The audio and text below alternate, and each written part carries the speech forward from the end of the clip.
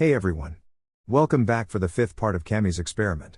As always, huge thanks to all of my Patreons. Making these videos would be impossible without you guys' support, especially with all the restrictions YouTube places on my type of content. As always, the rest of the story is already out over there for you guys, along with about 30 other different stories you can enjoy. Also, feel free to send me any messages over there if you have any questions or even if you just want to chat. Link to all of that will be in the description. Anyways, everyone, enjoy the video. Recovery and unrest. Naruto's eyes cracked open to a scene he hadn't seen yet in this life. The blinding fluorescent light, the sickening antiseptic smell, pain racking every inch of his body, and the feel of a flimsy hospital gown trapped in an uncomfortable hospital bed. Naruto didn't even awake in his mindscape. Evidently, he was totally exhausted body and soul. As his eyes grew accustomed to the blinding hospital lights, he turned his head down and noticed two mops of slightly different shades of blonde hair. Wondering if this was a dream, Naruto struggled to free his arms from the grasps of the two familiar blondes. As they stirred awake, Naruto was now sure he was in a dream. A tired Temari with drool dribbling out of the left side of her lip looked at him with cloudy and tired emerald eyes. She snapped awake and pulled him into a passionate hug as tears fell freely from his eyes. Even if it were a dream, he would have given anything to see her again, and he wasn't going to waste this opportunity. "Temari?" he whispered in a choked, dry and hoarse voice. "Temari, is that you?" Temari pulled her head out of his chest and glistening emerald orbs stared back at him. "Yes, Ruto. Yes, it's me." Naruto began shaking with tears as guilt and sorrow overwhelmed his soul. I am sorry, I am so sorry, I couldn't save you." Shh, it's okay Ruto. It is all okay now. I am fine," Temari said as she pulled his head to her chest. Ino was wide awake now, watching the touching scene with a serene smile on her face. "Shh, it's alright Ruto. Everything is going to be alright." Naruto wanted to savor this dream, savor this moment with one of the loves of his life. He wanted to say a proper goodbye to this piece of his soul, and he never wanted to wake from this dream. He couldn't stop the tears from flowing nor the snot from soaking into Temari's blouse. All he wanted to do was hold her and remember every moment he had left with her before he was forced to wake up and go back to a reality without her in it. Temari was rubbing his back and holding him close. Grateful that the man she loved had finally returned to her. She would be here for him, she would never ever be separated from him again. She continued to soothe him as she patiently waited for him to calm down enough to tell him what was going on. Unfortunately, at that moment, a nurse entered the hospital room and gasped before running back out into the hallway. "Don't let them come in. I don't want to waste time in my dream when I can see you one more time. All I want to do is spend the remaining time I have left with you," Naruto said softly into Temari's chest. Ino and Temari exchanged confused looks and wondered what exactly was going on with their man. Ino, never one to be left out of the loop, asked the question. "What do you mean, Ruto? This isn't a dream, we are right here with you." Naruto didn't even budge, he kept his head buried in Temari's chest and soaked up her scent and feel.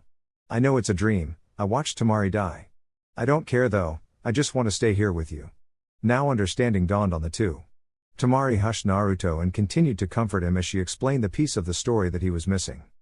Flashback, as Naruto was breaking into the barrier, Tsunade had just blown a hole in the stadium's tunnel, and she ran out onto the field.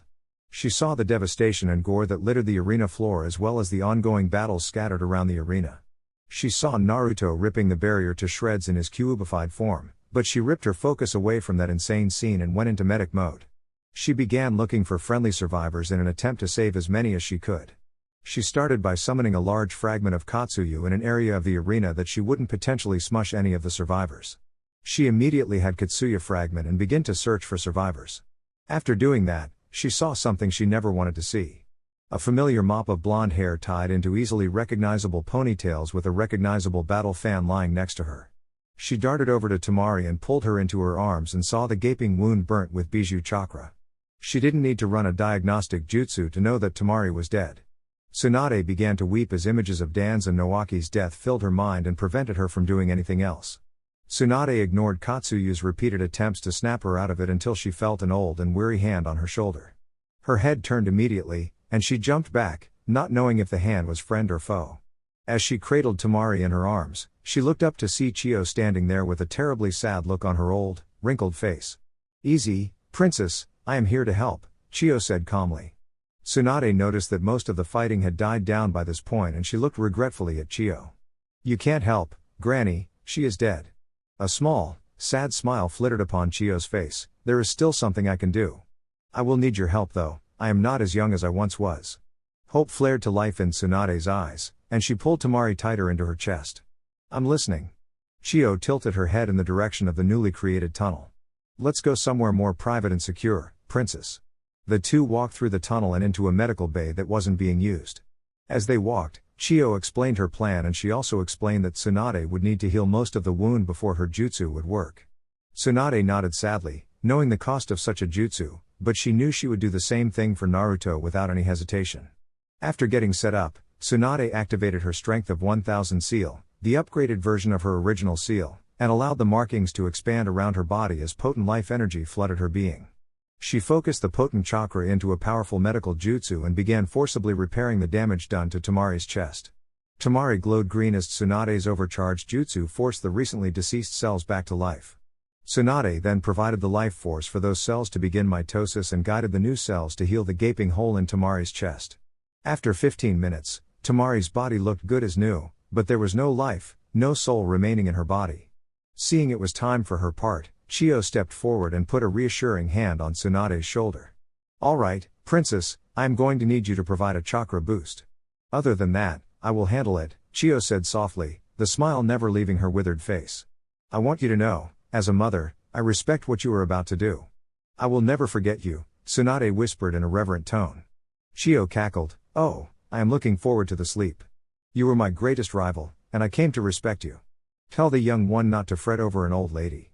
Tell Rasa that it was my greatest pleasure to watch Suna thrive, and I trust him with the village. If you see my wayward grandson again, tell him I will be waiting for him on the other side. Tsunade nodded firmly. I will. Enjoy your sleep, Chiyo. With that, Chiyo began weaving through a long series of hand signs with a smile on her face. Her hands glowed a bluish green as she put her hands on Temari's chest. She nodded with her head, and Tsunade placed her hands onto Chiyo's and focused on passing chakra into Chiyo. Chiyo whispered, Tensei, life transfer no jutsu. Chiyo kept her hands on Temari's chest for 2 minutes until the glowing of her hands stopped and Chiyo's body collapsed lightly on top of Temari. End of flashback. Naruto listened with his head buried in Temari's breast the whole time, enjoying the hollow echo that accompanied Temari's story. The rise and fall of her chest, the warmth of her body, the soft skin, the smell of her lightly scented perfume, and the tender tone were all things Naruto would never forget as he listened to the story of a miracle being performed to save the woman he loved. He remembered Chiyo doing the same thing last time around, which made it far easier to accept. He offered a grateful prayer to Chiyo and made a request to Kami to put Chiyo up in the VIP suite.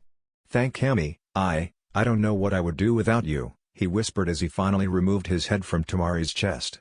Oh, I don't know, maybe go berserk and kill a Jinchuriki, a cage and a couple hundred shinobi? Just a guess, Ino said sarcastically. She had been taken out of the stadium early and worked with Asuma to evacuate civilians and deal with threats in the village. She was extremely worried when she felt Naruto lose control, but now it all made sense to her. She believed with every fiber of her being that he would have done the same thing if it were her in Temari's place. Naruto chuckled sadly, yeah, I might have done that. That reminds me, I will need to have a talk with Yami. Yami? Ino asked, clearly confused. My dark side. Last time around, I integrated with him. I thought that was still the case, but he took over when I saw Han kill Temari. He controlled Kurama's unfiltered chakra and was the one that pulled it all out. If it weren't for my mom, I probably would have lost myself completely. Naruto explained. After explaining, he opened the mental link and thought, sorry for making you guys worry. I will be in to talk when I get a chance. Is Yami still a separate personality or did he reintegrate? Ino asked in full psychiatrist mode. He is still separated. I will have to talk to him once everything calms down. Naruto answered truthfully. Before the conversation could continue, Tsunade, Shizune, Itachi and Shino walked into his room. When they saw him awake, they all gave him a smile or a nod in Shino's case. Naruto noticed the 4 Anbu post up outside of the hospital room. Good to see you awake again, Naruto, Itachi said with a soft smile. You too, Lord Hokage. Naruto answered respectfully, realizing that he is probably in deep shit for killing a Jinchuriki and the Tsuchikage. Relax, Naruto. We will deal with the business stuff later. I am just here to make sure you are okay. Itachi responded gracefully. Yeah, sensei, he pulled Temari into his arms, I am doing just fine. You scared us, brat. Tsunade stepped into the conversation. Yeah, I am sorry about that. It is good to see you Mama, Shizune, and thanks for stopping by Shino. You are my teammate, Naruto. I will always be here when you need me. Shino answered in his usual monotone. So, what's the damage, Doc? Naruto asked, looking between Shizune and Tsunade. Severe chakra exhaustion, chakra shock, extensive damage to your chakra network, stress fractures in femurs, tibias, fibulas and both humeri, not to mention severe stress to your internal organs. Your body was not ready for that much of Kurama's chakra. You have been out for 4 days, and you are not allowed to use chakra for at least 1 week or until I say you can. You will be on bed rest until I clear you, Tsunade said in a firm and professional tone. Itachi whistled, damn Ruto, you did quite a number on yourself. On my side of things, we were able to repel the invasion. You started things ahead of schedule and the staggered timing really saved us. There were 4,200 enemy dead and nearly 100 captured, including that Tsuchikage's granddaughter. What happened to Roshi and the Four Tails? Naruto asked. The Raikage and I fought against him after your jutsu. He fought a delaying action to prevent us from chasing further. We did some damage, but I thought it more important to secure the village, so I let them retreat. Itachi informed the group. What about our side? Naruto asked hesitantly, not sure he wanted the answer. We took a hit, don't worry about that now. Naruto, I need to know, are you going to be okay? Itachi asked seriously. Naruto scoffed, by that do you mean will I be going on a rampage anytime soon? Yes. Itachi answered blandly. The civilians and quite a few shinobi are scared, Naruto. You don't remember the terror the Kyuubi inspired, but everyone older than your age does. This is serious, Naruto, Naruto sighed, it wasn't Kurama's fault. I watched Temari die in front of me, and a new personality emerged. It is my dark side, and he is named Yami. Yami took over when my soul basically shattered to pieces by watching Temari die. He pulled out Kurama's chakra and killed Han and Onoki. You were there when I regained control. Itachi processed the information, very well. I will inform Inoiki, and we will need you to undergo counseling. I am aware of your MPD, but I cannot risk this Yami taking over again. You will be under constant observation until cleared. Naruto shrugged, you can try. Naruto. Tsunade's tone was firm and daring. You will do what you are told. I would rather leave. If these ungrateful motherfuckers don't want me here, then I will go. Naruto shot back. Tsunade backed down at that, but Itachi bristled. You would betray your village and go missing, Nin? Naruto scoffed, no, Lord Hokage, you may not be aware, but I am free to leave if and whenever I please. If you don't stop me now, I can disappear in a flash. Naruto's tone was challenging and defensive. Itachi didn't like this aspect of Naruto. He knew about Naruto's deep grudge against the village, but this was extreme. Why are you angry at me, Ruto? Because you pulled fucking rank. Look, Itachi, you can either be my friend and sensei or you can be my Hokage. If you are my Hokage, then realize that I am in the village by choice, not necessity. If you are my friend and sensei, then trust me to have my shit under control. Even when Yami was in control, he only attacked the enemy. I am not aware of a single friendly casualty caused by him. I could give a fuck less about the pathetic villagers and their PTSD, Tsunade sighed wearily, Shizune looked down sadly, Ino looked to be near tears and Temari was firmly in Naruto's corner.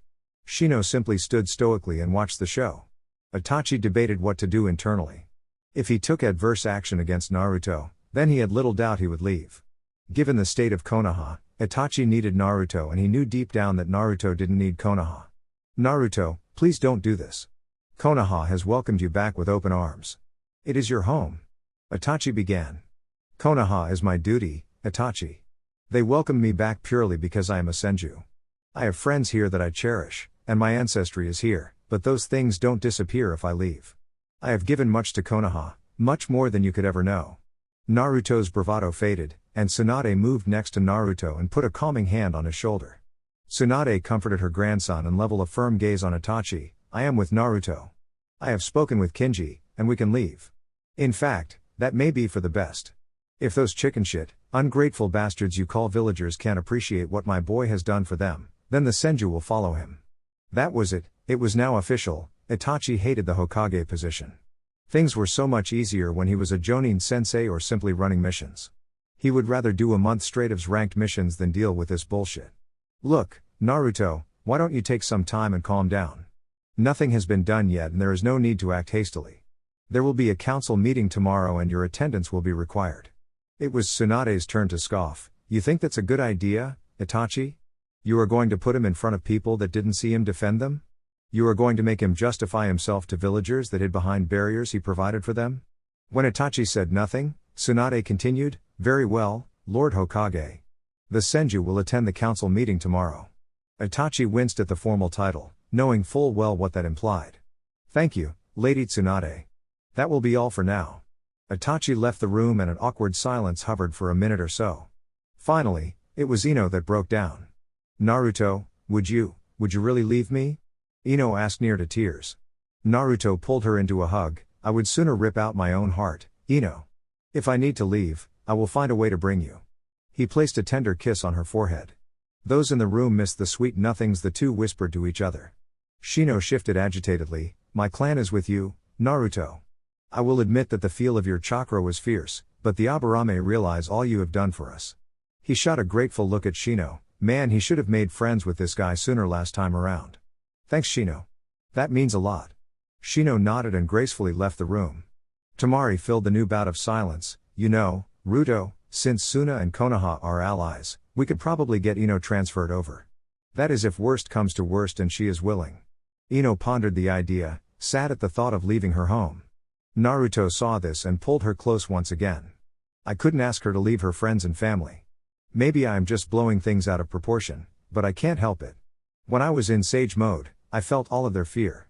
All of the civilians were beyond terrified after feeling Kurama's untamed chakra. Shizune spoke up, We understand, Ruto. I don't blame you for what happened. Why don't you get some sleep, and we can talk about this tomorrow? Naruto nodded and said, That's a great idea. He then began unhooking himself from the machine to the horror of the medics in the room. What? I am not staying here.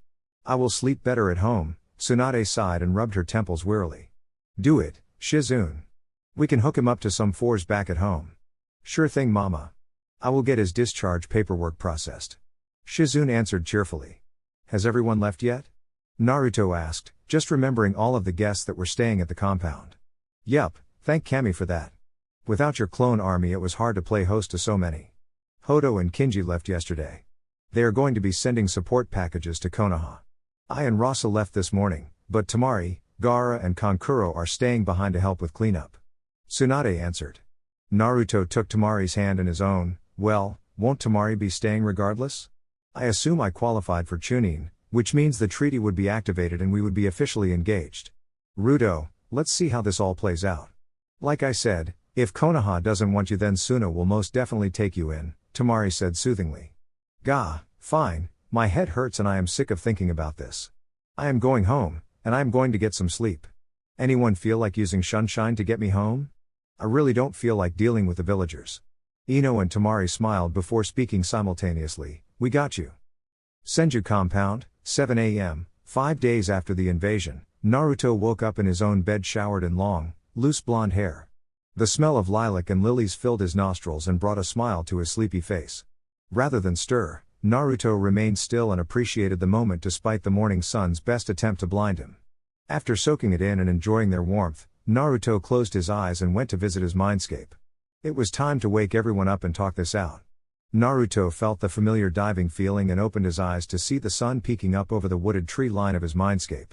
He noticed that there were more reds and blacks that spotted the landscape, but he figured he would figure out what that was about in due time.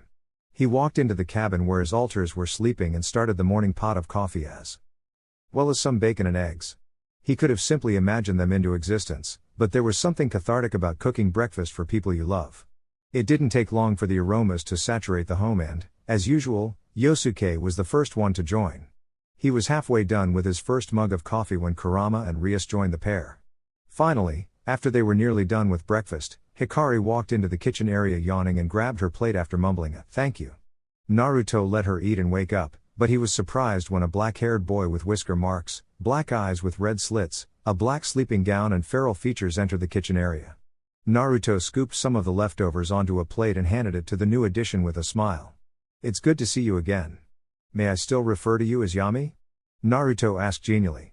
Yami grunted, grabbed the plate and then did his best Sasuke impression as he ate his breakfast silently. The others cast strange looks in his direction and an awkward silence fell over the home. Finally, once Yami and Hikari had finished eating, Naruto started the overdue conversation. Alright guys and girls, I don't know what happened while I was out, but I guess I should start by asking Yami why he emerged and what he wants to do from here. Yami grunted, HN. Oh, hell no. We are not having duck butt 2 in this house. I simply refuse, Rias yelled, which made Hikari giggle and Kurama laugh out loud. Yami leveled a glare at Rias. Look, princess, each of you gets to live your own life and have fun. I get stuck with all of the negativity, remorse, anger, revenge and all that bullshit. Things weren't terrible this time around, but I still don't know what to do. It's infuriating. Which is kind of your thing. Hikari cut in innocently and earned another round of laughter from the group and an HN from Yami. Naruto sighed at the Debbie Downer. It was going to be tough dealing with him and integrating him into an environment that had been warm, friendly and welcoming. Look, Yami, you and I were one for a long time. I still accept you, but I don't want to deny you your individuality and freedom, if that is what you want. All eyes turned to Yami, clearly not surprised about Naruto's take on things. Just let me think about it. I only re-emerged for like 30 minutes and I have been asleep since then. Yami replied in a yandere tone. Yosuke decided to speak up. If you are thinking that you did something wrong, you did not. If you didn't take control, I was going to do so. Your rage was completely understandable, and you kept your aggression targeted at the appropriate parties. Kurama barked out a laugh. Yeah, it was quite the show. Despite me trying to resist your influence, I did enjoy the blood shower and display of brutality. It has been a long time since I was able to enjoy such things. Hikari hid behind Ria's sleeve but decided to speak up. I never could have done what you did, and it scared me but you can stay here, if you want. Rias rubbed Hikari's head in an annoying, sisterly fashion. Squirt here is right. If you want, you can stay.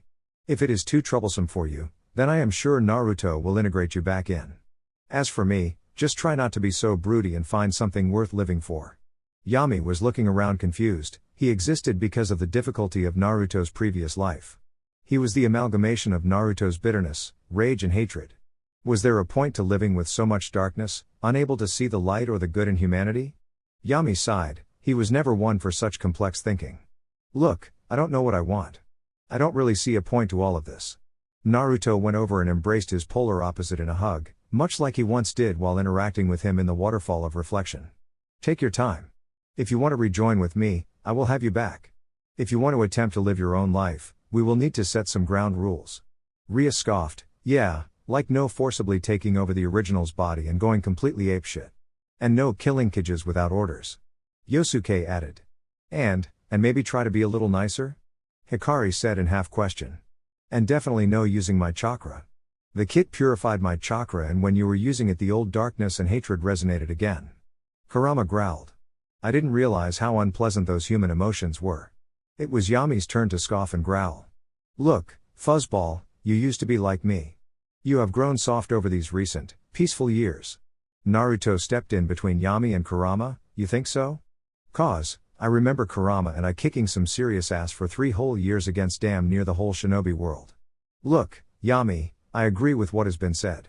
I am not kicking you out, but there are limitations. Let's start with a month-long trial period.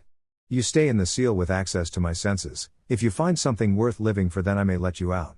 If you want to reintegrate after that, then so be it. We did it once, we can do it again. Having reached an accord, Naruto returned to the real world and noticed his 2 blondes were beginning to stir. With a kiss to each of them, Naruto started his day. It was incredibly boring living without using his chakra or training. It was even more boring when the girls made him. Honored Tsunade's bedrest order and then left him alone in his room. By the time Tsunade showed up to take him to the council meeting, Naruto was actually thinking that it would be more fun than simply laying in his bed and reading a Fuinjutsu book. Council Chambers, 2 p.m., 5 days after the invasion, Tsunade grabbed Naruto from his room and used the Shunshine to transport him to the council room without needing to deal with the villagers. Tsunade had been active since the invasion, and she hadn't missed the sidelong glances, weary looks and hushed conversations that seemed to stop whenever she got into listening distance. She had about had enough of it, and she had an idea of how this idiotic council meeting would go. She just hoped it wouldn't be as bad as she was thinking. Tsunade walked into the council chambers to see all shinobi clans were represented, even the minor ones. There were also the elite jonin, the civilian council, and a representative of the Fire Lord. Kinji had left one of his representatives to assist in the recovery, and when Tsunade had written about the council meeting in the communication scroll, he had instantly ordered his representative to attend the meeting on his behalf. All eyes were fixed on Naruto and Tsunade as they entered the chambers, which didn't surprise Naruto in the slightest. Tsunade gave his shoulder a squeeze and went to take her seat. Itachi pounded a gavel on the desk in front of him and garnered the attention of the council. It was then that Naruto noticed that Fugaku wasn't in the Uchiha clan head position. Rather, it was Mikado sitting in the seat, and he wondered what exactly he had missed. Naruto Senju Uzumaki, you have been called before the Joint Council of Konoha to testify to your actions during the invasion 5 days ago. We will allow you to provide testimony before we open the floor to questions and determine a proper course of action, Itachi said in a strictly professional tone that lacked any of the subtle emotions that Naruto had learned to discern from Itachi. If that is your will, Lord Hokage. Naruto responded with a bow before he recounted the events of the invasion from his perspective. As he told the story, he saw the hackles rising on the civilian council. With his chakra subdued, he couldn't exactly feel their emotions, but he didn't need chakra sensing to tell how they were feeling. Their body language said it all. They were scared shitless of him, and not in an amusing way. It was closer to the fear that made people lash out. Once his story came to an end, there were numerous conversations and mutterings, but luckily no screaming. Thank you, Naruto. I will now open the floor to the council to question Naruto, Itachi said before he pointed toward Shukaku. The Nara was not slouched, not sleeping, and he had actually been paying close attention. Naruto had noticed the analytical gleam in his eye, and he could only hope that he would take. Naruto sighed. All right, Naruto, I would like to know how you knew of the invasion ahead of time. According to testimonies gathered, you notified multiple parties about the Iwa and Oto forces nearly 45 minutes before they attacked our walls. That's easy. Before my match against Kurotsuchi, I entered Sage Mode. It allows me unparalleled sensory abilities, especially within the forests of Fire Country. When undisturbed, I can sense nearly 100 miles in any direction. My senses fade out when the forests do though, so I can't sense past the beaches or out onto the ocean to the east. Naruto answered respectfully. Did the demon provide you with these abilities? A civilian counselor Naruto didn't recognize spoke out of turn and asked this question. No, if you were listening, my abilities are due to my Makuten combined with Shinjutsu chakra. The Kyuubi has nothing to do with them. Naruto answered flatly with a deadpan look on his face. I will ask the civilian council to refrain from asking questions of a shinobi nature. You are here to observe and provide counsel when I ask for it, nothing else. Itachi cut in before another question could be asked. Inoiki cast an apologetic look at Naruto before he spoke. Naruto, due to the severity of the event, I was forced to share details from our sessions with the council. They are aware of your alternate personalities. As such, I need to ask about the newly emerged personality. Why did it emerge and what is its current status? Naruto shot a hard look at Inoiki. He knew that he was probably forced to ask the question, but it didn't mean Naruto had to like it. I witnessed the woman I love get impaled through the chest by the Jinchuriki of the five-tailed Bijou while I was engaged in battle against approximately 20 Iwa shinobi. Due to the trauma of witnessing the event, my mind shattered, so to speak, and a part of my personality broke off. The personality that emerged was my dark side, simply speaking. He refers to himself as Yami, and he is currently still separated from my core personality. He will remain so until he determines what he wants to do. If he chooses to reintegrate, I have no qualms about doing so. This statement drew confused looks from many in the room that were not familiar with psychology or matters of the human mind. Unfortunately, one such person spoke. So, you are crazy then? Lord Hokage, I called for the immediate imprisonment. The civilian counselor froze mid-sentence as a paperweight sailed by his head before he was crushed under the weight of Tsunade's killing intent. Inoiki, explain it in a way that these imbeciles will understand. For the rest of you, if you so much as suggest touching Naruto, I will splatter you all over these walls on my way out of this village. Tsunade growled in a menacing tone just above a whisper that everyone in the room could hear clearly. Itachi sighed, knowing this was going to happen. Anbu, please escort the counselor out and find him a change of clothes. He is no longer welcome in this session. The Anbu moved to fulfill their new Hokage's orders. Inoiki, please explain for those that are not fluent in psychology.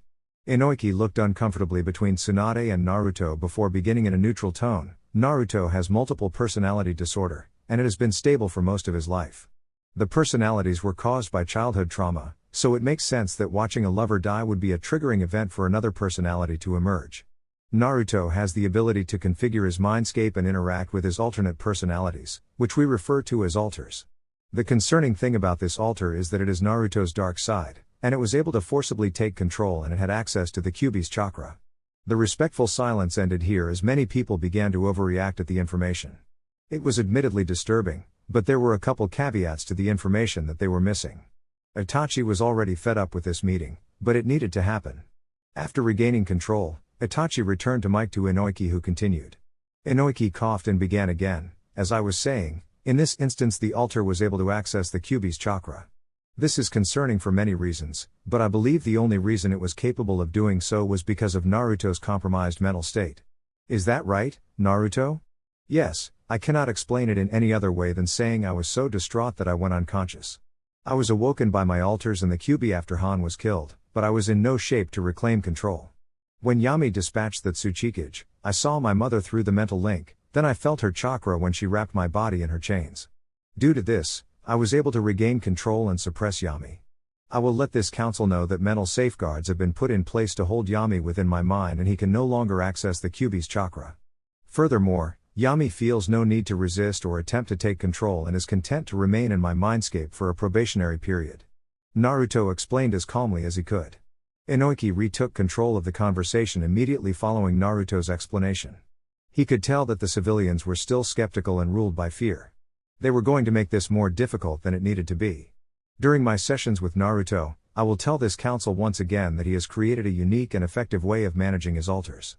The Yami altar poses a threat because it is composed of darker emotions, but I will evaluate it during our sessions. That will be all from my perspective, Lord Hokage. Inoiki retook his seat after saying his piece. To everyone's dismay, Mibuki Haruno stood up. Lord Hokage and fellow counselors, we cannot prioritize the needs of one boy over the safety of the village. I call for a vote to detain the boy, or at the bare minimum have him under constant surveillance. Furthermore, due to the value of his bloodline and weakened mental state, I also call for a vote to take sperm samples for use propagating the Makuten bloodline in Konoha. That was it, this bitch was going to die. Tsunade launched herself over the clan head's desk and had a fist cocked back. She launched the fist forward only for it to be intercepted by Jiraiya, who took the hit like a champ and went flying over the civilian counselors. Jiraiya was laid out on the wall with birdies flying around his head. Multiple Onbu appeared in between Tsunade and the pink-haired Banshee and prevented her advance. Tsunade barely restrained herself from moving, but she made no such attempts to limit the amount of ki that she was leveling upon Mibuki and the rest of the civilian council. Over my dead body. I will level this damned village to the ground before I let you do such a thing, Tsunade yelled at the top of her lungs. Mama, relax. I want to see how this vote goes, Naruto said in an eerie calm.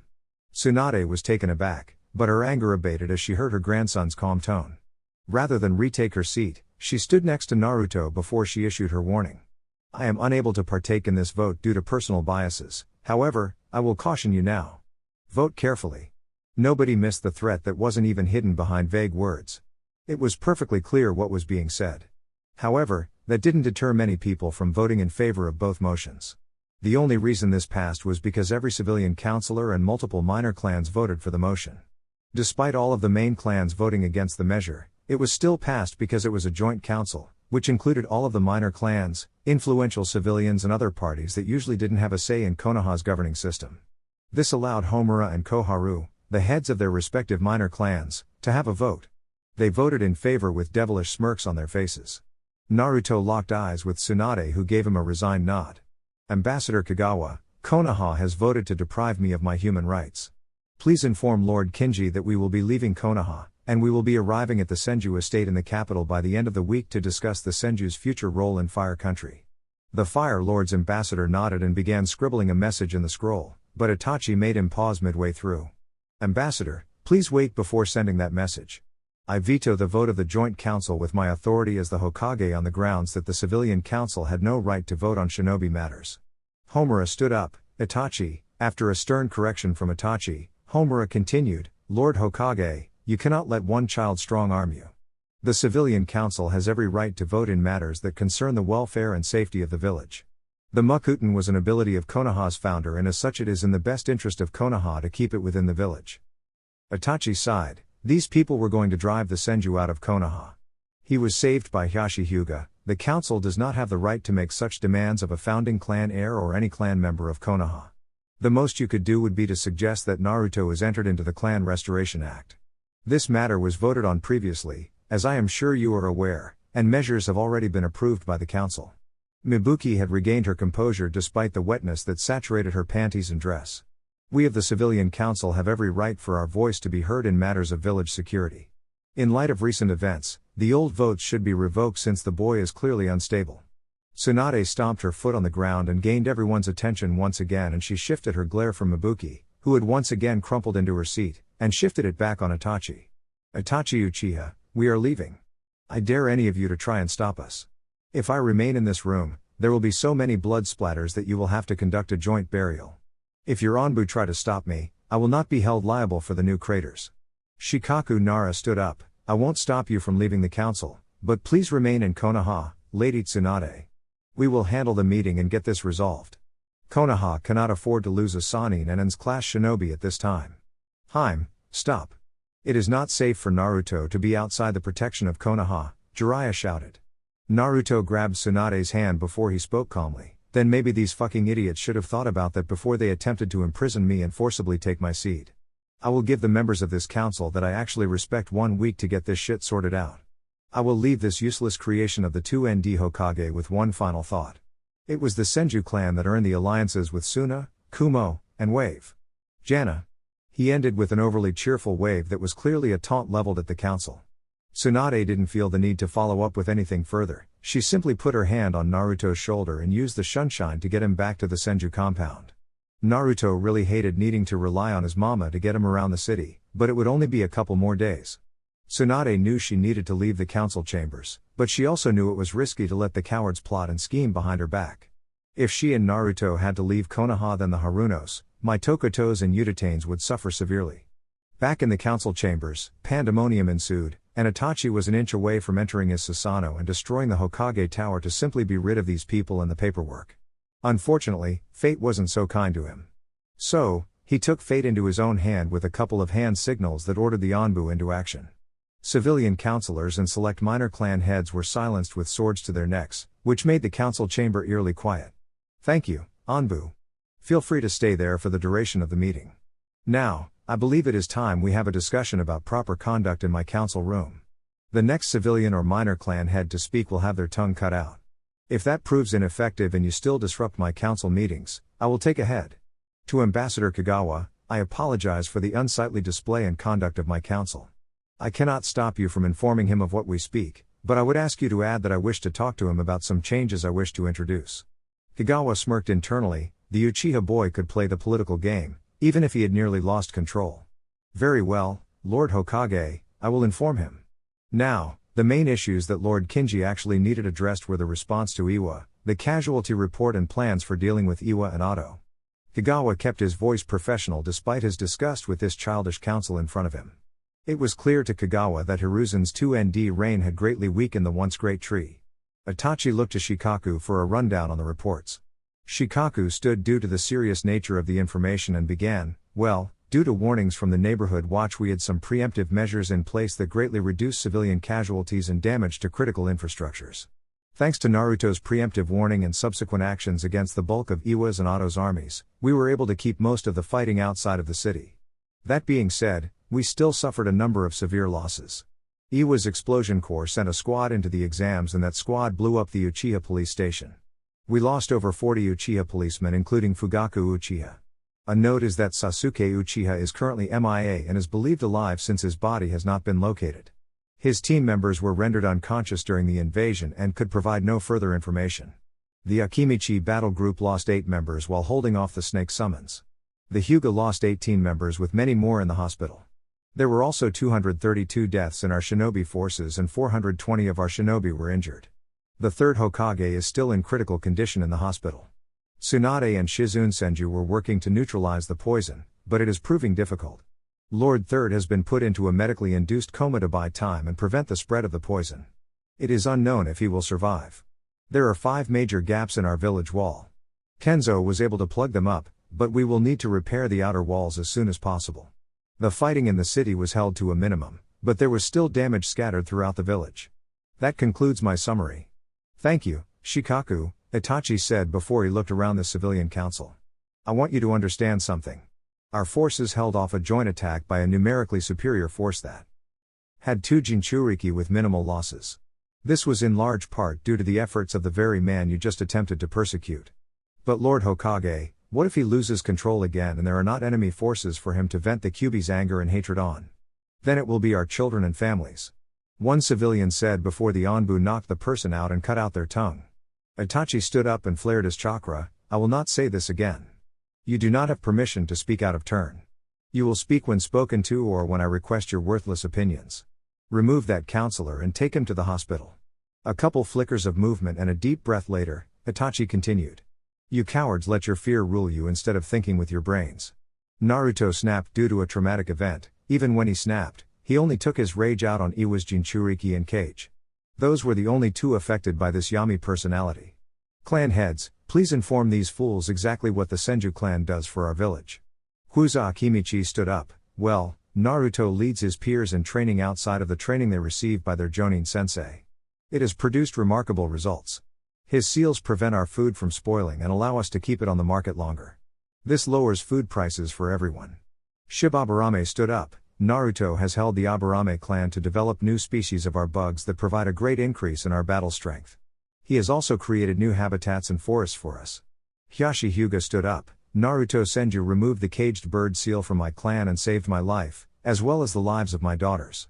His sealing tags are responsible for the temperature control in your homes, the women's clothing that reduces back pain, the advanced storage seals used by our shinobi and merchants, the barrier seals that protected our civilians and dignitaries during the invasion, the screening tags at our front gates, the truth seals, the medical stasis seals that are currently saving the life of Lord Third, and the communication scrolls like the one Ambassador Kagawa is using to communicate in real time with the Fire Daimyo.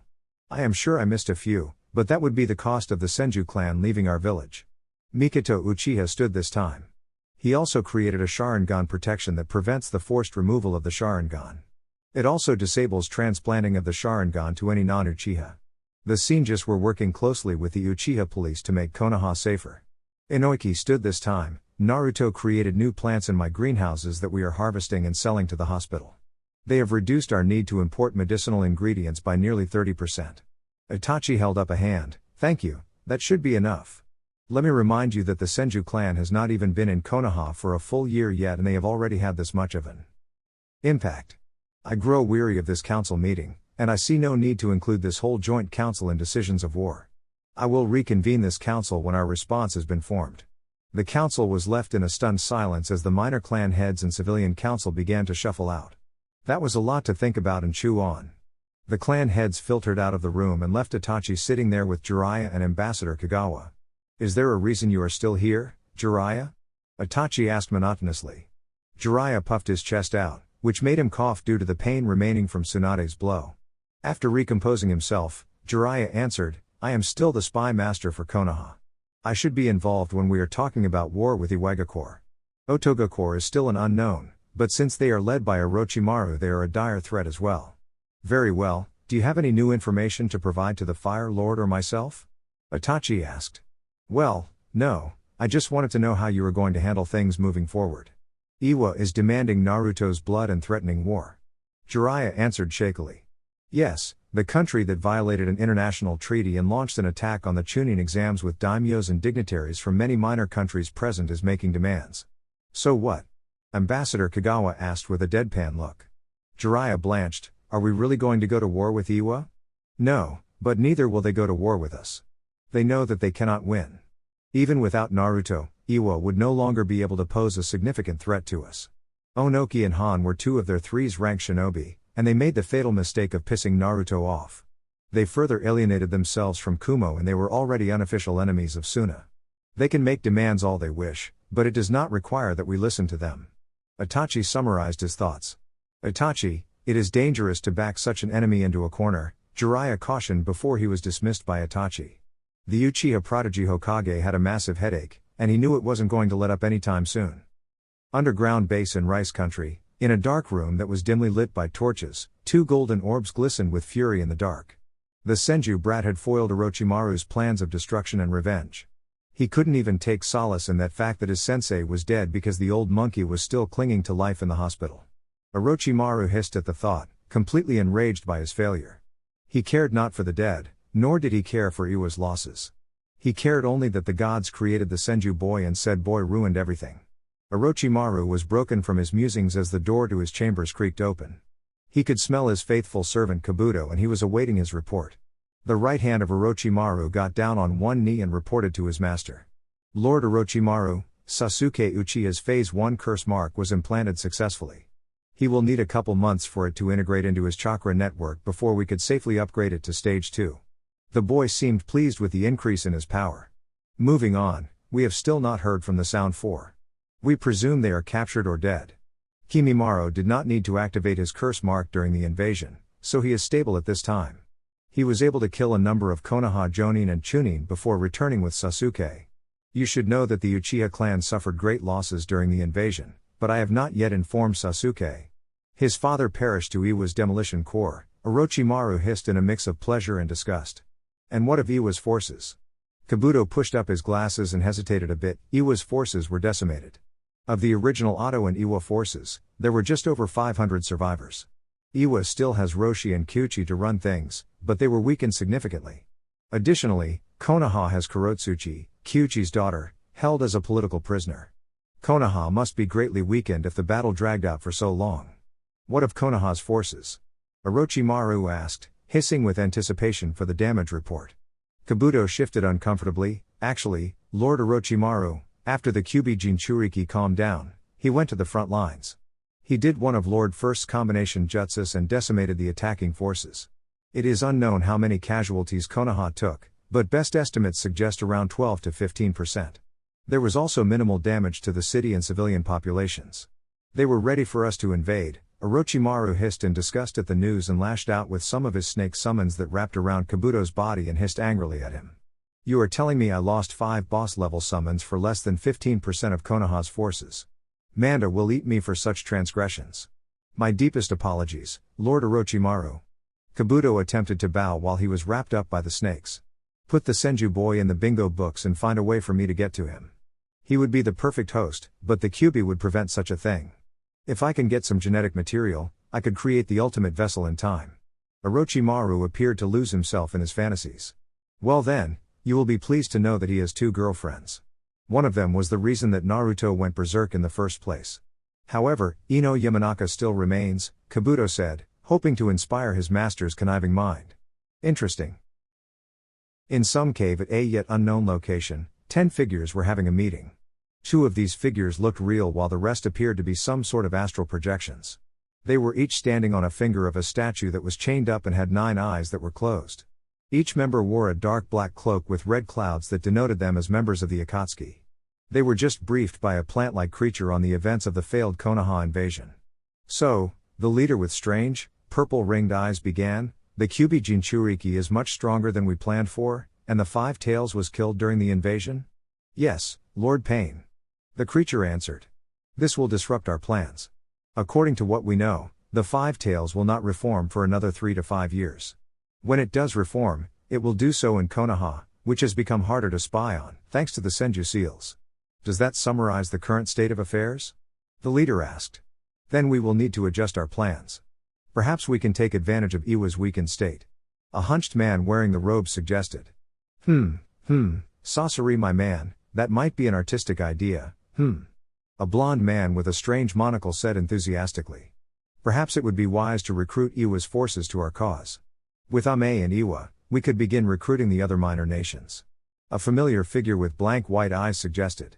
The leader seemed to ponder the suggestion. He had worked with Izashi for the past 6 months and found that the rogue Hyuga was knowledgeable when it came to politics. Iwa has refused our services in the past. The old Tsuchikage blamed us for Deidara's defection. How would you recruit them to our cause? That is easy.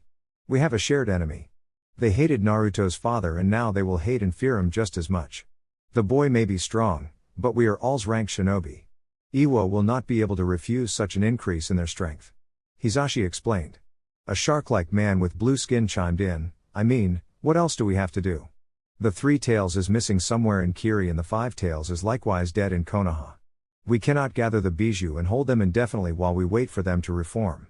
You both make good points. We will work to bring Iwa under our thumb while the beasts are reforming. I will call for another meeting when we have a plan made.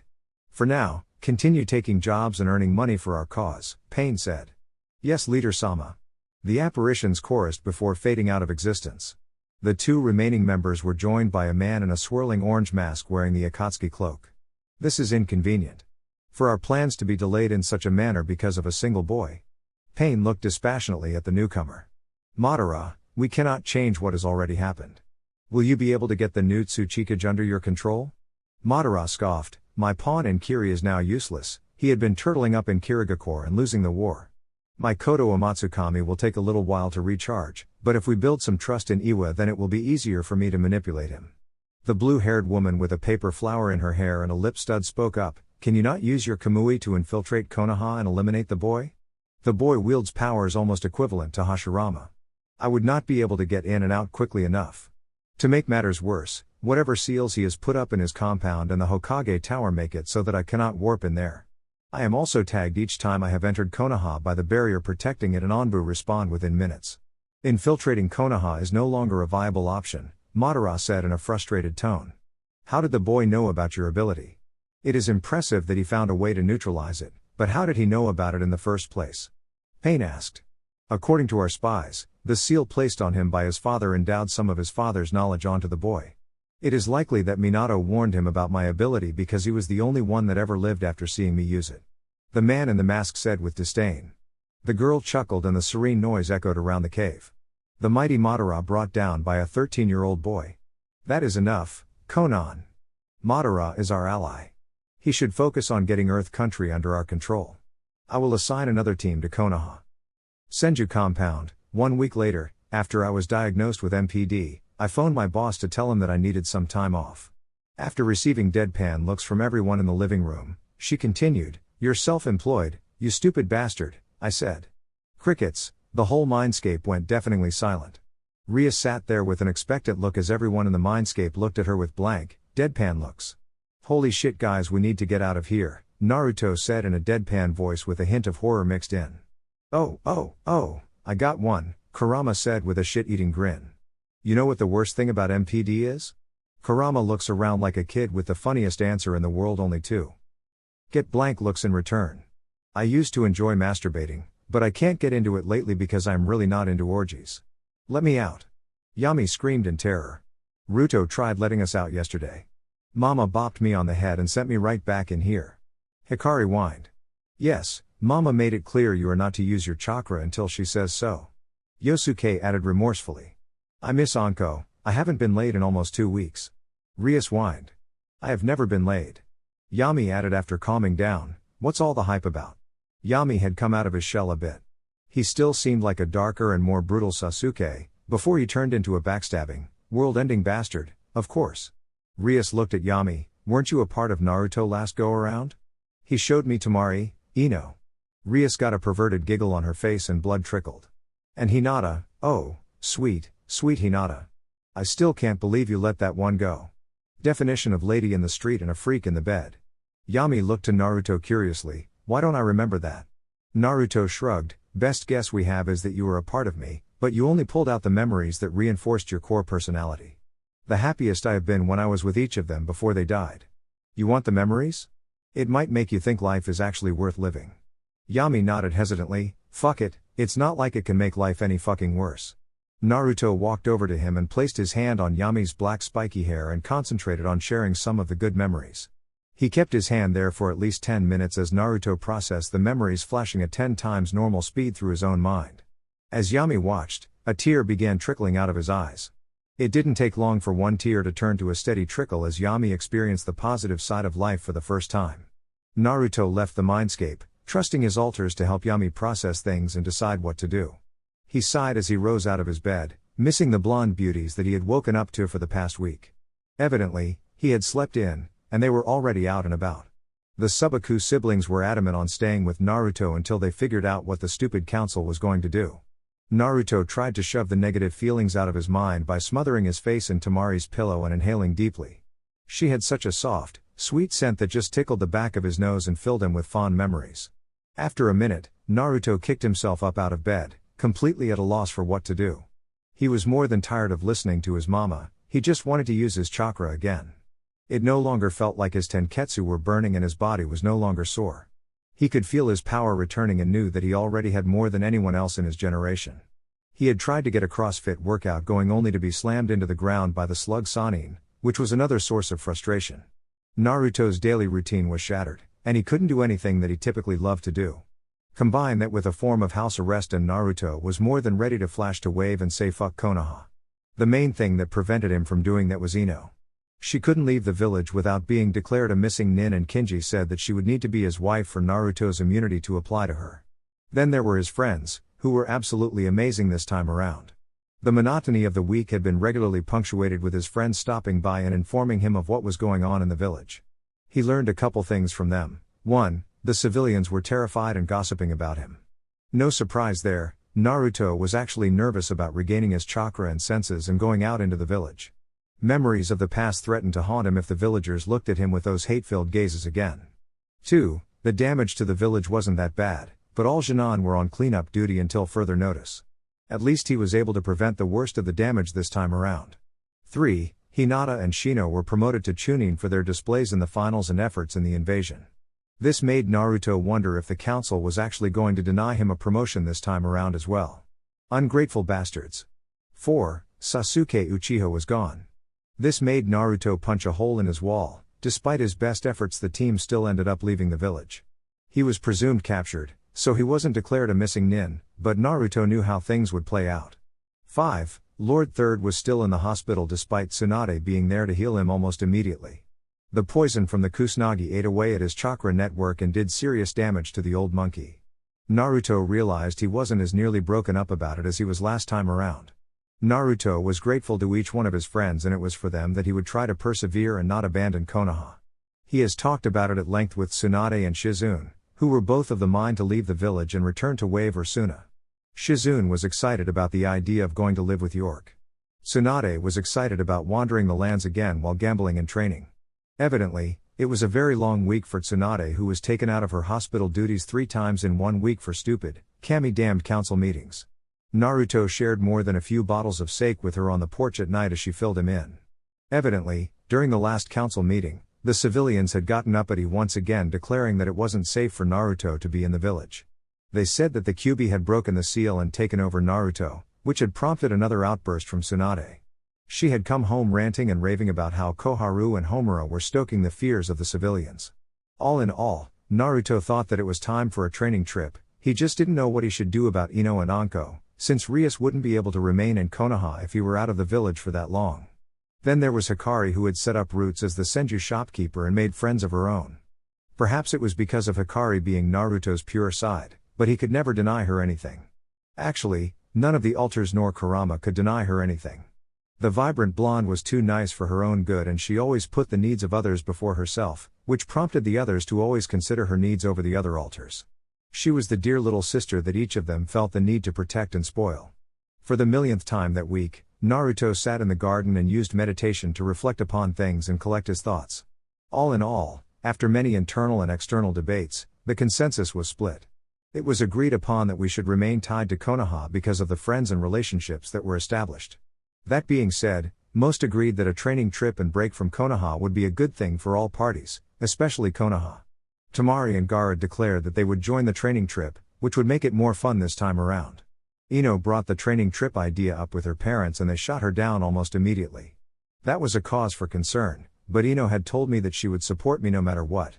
All in all, I think that I should give in to the timeline's demand to leave Konoha, and I can use it as an opportunity to get ahead of the Akatsuki. Yeah, that will have to do for now. Elsewhere, Tsunade was having a bad day and she was just praying it didn't get any worse. She thought back over the conversation she just had in Hiruzen's medical room with Itachi, Jiraiya, Shikaku, and Hiruzen. "Why have you called me here, Lord Hokage?" Tsunade said calmly with her arms crossed under her bust. It annoyed her to no end that she could feel Jiraiya's eyes on her breasts. Itachi looked at Hiruzen and then met Tsunade's gaze. "Well, quite frankly, I asked you to meet here because I feared you would destroy the council chambers along with the Hokage Tower if we talked in there." This earned a humph from Tsunade. "Calm down, Haim, it is not all bad," Jiraiya said while his eyes fought a losing battle against the pull of gravity. "My eyes are up here, Jiraiya. So help me, if you do not correct your behavior I will remove your sight to help an old teammate resist temptation. Tsunade growled, which made Jiraiya shudder and avert his gaze. Calm down, Tsunade. Those threats are not needed, Hiruzen said wearily, which earned a glare from the slug Sanin. We are getting distracted. Tsunade, the reason I called you here is because the Civilian Council and the civilians will continue to make matters worse if Naruto stays here. The civilians are terrified from feeling the Kyuubi's chakra again, and the Civilian Council is doing little to assuage those worries. My major concern is that if we continue on this path then we will lose you and Naruto for good, Itachi stated calmly. Tsunade scoffed, oh, this is rich. Well, we are ready to leave. Tell us when we have to go. Jiraiya stepped forward, no, Haim, you cannot go. We need you here to run the hospital. I will take Naruto on a training trip and give him a much needed break from the village. This will let me get in touch with my spy network. Jiraiya's thoughts were disrupted by exaggerated laughter from Tsunade. He paused and cocked an eyebrow at her. Tsunade, please, hear us out. Hiruzen pleaded. Tsunade's laughter halted abruptly, no. You three listen and hear me out. Naruto will not go on this trip with Jiraiya. He would sooner use the Hiraishin and go off on his own. In her heart, she knew this wasn't fair, but she had her memories of how Konoha treated her grandson in the last go-around, and she had been resonating with those memories for the whole week as she was forced to tolerate the villagers' whispers. Jiraiya looked downcast and he spoke softly, why? Why does the kid hate me so much? He has his reasons, Jiraiya. For starters, after ignoring him for most of his life, you then betrayed his trust and spilt the first major secret he shared with you, Tsunade said back, her tone lacking the scorn and venom it had been carrying. Well, Tsunade, I cannot send Naruto out without a representative of the village that would actually be capable of protecting him. There is Iwa and the Akatsuki to worry about. Itachi explained. Am I not a representative of this village? Tsunade turned toward Itachi with a cocked eyebrow and balled fists. Calm down, Tsunade. It is clear to everyone that you would prioritize Naruto's needs and wishes over Konoha's. You should be grateful to have someone as accomplished as Jiraiya willing to take on, train and protect your son, Hiruzen said. No, Tsunade said in a deadly whisper. If Naruto goes, I go with him. The Senju clan will move out together. If the perverted toad wants to tag along, fine. That is the only concession you will get from me. Hiruzen adopted a look crossed between rage and desperation. Tsunade, we can't afford to have the two remaining Sanins out of the village at the same time. Well then you should have thought about that before you started letting the sheep dictate your actions, oh wise shepherd. Tsunade shot back sarcastically. Itachi sighed and rubbed his temples, he really didn't like being the Hokage. Both of you calm down. Lord Third, you know as well as I do that we can't stop her from leaving. Grow a spine, Itachi. She is a registered shinobi of this village, Hiruzen shouted before clutching his chest in pain. Calm yourself old man before you break your stitches. I am now not giving you an option. The Senju family will be leaving Konoha for a training trip. I have the Sanin's travel rights and express permission from Kinji. We will leave in 2 weeks' time once Naruto is completely recovered, so, do with that what you will. Now, I need a drink. Tsunade turned on her heel and shinned out of the hospital room. Fuck, Jiraiya said. Itachi, you can't let her go. Jiraiya needs this time with Naruto to instill the will of fire in him, Hiruzen said in a firm tone. No, Lord Third, I disagree with you. If you didn't repeatedly get in his way, then the will of fire would have already taken hold. You are so desperate when it comes to Naruto that you miss the forest for the tree. It is you that have driven him away. It is his friends that will bring him back. Itachi replied equally as firm. That's not fair to Sensei, Itachi. Jiraiya stood up for Hiruzen who had sunk into his hospital bed. And you, Jiraiya, because you constantly feel the need to defend his actions and force your own beliefs on him, he feels like he can't even start forming a relationship with you. You two fools have done nothing except tell him what he needs to do. You have told him of nothing except the duties you think that he must shoulder. Because he has to shoulder them. Jiraiya and Hiruzen shouted simultaneously. Itachi shook his head, if you do not wish to heed my warning, then that is your decision. Just know that it will end with you costing Konoha the Senju clan. Then it is your duty as Hokage to ensure that doesn't happen, Hiruzen shouted. Itachi's face turned dark, and his tone grew menacing as his Sharingan flared to life. Enough. You two are so stuck in your ways that you don't understand the situation we are facing. Naruto, Tsunade and the whole Senju clan have an authority that exceeds our own backing them. Not only that, but Naruto also has the means to defy me in a contest of strength and will. Force is not an option. The sooner you two realize that the better off we will be. Now, I'm going to go do paperwork, it is much less stressful than trying to get through to you two. Tsunade's shadow clone popped, and she processed the information on her walk home. She just wanted to be kicked back on the beach next to the Senju villa in Wave Country. Everyone there actually appreciated what her family did for them and didn't act like it was some entitlement. Sighing, she prepared herself for the conversation with Naruto in the altars. She ignored the stares and whispered conversations for as long as she could before she gave up and shunshin the rest of the way home. Naruto was waiting for her in the Senju gardens, and she saw him beckon her over as she passed through the gates. She sat down behind him and pulled him back into her chest and placed her chin on his head. "What is it, Ruto?" she asked softly. "I got a message from May. The rebels won and the war is over." He spoke in a hushed tone. "Isn't that good news?" Tsunade asked, feeling like she was missing something. When they took over the city, Yagura wasn't there. He was in his office 1 minute and gone the next, according to some of his prior officials. "Sound familiar?" Naruto asked. "Shit," Tsunade whispered, her chin still on top of Naruto's head. "So, the Akatsuki has Isabu?" "Most likely. They may even have Yagura still alive since he was under their control anyways." Well, this isn't the first deviation in the timeline. "Well, I have news too." Tsunade wrapped her arms tighter around Naruto. "We will be taking that training trip. I told Hiruzen, Itachi and Jiraiya that it is no longer an option." Naruto lifted himself out of Tsunade's embrace and turned around and faced her. His azure orbs glistened with a soft blue as she peered into the depths of his soul. She waited as she could tell he was talking internally. "We were ready for it. How long do we have to say goodbye to our friends?" 2 weeks. "I'm sorry that it came to this, kiddo." "It's fine, mama. I went into sage mode today." He trailed off with that. Tsunade was torn between being concerned and being angry. She settled with being both. "And?" she asked in a soft, yet firm, tone. "I felt their fear. I knew from the moment I woke up what was going to happen. The only real question is, will we be coming back here? Kurama and I also felt something that I will need to go check out." He answered. "I think we should come back, kiddo. After a couple years they will grow out of their fear. Especially when they hear all of the good things you are going to do for this world," Tsunade soothed him in a soft voice. "What else did you feel though?" "Kokuo." Naruto choked out, "It was never my intention to kill Han, but I snapped. If it weren't for Granny Chio, I don't know if I would have made it back to myself." "I know you would have. You are so much stronger than I have any right to ask you to be, kiddo. Don't forget who you are fighting for. Don't forget what makes this all worth it." Tsunade leaned in and put her forehead against Naruto's. Naruto finished the embrace and rested his head in the nook of Tsunade's neck. "I won't. And if I do, then you will be there to smack me upside the head." "Damn straight, brat." "So, where you want to go?" Tsunade asked. "Well, I promised Uncle Kinji I would come out and spend some time with him and Kaori in the capital. Tamari won't like that, but she will be there with us, so it will be okay." "Wait, say that again?" "Tamari? She's coming with us?" Tsunade asked. Naruto nodded into her shoulder. "Yup, I bribed Papa Rasa with some cool seals I developed and promised that we would be available to take missions. Her and Gaara are free to tag along. Kankuro wants to use that time to master his puppetry. He took Granny Chio's loss the hardest and he wants to honor her. Plus, safety in numbers, right?" Tsunade chuckled and shook her head before placing a kiss on top of Naruto's head. "Leave it to you, brat. You never cease to amaze me." "Yeah, well, the way I see it, Gaara has to be ready to deal with Iwa. After the damage I dealt them, they will take a while to recover, but it also means that war is imminent. So, I'm going to have Gaara and Tamari train with us.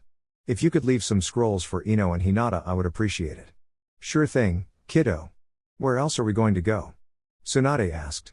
"We should go out to Kiri in a couple months once things have settled down. I am thinking that we really need to locate Utakata and Saikin before the Akatsuki does. Then I need to stop by Taki and help Fu. I would like to spend some time in Suna and Wave. Maybe our friends could come visit us in Wave. I will pay for a mission to get them all out there. Then, I want to spend some time in Kumo, maybe head out to Turtle Island again. I never got to visit the Sage's Temple last time around and Kurama says that I should go there. I also want to pop by Ame and send some Wood clones in to try and make contact with Nagato and Konan as well. That's quite the itinerary. I am not too sure about going into Ame though," Tsunade said cautiously. "Yeah, well, all we need to do is get to Ame's border. The messengers we have sent have been refused or killed, so I don't even know if he has gotten my messages." Naruto replied in an unsure tone. Then why don't we reach out to Hisashi? Tsunade asked. We will have to run into him. I haven't gotten the chance to give him a communication scroll and I don't know where he is or which bijou he is assigned to. Frustration leaked into Naruto's tone. And I really want to give him a way to contact Neji. That change in the timeline really feels like it was my fault.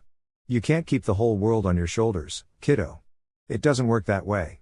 Now, enough serious talk.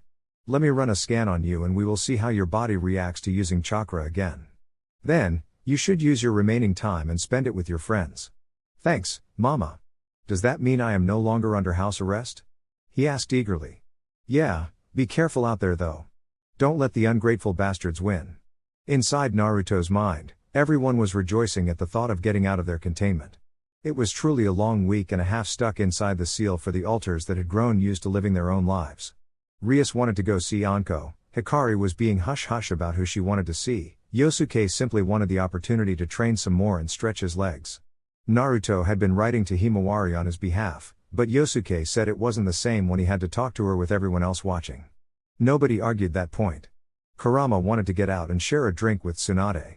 Nobody knew it yet, not even Naruto, but Kurama had started to develop something real for Tsunade and it wasn't as one-sided as one might expect. Finally, Yami wanted the chance to experience life outside of the seal. He would be contained to the compound because he would probably lose himself to the negative feelings of the villagers. Nobody wanted that, but they did want him to get a chance at living his own life. He had promised to behave himself and he seemed excited when Naruto said that he would summon some people from Tenshura over. He requested Shuna, which Naruto thought was funny. Free at last, that night, Naruto had sent out shadow clones to his friends to let them know that CrossFit would be starting again tomorrow and that he had something to tell them. He also let everyone out of the seal after Tsunade cleared it with him. Naruto could feel a greater strain than normal, but it wasn't anything he couldn't handle. It was nice to get some actual alone time with Temari and Ino. That night after dinner, Temari and Ino surprised him by dragging him into the private onsen at the Senju guest house. He told them about everything that had happened and what the plans were moving forward. Temari was happy about it, but Ino was close to breaking. They each embraced her in a hug and told her that they would stay in touch.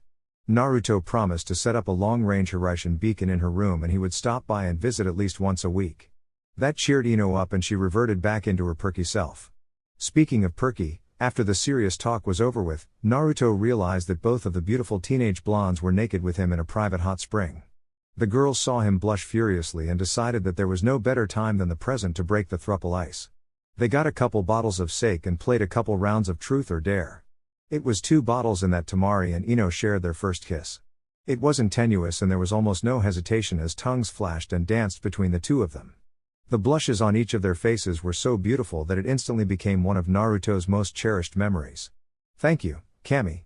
The next morning, the whole crew was present for CrossFit and after a grueling workout Naruto told everyone what was going on.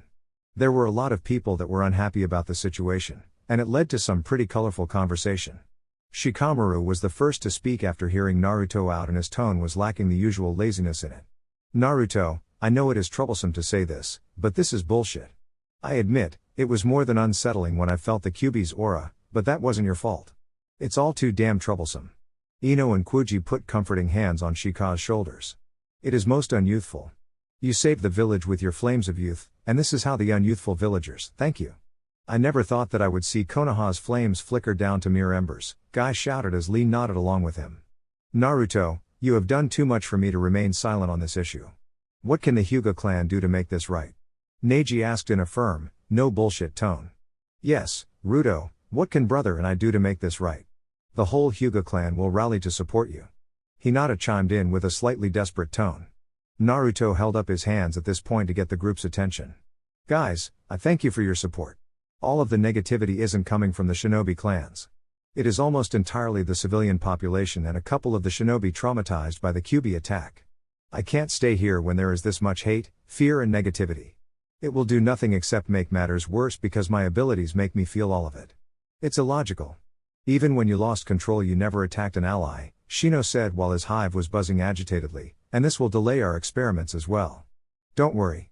Before I go, I'm going to give each of you a gift. I am also planning on having you guys come out to Wave for a mission at least once a year. If you need to get in touch with me, Ino will have a communication scroll to me and Hinata will have one to Gaara. This comment earned some raised eyebrows and curious looks from the group. Hinata was really missing her old big hoodie that she used to be able to hide in. Her blush was surpassing tomato levels, and her chin was tucked into her chest. RR Ruto. Brother, I would appreciate it if you didn't go out of your way to embarrass Hinata, Gaara said in his usual monotone while sand was leaking out of the seal on his wrist. Tee-hee, Naruto said before jumping up and taunting Gaara. Everyone watched the two brothers dodge around the training grounds in a display of sibling rivalry. Temari, Ino and Hinata had wistful smiles on their faces as they watched Naruto duck in and out of Gaara's sand. Eventually, Naruto was caught around the ankle and suspended in the air by Gaara, who was standing there staring at him with his arms crossed. That was when the real Naruto tapped him on the shoulder before disappearing back underground. Gaara grunted and made a lifting motion with his palms open, and sand began rising out of the ground in crazy volumes. One cloud of sand was carrying Naruto, who then disappeared in a yellow flash. The game continued for more than a couple minutes before Gaara grew tired of trying to catch the slippery bastard. "Oh, please Gaara, I could outrun squads of Onbu when I was 5, Naruto said while trying to catch his breath. "I thought we agreed the Flying Thunder God was cheating?" Gaara said in a pouty tone that earned laughs from all of those watching the youthful display.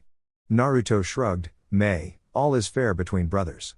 "Anyway guys, I have one request I want to make of each of you."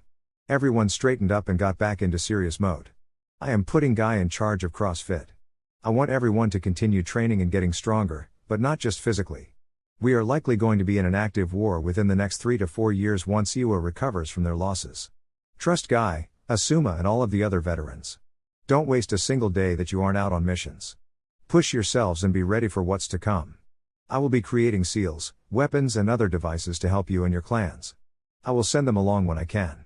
If you need to give something to Ruto, come to me," Ino said proudly. "Why you, Ino?"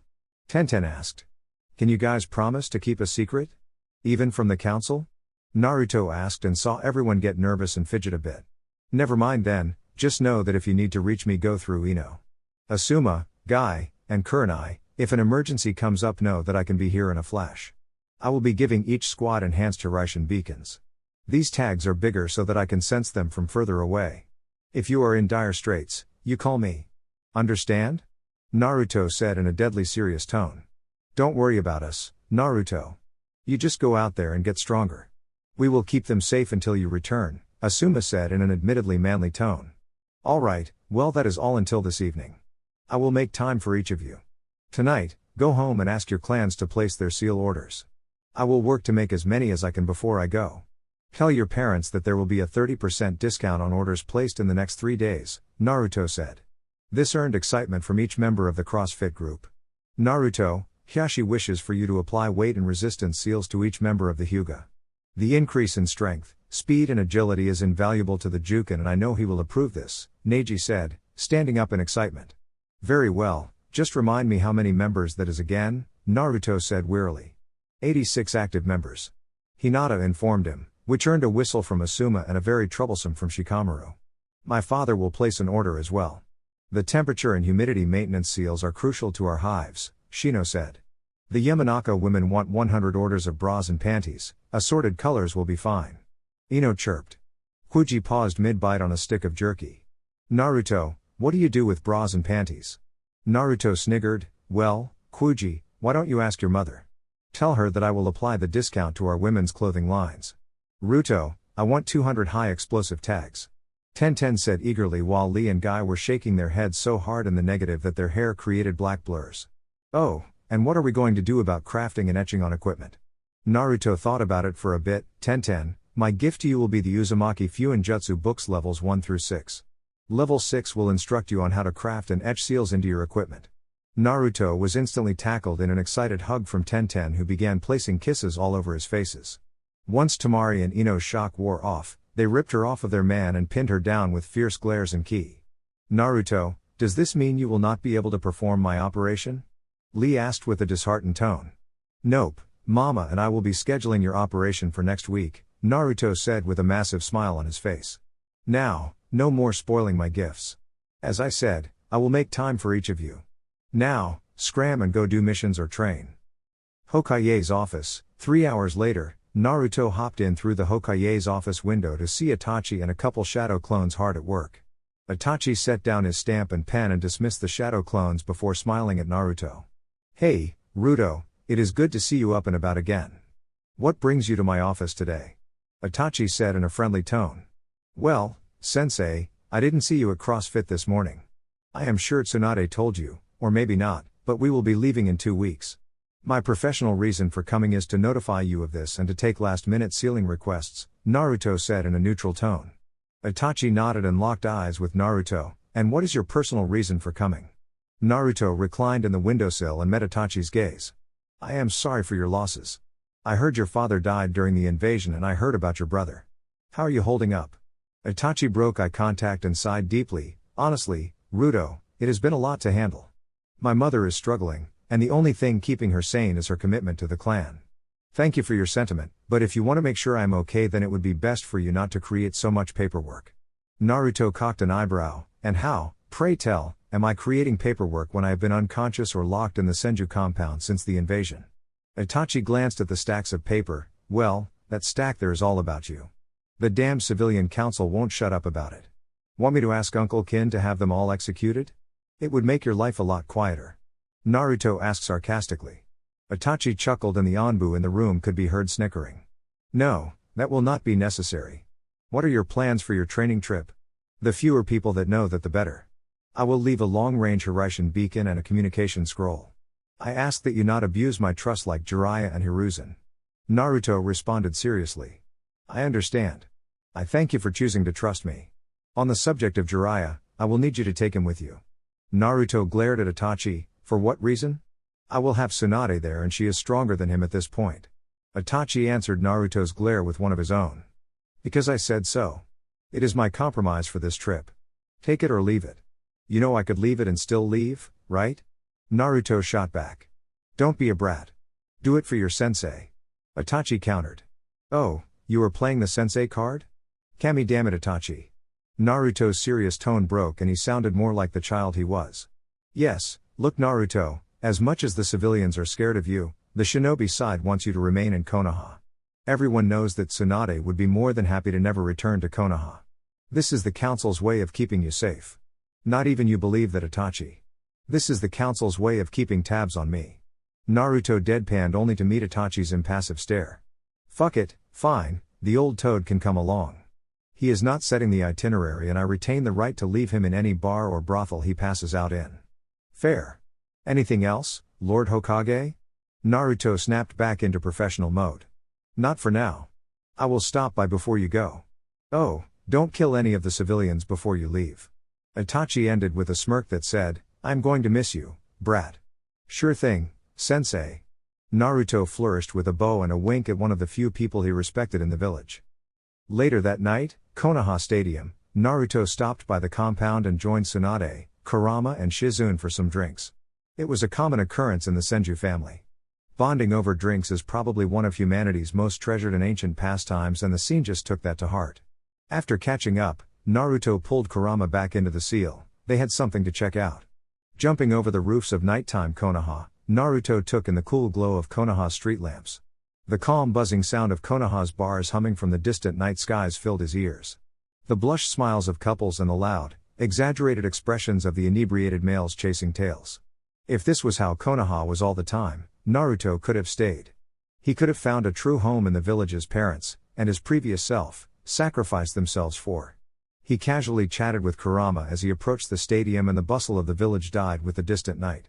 With a little chakra, Naruto jumped up into the night sky with a great leap and landed on the roof of the arena. The repairs were in progress and yet the damage from the cage's battle left scars on the once pristine arena. It's a shame, he could have repaired it himself in a couple hours if only they asked him to. Shaking of the thoughts of distraction, Naruto sat into a meditative posture and Kurama mirrored the action within the seal. Within a minute, the familiar and empowering feeling of Senjutsu chakra filled his coils and ignited his senses. As he spread his aura out and communed with the forest, he took in the whole of Konoha. The strange peace and contentedness of the night calmed his anticipation of events and he gradually filtered out the familiar feeling of Konoha and its forests. What remained was a familiar, yet foreign, feeling. Pain, frustration, pain, anger, pain, hopelessness. These feelings poured into Naruto due to their close proximity. They overwhelmed Naruto's mind and threatened to drive him to madness and despair. Kurama's voice broke through the madness in his mind, clearly shouting to be heard over the raging storm of emotions. "Kit, that's my brother. He is here," Kurama yelled with passion filling his baritone voice. A sudden calm. An understanding of what was happening. A desire to help, a desire to save, a desire to protect family and resolve the negative feelings. A deep urge to console the rampaging nature chakra that was unbound by sentience, yet still loosely tethered to it. Naruto closed his eyes just a bit tighter as he focused on absorbing the abundant and out-of-control nature chakra. "That's it, Ruto, stay calm. Spread those feelings to Kokuo. He is in there somewhere," Kurama soothed him from inside. While concentrating to help Naruto, Kurama couldn't help the old familiar thoughts of his father's last words to him. "One day, there will come a boy that will come and calm your hatred. He will guide you and your siblings down the right path. You may all be separated, but the boy will unite you in purpose and guide the world toward the path of Ninshu." He smiled at the memory and redoubled his efforts to help his soul-bound partner. Naruto stayed in a meditative state, pulling the natural energy in through him and cycling it back out. After a while, he was able to distinguish between the ambient natural energy and the energy that composed Kokuo. As he cycled Kokuo's energy, he felt a link being established with the bijou. It was like a whisper across an open field at first, but it grew louder the more that he allowed the bijou's core energy to flitter through his coils. "Hey, Q, other than cycle this in and out, how can we help Kokuo?" Naruto thought without breaking his meditative trance. "I don't know, Kit. I have felt his rage and pain abate while you were cycling the remnants of his energy. I honestly don't know what happens when we die and I do not know the process of reforming." Kurama answered with frustration biting at his tone. "Hey Q, try helping me put Kokuo's chakra into the seal. I have been able to sense him and feel his emotions the longer I meditated. Let's try to bring him in and hold him in the seal," Naruto suggested. "If the natural energy starts overloading, then you can purge it," Kurama sighed and shrugged his massive kitsune shoulders. "Fine, Kit, let's try it." Naruto altered the natural flow of his chakra and started filtering it in reverse through the seal. His chakra control training allowed him to reverse the flow, so he would absorb as much nature energy as he could handle, release the normal energy and then direct the energy that felt like Kokuo into the seal. This was a slow and painstaking process. Little by little, bit by bit, Kokuo started taking form in the mindscape. After 3 hours of chakra filtering, a cat-sized 5-tailed bijou in the form of a dolphin horse could be seen looking up at Kurama in the mindscape. "Kurama, what is this?" Kokuo asked in a high-pitched and exhausted voice in between pants. "This is Naruto, he is the one father told us about.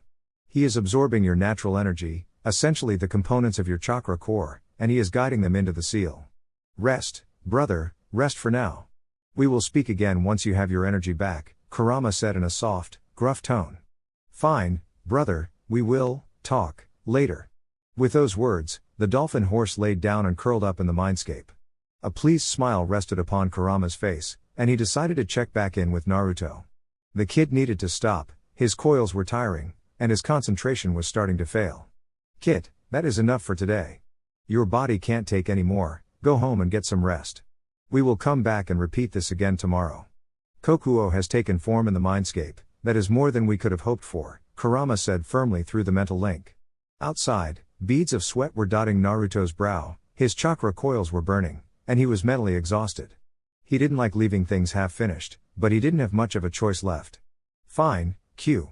I got you." Naruto rose to his feet, sage marking still present on his face, and he saw the sun rising over the horizon, bathing Konoha in the light of a new day. He focused on the Hiraishin beacon in his room and flashed to it before passing out on his bed. That was intense and the ramifications of his actions hadn't caught up with Naruto yet. He was now technically the Jinchuriki of Kurama and Kokuo. How would this change things? Date night with the flower girl. Ino was distressed.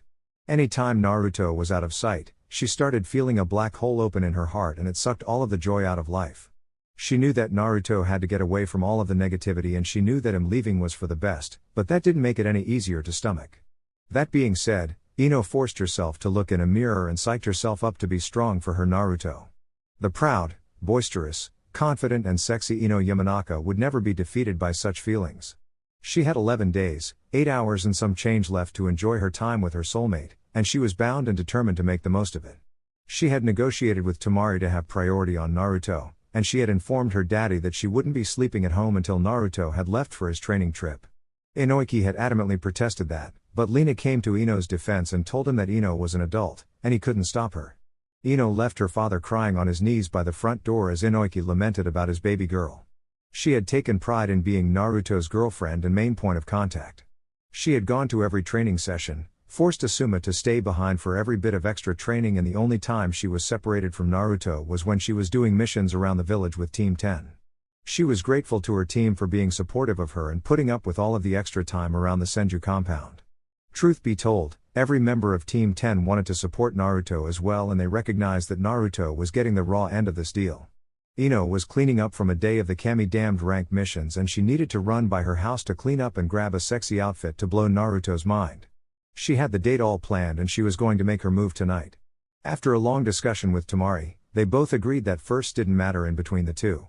The only thing that mattered was that Naruto was each of their firsts, at least this time around.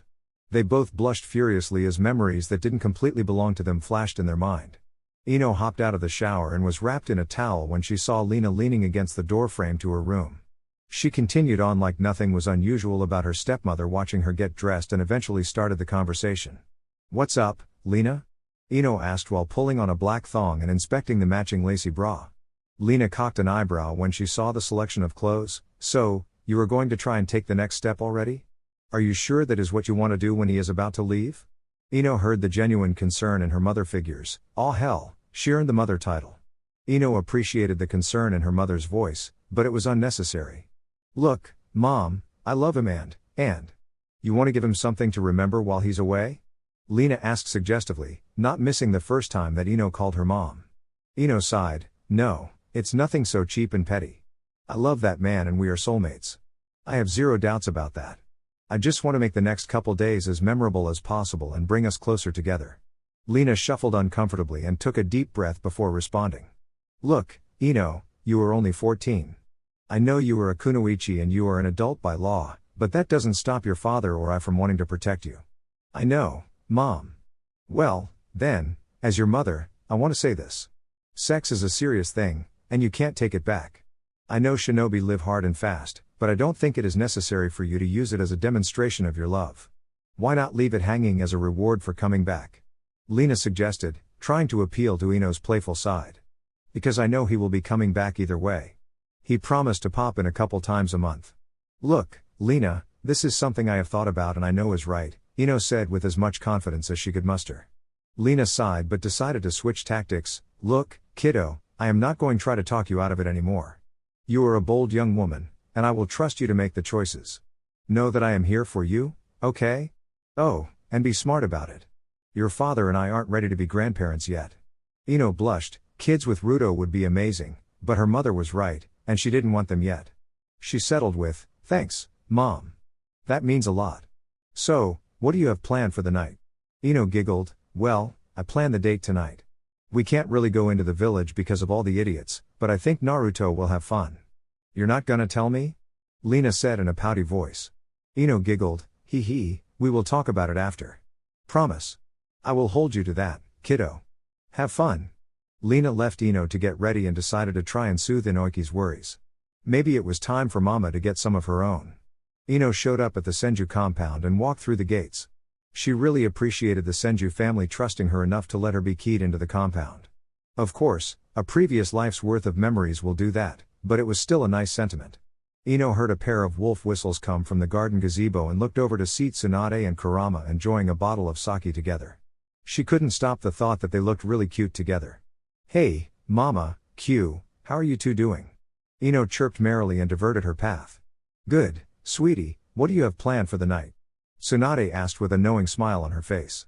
"Oh, I planned a date night for Ruto, and I wanted to surprise him. Is he ready yet? The kid should be getting out of the shower. We were at the stadium for a while, and he needed to clean up for you. Why don't you join us?" Kurama said coolly before sipping on a saucer of sake. Ino cocked her head to the side. "What were you doing at the stadium?" she asked, genuinely curious. Kurama glanced at Tsunade, who nodded, before he responded. "Well, my brother Kokuo was killed in the stadium. When used bijou die, our essence remains in the area until it can reform. It turns out that our cores are formed from natural energy and Naruto is absorbing my brother slowly into the seal so that he doesn't have to endure the pain of reforming." Ino froze mid-step, stunned by the information. Tsunade and Kurama's chuckles broke her out of her shock, and she sat down in the gazebo next to Tsunade, who pulled her into a motherly snuggle. Wow, okay, that's, wow. So, Ruto is going to have 2 bijou in him? For now, was Kurama's reply. What do you mean by that? Ino asked curiously. Tsunade took over for Kurama. Well, Naruto already has 3 chakra sources, his own, Kurama's and natural energy. The more of Kokuo's chakra he absorbs, the more it is messing with his system. If it doesn't stabilize, we will have to find an alternative. Oh, Ino said before falling into a stunned silence while cuddling into Tsunade. Yeah, new territory for all of us. I appreciate how far he is willing to go for my family though, Kurama said before turning toward the door to the patio. Hey Kit, you ready for this lovely young lady? Naruto walked out with his long blonde locks hanging wildly over his face. He used water manipulation to draw the water out of his hair before he guided the globule toward the garden. He then ran his hands through his hair and guided it into an unstable, spiky mess. Naruto looked up and beamed a smile at the trio. Sure thing, Q. Hey Ino. You look beautiful. It was true, Ino was in a purple skirt that went down to mid-thigh, and she was wearing a belly shirt that showed off her tan stomach. Her blonde hair was let down and her bangs covered her right eye.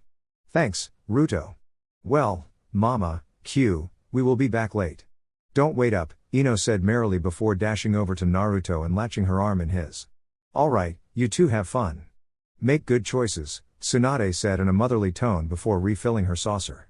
You too, Mama. Take care of her, Q. Naruto shot back and got a wave of the hand from Kurama in response. Ino enjoyed the fact that they were in the clan compound area, and she didn't have to tolerate too many civilians. The village was truly divided between shinobi and civilians on the Naruto issue, and she didn't want those ignoramuses to ruin her date night with Naruto. She enjoyed a cheerful and positive conversation with Naruto as they climbed up the Hokage monument. So far, so good.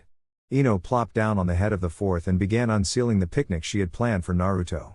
She went with sushi, since ramen wasn't really a romantic dinner entree, onigiri and spicy edamame before she pulled out a bottle of white wine. She set aside a box of chocolate-covered strawberries for dessert and then poured a glass of wine for each of them. The two began eating in relative silence and peace as they soaked in the view from the Hokage monument. Ruto, I want you to remember Konoha like this. I want you to remember me and your friends, Ino said softly, setting her wine glass down. Naruto put his free hand on hers. I know, Ino. My anger and frustration have nothing to do with you. You are my anchor in the storm, my love. Oh, then what is Temari? Ino asked coyly. Naruto thought about it for a moment before responding. She is the wind in my sails. Each of you are unique, beautiful, powerful and necessary for me to complete my journey through life, Ino gasped as her heart skipped a beat and she interlaced her fingers in Naruto's. Good answer, she whispered. A distant smile appeared on Naruto's face. Just the truth, my love.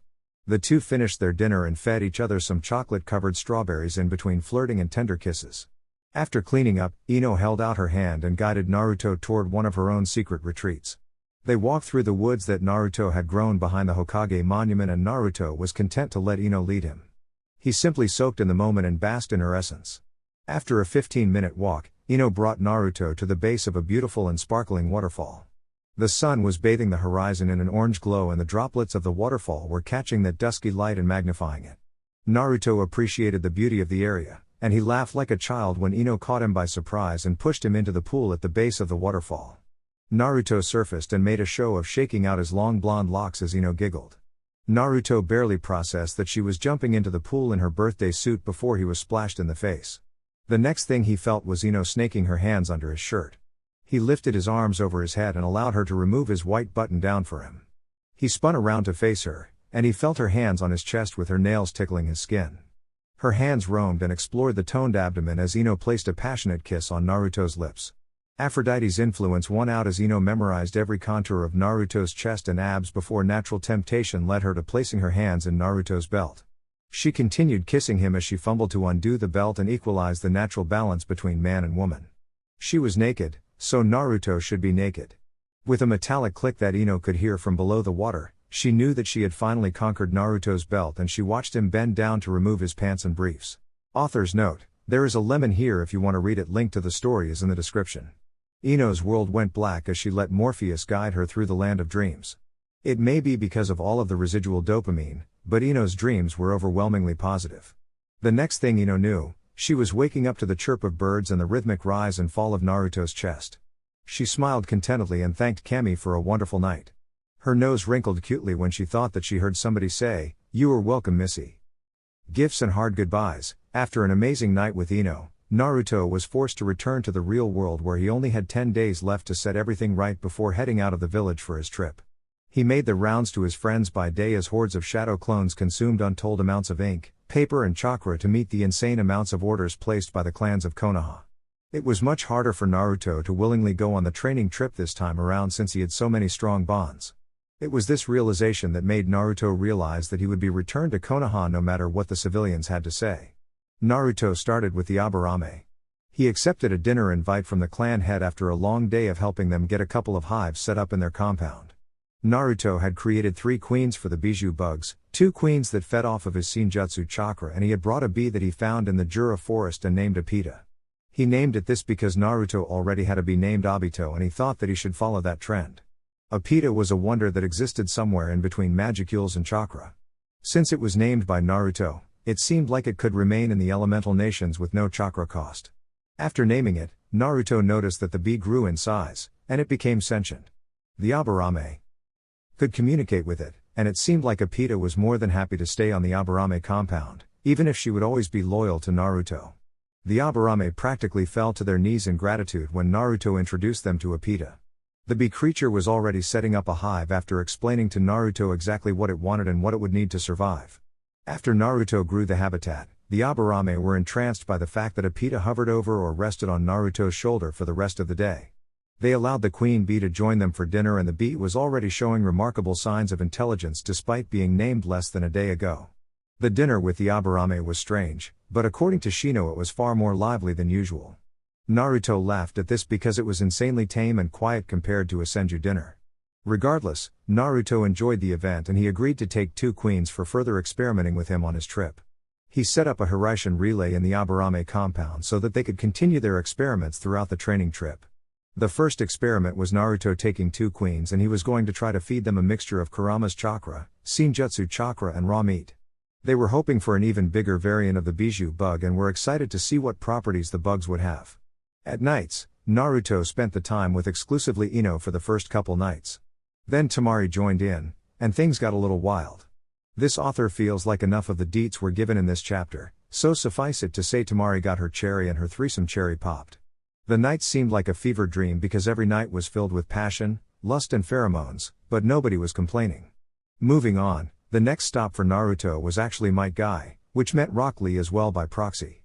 Naruto spent a night providing seals that would assist in training, creating workout planes, extra training sessions focused on chakra flow and reinforcement, and short-ranged weapons training. Guy preferred nunchucks, but Lee had trained in bladed tonfa. Naruto requested Guy to provide extra instruction to the rookies on this so that they could better learn to use them, or at least defend against them. Naruto also came on that night to let Guy and Lee know that the procedure was scheduled for the following day. Naruto had blocked off the morning to be in the hospital with Tsunade, and they had come up with a concrete game plan to allow Lee to use chakra. This news was accompanied by 2 bear hugs from extremely muscled and excitable men. After Naruto healed the new bone fractures and accepted their apologies, he left for another enjoyable night at the Senju compound. The next day, Naruto went with Tsunade to the hospital and walked into the surgical ward. He gave Guy a reassuring pat on the shoulder and a fist bump to Lee before they put Lee into medically induced sleep. The operation consisted of Naruto and a couple clones drawing a new chakra circulatory system onto Lee. This required 722 seals because they had to be applied to the anterior and posterior of Lee's tenketsu. Hyashi assisted in the operation and guided Tsunade as she fulfilled her role in the procedure. After the new, Fuinjutsu-based, chakra circulatory system was drawn on, Tsunade used medical jutsu to reroute ancillary nerves toward the seals. Hyashi played a critical role in making sure everything aligned properly and that the nerves integrated with the seals. Tsunade needed her strength of 1000 seal active in order to force Lee's body to integrate the seals, and she was completely exhausted after 3 hours of non-stop work. She ordered the nursing staff to keep Lee in a medically induced sleep for the next 2 days to let his body naturally integrate the new addition. It would be a very long learning curve for Lee, but with his work ethic nobody doubted his ability to gain control and mastery of his new ability. The next day, Naruto spent at the Yamanaka flower shop. He immediately knew that Inoki knew what had been going on. Needless to say, his girlfriend's father wasn't happy, and he was in overprotective father mode. Regardless, after a few death threats, Inoki let it go and focused on what he needed before Naruto left for his trip. Naruto built the framework for 3 new greenhouses on his clan's property, and he grew the requested plants for Inoki. No matter how mad Inoki was, he would begrudgingly admit that Naruto was an absolute blessing on his family. After integrating a new irrigation system into the greenhouses with a combination of earth and water jutsu, Naruto accepted Inoki's invite to dinner. From the looks Lina was giving him, it was pretty clear to Naruto that the flower shop goss had gotten to Lina, and she knew everything. After an awkward, yet enjoyable, dinner, Naruto sent a shadow clone with a book titled Bedroom Spice, Sex Games and Techniques to Inoki's bedroom. The clone left it on Inoki's pillow and then transformed into a fly on the wall. Naruto wasn't disappointed when the memories of Inoki's reaction hit his brain, he simply laughed it off and knew Inoki would thank him later. Naruto's next stop was much harder. With less than a week left, Naruto went to the Uchiha compound to extend an olive branch to Mikoto Uchiha. He didn't know her last time around, but she was important to his mom, and he wanted to help his sensei's mother. The Uchiha had lost almost half of their fighting force during the invasion and the clan was still struggling to recover. Naruto, Ino, Temari and Hikari brought dinner over for Mikoto and made sure to bring Shisui and Itachi. Mikoto appreciated the gesture, and she was ecstatic to see her son and nephew join them for dinner. Naruto took this opportunity to introduce himself as the Konoha representative of the neighborhood watch, a fact that Itachi and Mikoto were shocked by. He told each of them that he would look for Sasuke and try to bring him back. He also told them the locations of the bases that he remembered from his previous life and passed it off as information his sources had recently acquired. This gave Mikoto hope and purpose beyond simply living for the clan. Naruto was glad he brought the girls because he could tell that Mikoto simply needed some time and interaction away from the Uchiha clan members.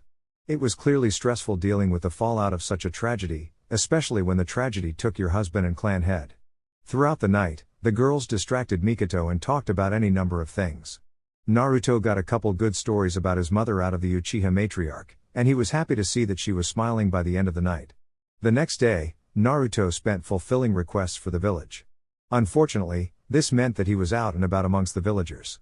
This was super uncomfortable and multiple times Naruto was forced into flashbacks of his previous life. It was also on this day that Kokuo woke up and felt the feelings of the villagers. It didn't help that Kokuo also took this opportunity to sync with Naruto and review his memories. An unfamiliar chakra and an unfamiliar anger boiled up in Naruto and he had to go into the seal and talk to Kokuo to suppress it. "Hey there bud, could you calm down for me?" Naruto asked as he walked across the field of the mindscape. He noticed that Kokuo was now 2 stories tall after his nightly efforts to absorb his natural energy. Evidently, Naruto had absorbed enough that Kokuo was starting to heal on his own and Naruto was relieved that he would no longer have to go through that arduous process.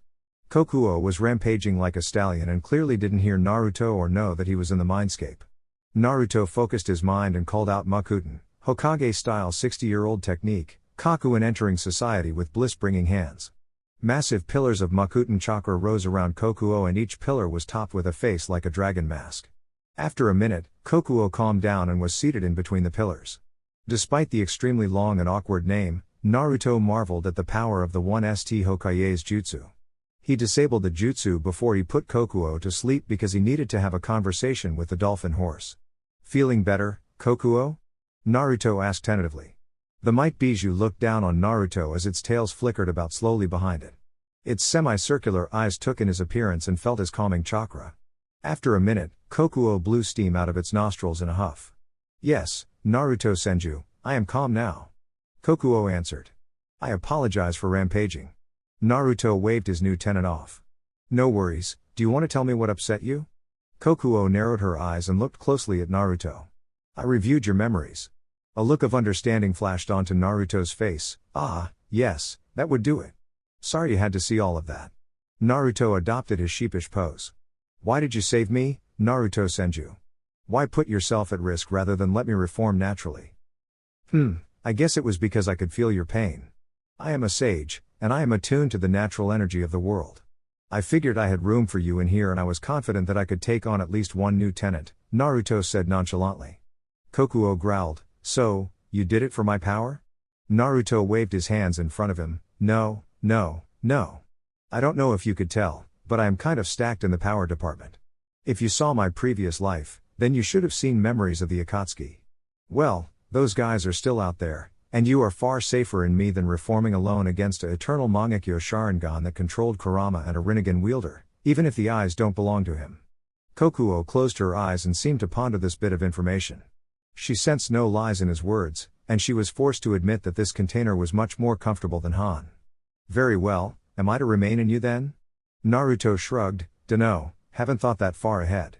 I think I would be able to transfer you to another, if you so wish. However, that would take time and you finding the right host. Would you not let me run free? Kokuo asked with a not-so-hidden challenge in her tone. Naruto tapped his chin in thought, what if I said that after the Akatsuki are dealt with, then I will find a way? While I understand Bijou, human greed and fear do not. If I were to release you now, then you would constantly be on the run and having to watch your back. Why not help me save and change the world, then I will find a peaceful resolution. Kokuo nodded its dolphin-like head up and down. Very well, Naruto Senju, I will trust you for now.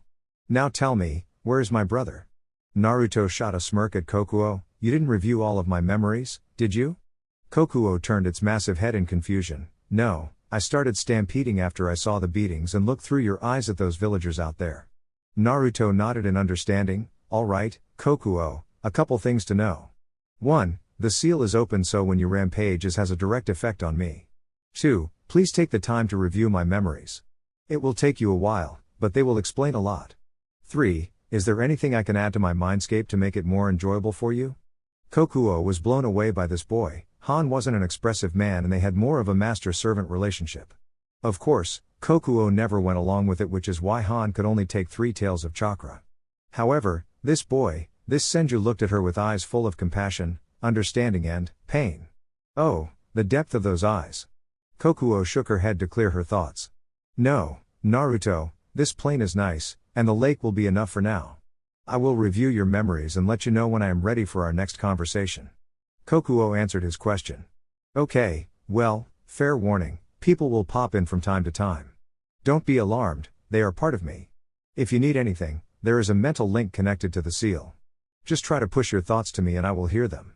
Oh, and don't worry about these stupid villagers. They are just terrified because I pulled on Kurama's chakra when your previous host killed the woman I loved right in front of me. Kokuo hung her head in shame. Yes, I saw that.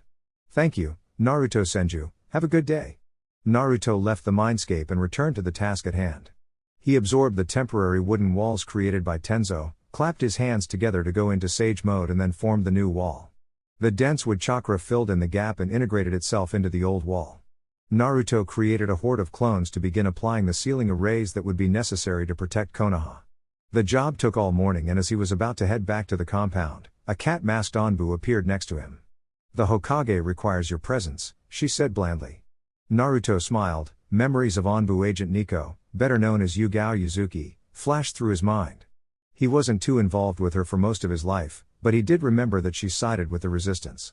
She died shortly after joining and she really was just following Kurenai to Suna. That being said, Rias was close to Anko this time around and Yugao was one of Anko's best friends. Naturally, this meant that Naruto had run into Yugao on multiple occasions throughout the past year and he always enjoyed it. Deciding to have some fun, Naruto stretched his hands over his head and smiled at her. Hey there, Ms. Yuzuki, how are you doing on this fine afternoon?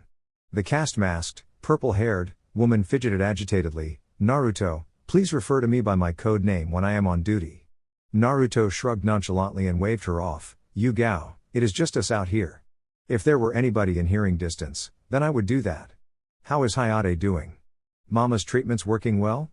Yugao's shoulders slacked, and it seems like she would simply relent. Hayate is fine, and his illness is in recession. Now, would you kindly report to the Hokage's office? Naruto cocked his head to the side. What do you mean, Miss Cat? I am already there. With a shit-eating grin and a cheeky wave, Naruto went up in a puff of smoke and left Cat sitting there with a hand on her mask, slowly shaking her head back and forth. How can a Jinan get one over on Anbu? When did he even create the shadow clone? In the Hokage's office, Naruto checked in with Itachi. It was clear to Naruto that the stress of the job was already catching up with the young Hokage. His tear troughs were more pronounced, slight blue bags under his eyes, and Itachi looked worse than he did before Tsunade began treating his disease. What's up, sensei? Naruto asked semi-respectfully. Itachi looked up from another document he finished stamping and placing in a pile. Ah, Naruto. Well, I know that you, or more properly Rias, removed Orochimaru's curse seal from Anko. I am in need of such a service. I'm listening. Naruto responded seriously. Talked to him about Fuinjutsu and he always took it more seriously. When you destroyed the barrier, you disabled 4 of Orochimaru's bodyguards. We have been trying to interrogate them, but the seal prevents mind walking and it has a fierce loyalty seal tied into it. I would like you to remove the seal so that we may extract more information from our prisoners. Itachi explained calmly. Ah, yeah, that would be great. We may even figure out where the snake bastards' bases are. Naruto slammed a fist into his open palm. Oh, and that would give us a chance at recovering Sasuke. Itachi nodded, a little bit of life and grief flashed through his eyes simultaneously. Yes, Orochimaru is a threat to Konoha and needs to be dealt with. Can you gather the necessary supplies and meet me at Anbu HQ in 30 minutes? Naruto waved him off. I will send a clone. Why don't we go together? Itachi honestly enjoyed the casual walk to and through Anbu HQ. Naruto was always a positive force in his life, and he was glad to have a simple conversation with him once more. A conversation free of requests, needs of the village, concerns of the council. A conversation that underlined the foundation of Itachi's relationship with the sun-kissed blonde. Itachi slowed down in front of a sealed door and looked through the reinforced glass window of the door. This one is named Tuya. She is foul-mouthed, but she has been the most talkative one and it seems like she has quite a bit of resentment towards Orochimaru, Itachi said monotonously. Naruto peeked through the window and instantly recognized the redhead. Flashes of leaving Shikamaru to fight during the previous Sasuke retrieval mission. Remembrances of how Shikamaru was the only one to return from that mission without serious injuries, which of course prompted memories of the village's reaction to his failed mission. Naruto stopped his thought processes there and focused on the mission at hand. Can I talk to her alone? Naruto asked. When Itachi nodded, he asked another question. You want me to dig for information while I'm doing it? Feel free to. Ibiki and I will be watching through the glass wall. Itachi walked off and Naruto entered the room. What the fuck do you want, shithead? The chained redhead snarked. Why the fuck did they send a boy in here to talk to me? You looking for a quickie? Naruto let a flicker of amusement flash through his eyes. In his head, Yami sat up and paid attention to the interaction. Yami was extremely sensitive to negative emotions, and he was getting a truly unique blend of set emotions from this girl. Naruto smiled bemusedly at her. Nah, I am leaving the village soon and they asked me to remove your hickey from hell, Naruto said in amusement. Tuya scoffed. Yeah, right. How the fuck would a shithead like you be able to remove this tainted seal from that snake bastard motherfucker? Naruto thought about it for a bit and realized she probably didn't know who he was. A mischievous smile flickered on his face. Well, I was the one to break the barrier. I killed the 5-tailed Jinchuriki, killed the Tsuchikage and made the snake bastard motherfucker flee with his legs tucked between his legs. A look of realization and horror replaced the confident smirk on Tuya's face. Internally, Yami was truly enjoying the flickering emotions. No shit, you were the crazy motherfucker that turned into that monster? Naruto shrugged. I watched Han kill my girlfriend right in front of me. I guess I kinda snapped. I am Naruto Senju, Seal Master Extraordinaire and I have already removed the cursed seal from Anko. So, I think I can do it for you too.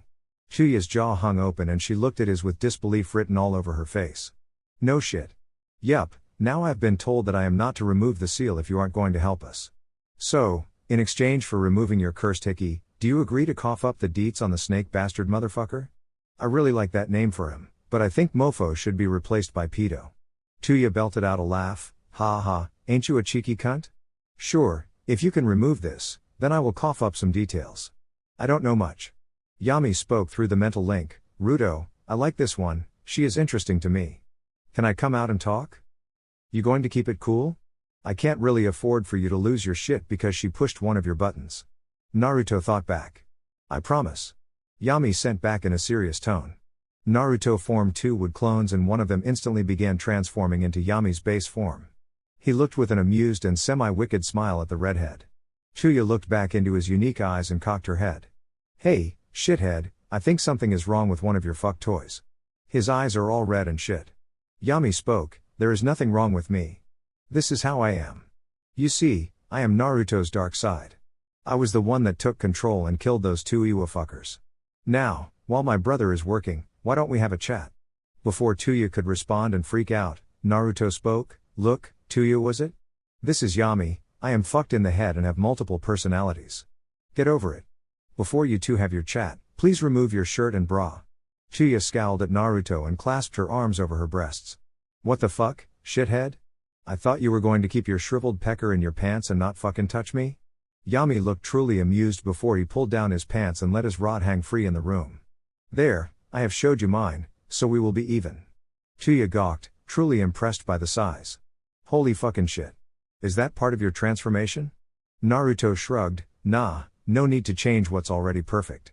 I will need your shirt off to apply the counter seal. I assure you that I am not interested in foul-mouthed little girls. Go fuck yourself. I am a majestic bitch, and you would never measure up. I know Clone Boy here just did what he did to make you look good. Tuya challenged, sincerely trying to find any reason to delay taking her shirt off. Naruto sighed, stood, pulled down his pants and showed off his glorious, shaven, 7-inch flaccid member. There, you happy now? That will be the last time you see it. So, as Yami said, I showed you mine, so now take your shirt off and stop wasting my time. If you don't, then I will go to your teammates and make this offer to them. We only need one of you. Tuya flinched at that. What the fuck? What will happen to the others? Naruto shrugged, not my call. I am removing your seal because our shrinks think that you would be the most likely to talk. Would you rather rot in here and we can work something out with the others? Fuck you. With a resigned sigh, Tuya began removing her shirt. She watched Naruto and his clone walk forward with brush and ink and set to work. She calmed down after she realized Naruto wasn't going to do anything devious, and she turned to address Yami. So, what's up with eyes, Red? Why do you look so different from shithead? Tuya asked. Yami shrugged, well, QB's influence I think, and not all of us can be a ray of sunshine like Blondie there. Tuya laughed, yeah, shithead seems a little too chipper. So, what's your deal? Why do you look like some emo cunt? Yami laughed, well, you crazy bitch, I am made of all of the negative emotions and memories of this guy. If you had to endure beatings, poisonings, starvation, humiliation, watch all your friends. That's enough, Yami, Naruto said sternly as he briefly paused his work on the seal. My life wasn't sunshine and rainbows, princess. Yami represents all of that bullshit, so cut him some fucking slack. Yami's gaze fell to the floor and Tuya seemed to think for a bit. I understand. When Orochimaru found me, I was left alone on the streets in some bumfuck town. He picked me up, trained me, and I thought he saved me. Then, I grew up and watched how he treated everyone. He could give a fuck less about me and all the other cunts that serve him. This cursed hickey was the only reason I stayed with the sick fuck. His laboratories are the stuff out of some crazy horror story. So, I know the darkness of this fucked in the head shinobi world. Yami continued to talk to Tuya, and it seemed to everyone like they were actually bonding. It was unusual for Naruto to see Yami so talkative rather than sitting and brooding. It took Naruto and his clone 30 minutes to apply the counter seal, and the moment finally came when he was ready to remove the seal.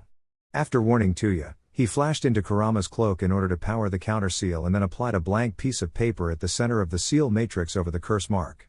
Okay, Tuya, this is going to hurt, Naruto said, and he was amused to see Yami go over to the girl and offer a hand to squeeze.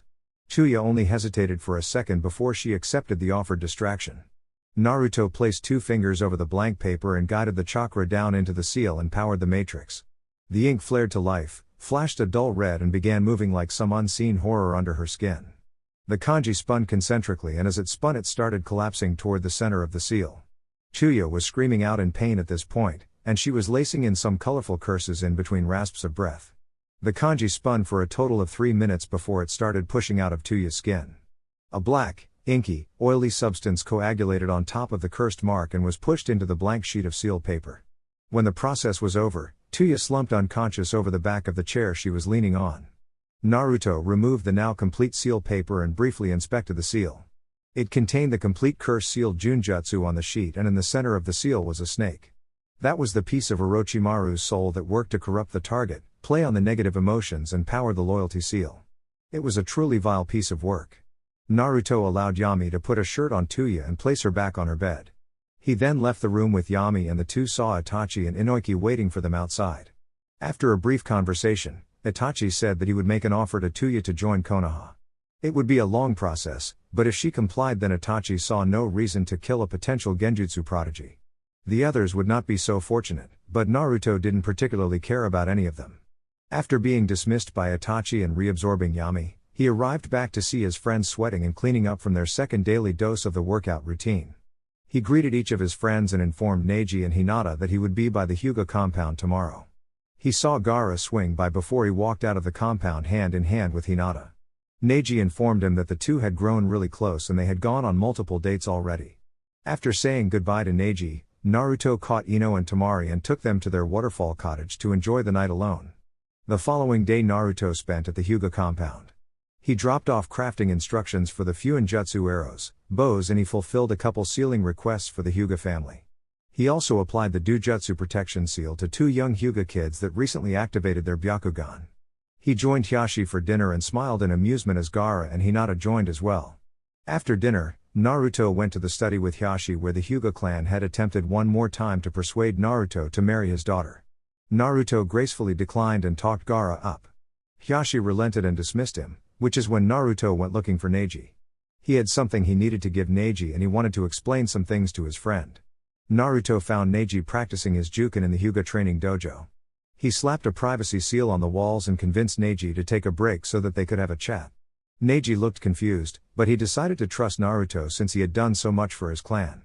That was when Naruto told him about his father and the last interaction they had. Naruto watched a variety of emotions flicker on and off of Neji's normally stoic visage. Eventually, he put a comforting hand on his shoulder and his friend looked into his eyes. "Why didn't you tell me sooner, Naruto?" Neji asked the question Naruto was expecting. "Because your father asked me not to tell you until you were ready. You were the main reason I reached out to Team 9 and asked you to join our training sessions. I wanted to prepare you, mentally and physically, and show you that you can trust me. It was never my intention for things to happen the way they did. I didn't know that the Hyuga main branch was that rotten." Naruto finished despondently. Neji's face returned to its usual stoic state. "Yes, well, you can't be blamed for that. I simply wish you would have told me about my father sooner." "Yeah, I will give you that, but that is why I am here today. I want to give you this scroll. When I am out in the world, I am going to look for your father. If and when I find him, I am going to give him the counterpart to this scroll. Then you can ask him anything you want," Naruto said softly, yet with a firm resolve. Neji locked eyes with Naruto and Naruto could see the tears beating up at the bottom of his white eyes. "Thank you. I don't know what else I can say."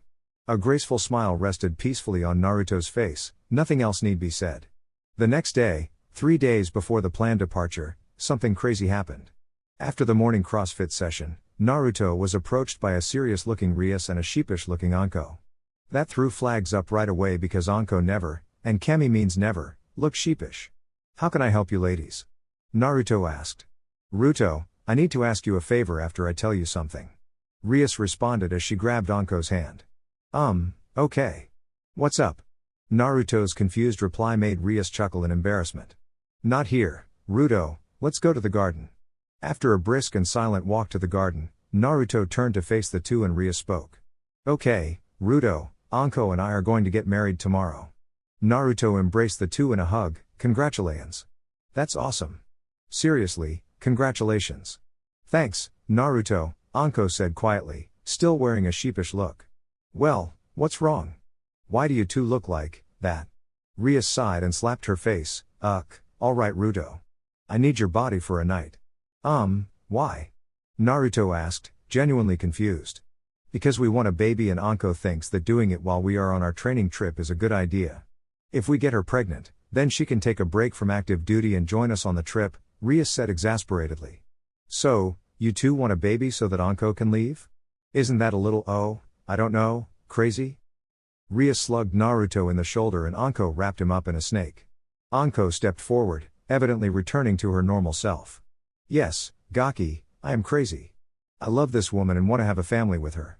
Do you know that we are not allowed to be married because shinobi need to procreate?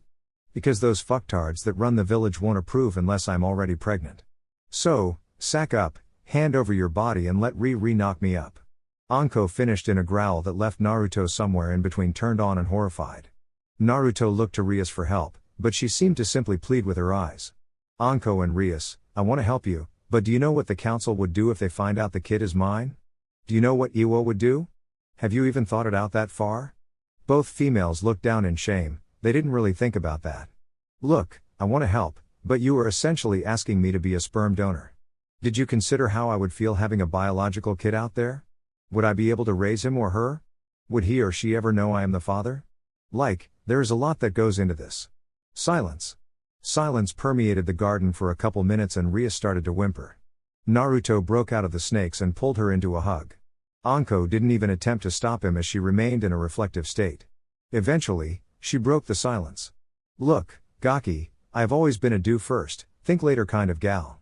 You two are essentially one and the same, kinda. Do this for us and I promise we will get the rest sorted out. Naruto ran his hand down his face in exasperation. Kami, if I do this for you then I will have to do it for Yosuke and Himawari as well. That is how I got the idea. Didn't you notice though? Rias paused here for effect and got a confused look from Naruto. Himawari is already pregnant. She must be a couple months along. Naruto stumbled back as if he took a bullet to the chest. What? When? How? Mine? Rias smirked, look dummy, you let Yosuke have your body on multiple nights when we went to Wave. That was what, 3 months ago? How am I just finding out now? Why didn't Suke tell me? Naruto asked, truly dumbfounded. Rias shrugged, dunno, not my problem. It was actually how I got this idea though. Look, Ruto, do this for me, please. It will be like the good old days when I take your body during the night, and you are none the wiser. Yeah, except instead of waking up with cash and smelling like smoke, booze and cheap perfume I will technically be a dad 9 months later. Naruto deadpanned. Anko got a devious smile on her face, then just say that Rias took control and knocked me up. You don't have to tell everyone that we made this deal. Naruto facepalmed again, let me guess, I won't be able to sleep in peace if I say no? Rias whistled innocently while Anko cackled. Fuck it, but you have to tell Mama, Ino, and Tamari. I am not doing that for you. Anko cheered by pumping a fist into the air, but Rias paled with a terrified look on her face. Anko grabbed her by the shoulders and placed a tender kiss on her lips to snap her out of it. It will be alright babe. Once I am preggers, you know Tsunade will accept it. This decision and those words would come to haunt Anko Madarashi in the not-so-distant future. The marriage ceremony was held the night before they left for the trip and Naruto was blushing the whole time he stood as a witness. He is damned near positive that Rias fed the memories to him on purpose. Proposal, anyway, for the next big event, we need to rewind one day. Naruto was walking out of a store in the high-end district of Konoha before he disappeared in a sunshine. As he came to a stop at Ichiraku Ramen, the man transformed in a puff of smoke and turned into Naruto. Naruto looked down at the box in his hand and smiled contentedly. He had everything he needed, now he just needed to enlist the help of the right people. Naruto started by talking to Ayame and Tucci and asking them to bring a family-sized assorted order to the Senju compound for dinner. He then went to enlist the help of Tamari, Hinata, Gaara, Shikamaru, and Kuji. After getting the group on board with his plan, he went and talked to a person that honestly needed some love. He went into sage mode and located her chakra signature before disappearing in a sunshine. Naruto arrived on Training Ground 7 to see Sakura working on some chakra control exercises alone. He figured Team 7 was probably shattered because of Sasuke's disappearance and Kakashi was never very good at dealing with loss. He shook off the thoughts of his absentee old brother figure and walked up to Sakura and gave her a casual greeting. Hey Sakura, long time no see, Naruto said cheerfully. Sakura turned a skeptical gaze onto Naruto. Her mother hated him, but Sakura didn't really understand why. Sure, she felt the Kyuubi's chakra and that was scary. Sure, she knew Naruto had MPD and she had met most of his personalities, even Q. But never once did she feel like Naruto would snap and turn on his comrades. Most of her dislike from the guy came from the fact that he constantly upstaged Sasuke. What do you want, Naruto? Sakura asked in a confused and curious tone. Well, I am leaving soon and I wanted to know if you wanted to get your best friend back? I would feel better knowing that you had someone to be there for you and you could be there for her in return. Sakura sighed and looked down at the ground despondently. Naruto, Ino and I don't even talk anymore. Ever since she started dating you, we have been on the outs. So, you don't want your friend back?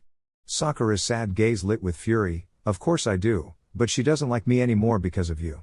Is it really because of me or because you wouldn't stop trying to put me down to make Sasuke look and feel better? Look, I am not here for a fight. I can tell you that Ino misses you and she would like her friend back. I am giving you a chance to rebuild that burnt bridge, Naruto said in a confident, no-nonsense tone. Sakura shelved her dislike of Naruto. If he could get her friend back that would be amazing. How? Naruto smiled and began explaining his plan to Sakura, who jumped up in a girly fit of glee and actually hugged Naruto. Ino was holding her parents' flower shop down after her morning CrossFit session, wishing more than anything that Naruto would come spend time with her. As she was lost in thoughts of her beloved blonde, she heard the bell ring on the door to the shop. She looked up and saw somebody that she hadn't seen in quite a while. "Hey there, Sakura, what brings you to the shop?" Ino chirped. Sakura wore an abashed look and she suddenly bowed to Ino. "Look, Ino, I am sorry for being a terrible friend. I know that it was mostly my fault, and I am sorry. I just want my friend back." Ino froze, not expecting anything like this out of her childhood best friend. Pulling on her inner Naruto, she smiled brightly at Sakura and hopped the counter before wrapping her friend up in a hug. "There is nothing to forgive, Sakura. Friends fight and drift apart. What is important is that they always come back together." Sakura was surprised by Ino's forgiveness, but she wasn't going to let this chance go. She returned the hug and cried into Ino's shoulder. After a couple minutes, she recomposed herself and remembered her mission. "All right, well, I had this big apology planned and I booked us a day at the spa in Hot Spring. Don't worry about the shop, I talked to Lena, and she said she would be here soon to cover for you." Ino gave out a girly, gleeful squeal and pulled Sakura into another hug. The two spent the time catching up until Lena showed up with a massive smile on her face 20 minutes later. She gave the girls a knowing look before shooing them out of the shop. Sakura walked amiably with Ino to their favorite spa and noticed that Tamari was outside waiting for them. Tamari gave them a wave and joined the duo despite Ino's confusion. The girls talked, gossiped and chatted merrily as they got all done up. Ino knew something was afoot, but she couldn't quite place her finger on it. They transitioned from the spa to the hot spring where they found Tsunade and Shizune relaxing in the spring. The Senju duo enjoyed the soak with the girls and invited them to join them for dinner at the compound. Thinking nothing of it, Ino agreed, and the ever-growing group of women got dressed and made their way back to the Senju compound. As they approached the gates, the group of women saw Shikamaru and Asuma waiting at the front gates. Ino shot the pair a questioning look but shrugged it off. "Ino, it's troublesome but Naruto called us here for a training exercise," Shikamaru said, much to the confusion of the females in the group. "Yup, this one is going to be fun," Asuma said in an out-of-character fashion. Ino looked skeptically at the pair. "What is going on, you two? If this were a training exercise, then Kuji would be here. Spill it." Her tone reminded Sakura of her bossy attitude in the academy. "Troublesome blonde, Kuji is helping Naruto set up. Look, don't be any more troublesome than you naturally are and put this blindfold on." Shikamaru held out a blindfold to Ino. Ino watched him put his on before casting a pleading look to Asuma who just smirked at her. She relented and put the blindfold on. "Sakura, can you watch me and make sure these two don't do anything stupid?" Silence except for the breathing of Shikamaru and Asuma. "Sakura? They already left kiddo," Asuma said. "Alright, this exercise is about extrasensory perception. I will be guiding you two through an obstacle course set up by Naruto." Little did Ino know that Shikamaru had already removed the blindfold. "Gah, fine, whatever sensei. Let's just get this over with. I was having such a good day before you showed up," Ino said in an obstinate pout. Asuma chuckled heartily. Yeah, blame it on me. Getting walking." Ino stumbled into the Senju compound and instantly found that something was different. The normal path was narrower, the air smelled richly of flowers. She knew that smell, sun lilies, a whole bunch of sun lilies. At least Naruto was thoughtful enough to use her favorite plant in this exercise. Ino continued to feel her way down the narrow path, and it became easier to walk as time went on. 10 minutes later, Ino reached the end of the path as she felt the path closed by the same familiar plant she had used to guide her way.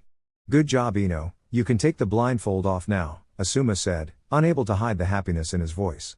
Ino removed the blindfold and saw a field full of sun lilies, and in front of her she saw something that made her gasp and cover her mouth with her hands. As she looked down, she saw Naruto. In a formal kimono with yellow embossing, and he was down on one knee while holding something in his hand. Before Ino could recompose herself, Naruto began speaking in a shaky voice. "Ino Yamanaka, your beauty lights up my world brighter than the sun. As these lilies grow, I can't help but think they pale in comparison to your beauty. How could they compare? You are strong, beautiful, smart, compassionate, obstinate, and everything I could ask for in this life or the next. Before I go, I just wanted to know, Ino Yamanaka, would you do me the honor of marrying me?" Naruto opened the box to show a white gold band studded with diamonds that centered around a beautiful diamond in Asher cut. Ino kept her hands over her mouth, not daring to believe this was real. Tears were trickling from her eyes as the events of the day started making sense. Naruto had enlisted the help of all the important people in her life and even went out of his way to rekindle a lost friendship. She didn't know how long Naruto was waiting, but eventually she snapped out of it and choked out a yes. Naruto dashed over and picked her up in a hug and twirled her around. As Naruto spun her, the genjutsu hiding everyone faded and they all shouted their congratulations. If Ino wasn't in Naruto's arms already, she would have jumped out of her skin in surprise. Ino saw her father, Lina, Sakura, Tsunade, Shizune, Kyu, Rias, Anko, Yosuke, Hikari, Shikamaru, Kuji, Asuma, Shukaku, Yoshino, Kuza, Chura, Hinata, Shino, Itachi, Kurenai, Gaara and Tamari standing around the field of sun lilies. Everyone was smiling at her and offering the couple their congratulations. Ino broke free from Naruto and ran to Tamari. The two began jumping around like some schoolgirls on crack candy as they congratulated each other and shared in each other's happiness. Ino was excited that they were officially going to be sister wives. It was a wonderful night that would serve as a memorable send-off for those that were going on the training trip. Of course, when you throw everyone together in a festive environment and offer them free drinks, certain secrets get spilt. Tsunade would always, and I mean always, remember this night as one of the most infuriatingly enjoyable nights of her life. It all started when the guests started leaving and the party broke down into people drinking and sitting around the gazebo and chatting. Naturally, it was Rias that was the cause of all the trouble. Rias was slumped over on Anko's shoulder and giggled drunkenly as she listened to the lively conversation. Seeing an opening and not thinking of the consequences of her actions, Rias asked, "Hey, Suke, hiccup, when is Hima, hiccup, Wari due?" All laughter and giggling stopped, people froze, and saucers were halted before they could reach lips. All heads either snapped to or mechanically, and comically, turned toward Tsunade who had spit her drink out when she heard the question. Rather than go to Yosuke, who wasn't drunk, I mean how do would clones even get drunk, but I guess they do, Tsunade turned her head toward Rias and placed a sickeningly sweet smile on her face. "What do you mean, Ri? Care to explain?" Her tone was like the sugary coating on the outside of Hinata's cinnamon buns. Before anyone could stop Rias, even Anko because she was frozen in fear and too drunk, Rias answered her mama's question. He, Suke and I took Ruto's body to go boom boom. It is so much better in a real body. Naruto, who had been cuddling comfortably with Tamari and Ino, was now in a tight spot between two enraged fiancés and his mama who was stalking toward him. Closing his eyes and waiting for the pain, Naruto instinctively kawarimi'd with Yosuke, who caught a blow to the face from the enraged slug Sanin. When the dust cleared, Tsunade saw Yosuke trying to shake off the birdies and everyone was looking at the back of Naruto that was running through the Senju Gardens. 3 blonde women stood and gave chase. It took less than 10 minutes for the trio of enraged women to capture, brutalize and tie up Naruto. The conversation in the gazebo froze once again as Tsunade dumped the despondent blonde in the center of the gazebo. Tsunade looked around at the altars and growled. "Everyone who has used his body, sit right next to him." Her tone was a growl and her face promised death for refusal. Rias and Yosuke shyly slid next to Naruto and took a seat Caesar style next to Naruto. "Spill, now." The group listened on in shock and amusement as Yosuke told of his date nights that Naruto let him use his body. The details were skipped but the end result was the same. Himawari, a foreign kunoichi and friend of the family, was pregnant. Tsunade face-palmed herself and dragged her hand slowly down her face. "Suke, you will marry this woman and take responsibility for your actions. She will live with us and need to be under our protection." Tsunade paused here, thought for a bit, and then looked around at those in attendance: Ino, Tamari, Anko, Gaara, Inoiki, Lina, Hinata, Kurama, Yami, and Shizune. "The rest of you lot, this does not leave this family. You 3, Inoiki, Lina, and Hinata, you need to either swear to this or I will need to alter your memories." Inoiki put a protective arm in front of Lina. "You cannot do that, Tsunade." "Inoiki, do you understand what it would mean if this got out?" Tsunade growled, "I am already fighting tooth and nail against the damned council of this Kami-forsaken village. Promise or I take drastic action." Lina grabbed Inoiki's hand and squeezed it in a comforting manner. "Dear, they will be family. That is what we are celebrating tonight. Consider this a clan matter and client confidentiality." Inoiki sighed and sagged his head. "Fine, I will keep this matter in the family." "Good," Tsunade said before turning her anger on Rias and Anko. "You too, I don't even know what to say. How can you be so stupid?" Rias puffed her cheeks and got angry at this. "Mama, I am like in my mid-20s. We want a kid, and the council won't allow same-sex marriage from a top kunoichi for the sake of procreation and proliferation of good genetics. I love Anko and I will spend my life with her. Lady Tsunade, I agree with what Ria said. We have thought this through. Anko pleaded. Oh ho, so you are okay with denying Naruto his rights to fatherhood? You would put that burden on him willingly? Tsunade challenged and she took a smug satisfaction as the onlookers all paled and shrunk back in their seats. Ria stood up challengingly, and you would have us take some sperm donor that doesn't deserve my Anko? Kami, Mama, you should understand this. This statement drew confused looks from those gathered, but it clearly impacted Tsunade. What do you mean by that? Ria scoffed, oh, please, like I haven't seen you in Q. As if the greatest of the Bijou would ever let another man have the right to be your mate. I saw you shoot down Russell last time he tried. Rias covered her mouth, realizing that her drunken lack of inhibition made her slip and overshare. All heads started darting back and forth between Kurama and Tsunade.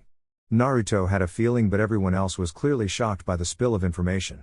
The tension was incredibly thick, and it hovered in the air over everyone's shoulders.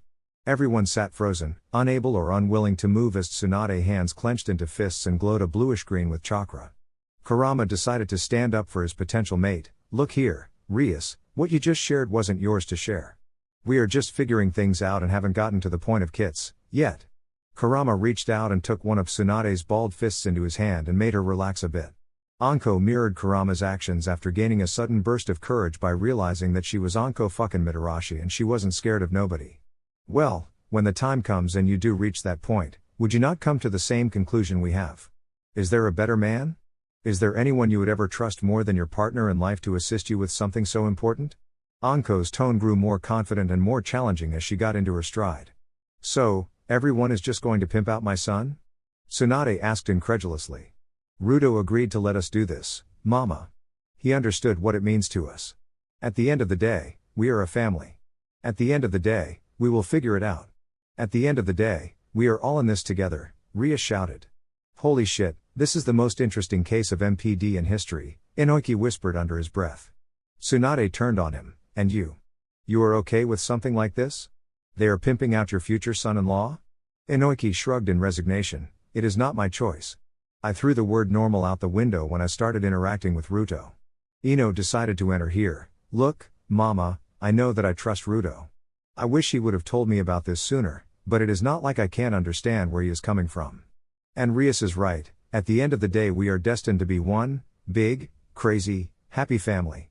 Family above all, Tamari said timidly, which put a smile on Shizune, Naruto, Anko, Rias and eventually Tsunade.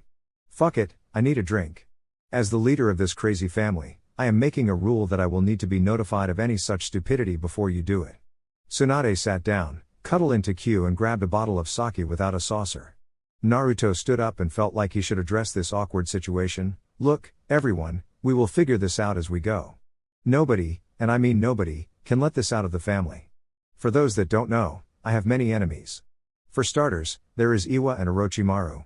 Iwa would probably kill you and I don't even want to think about what Orochimaru would do for the Makuten bloodline.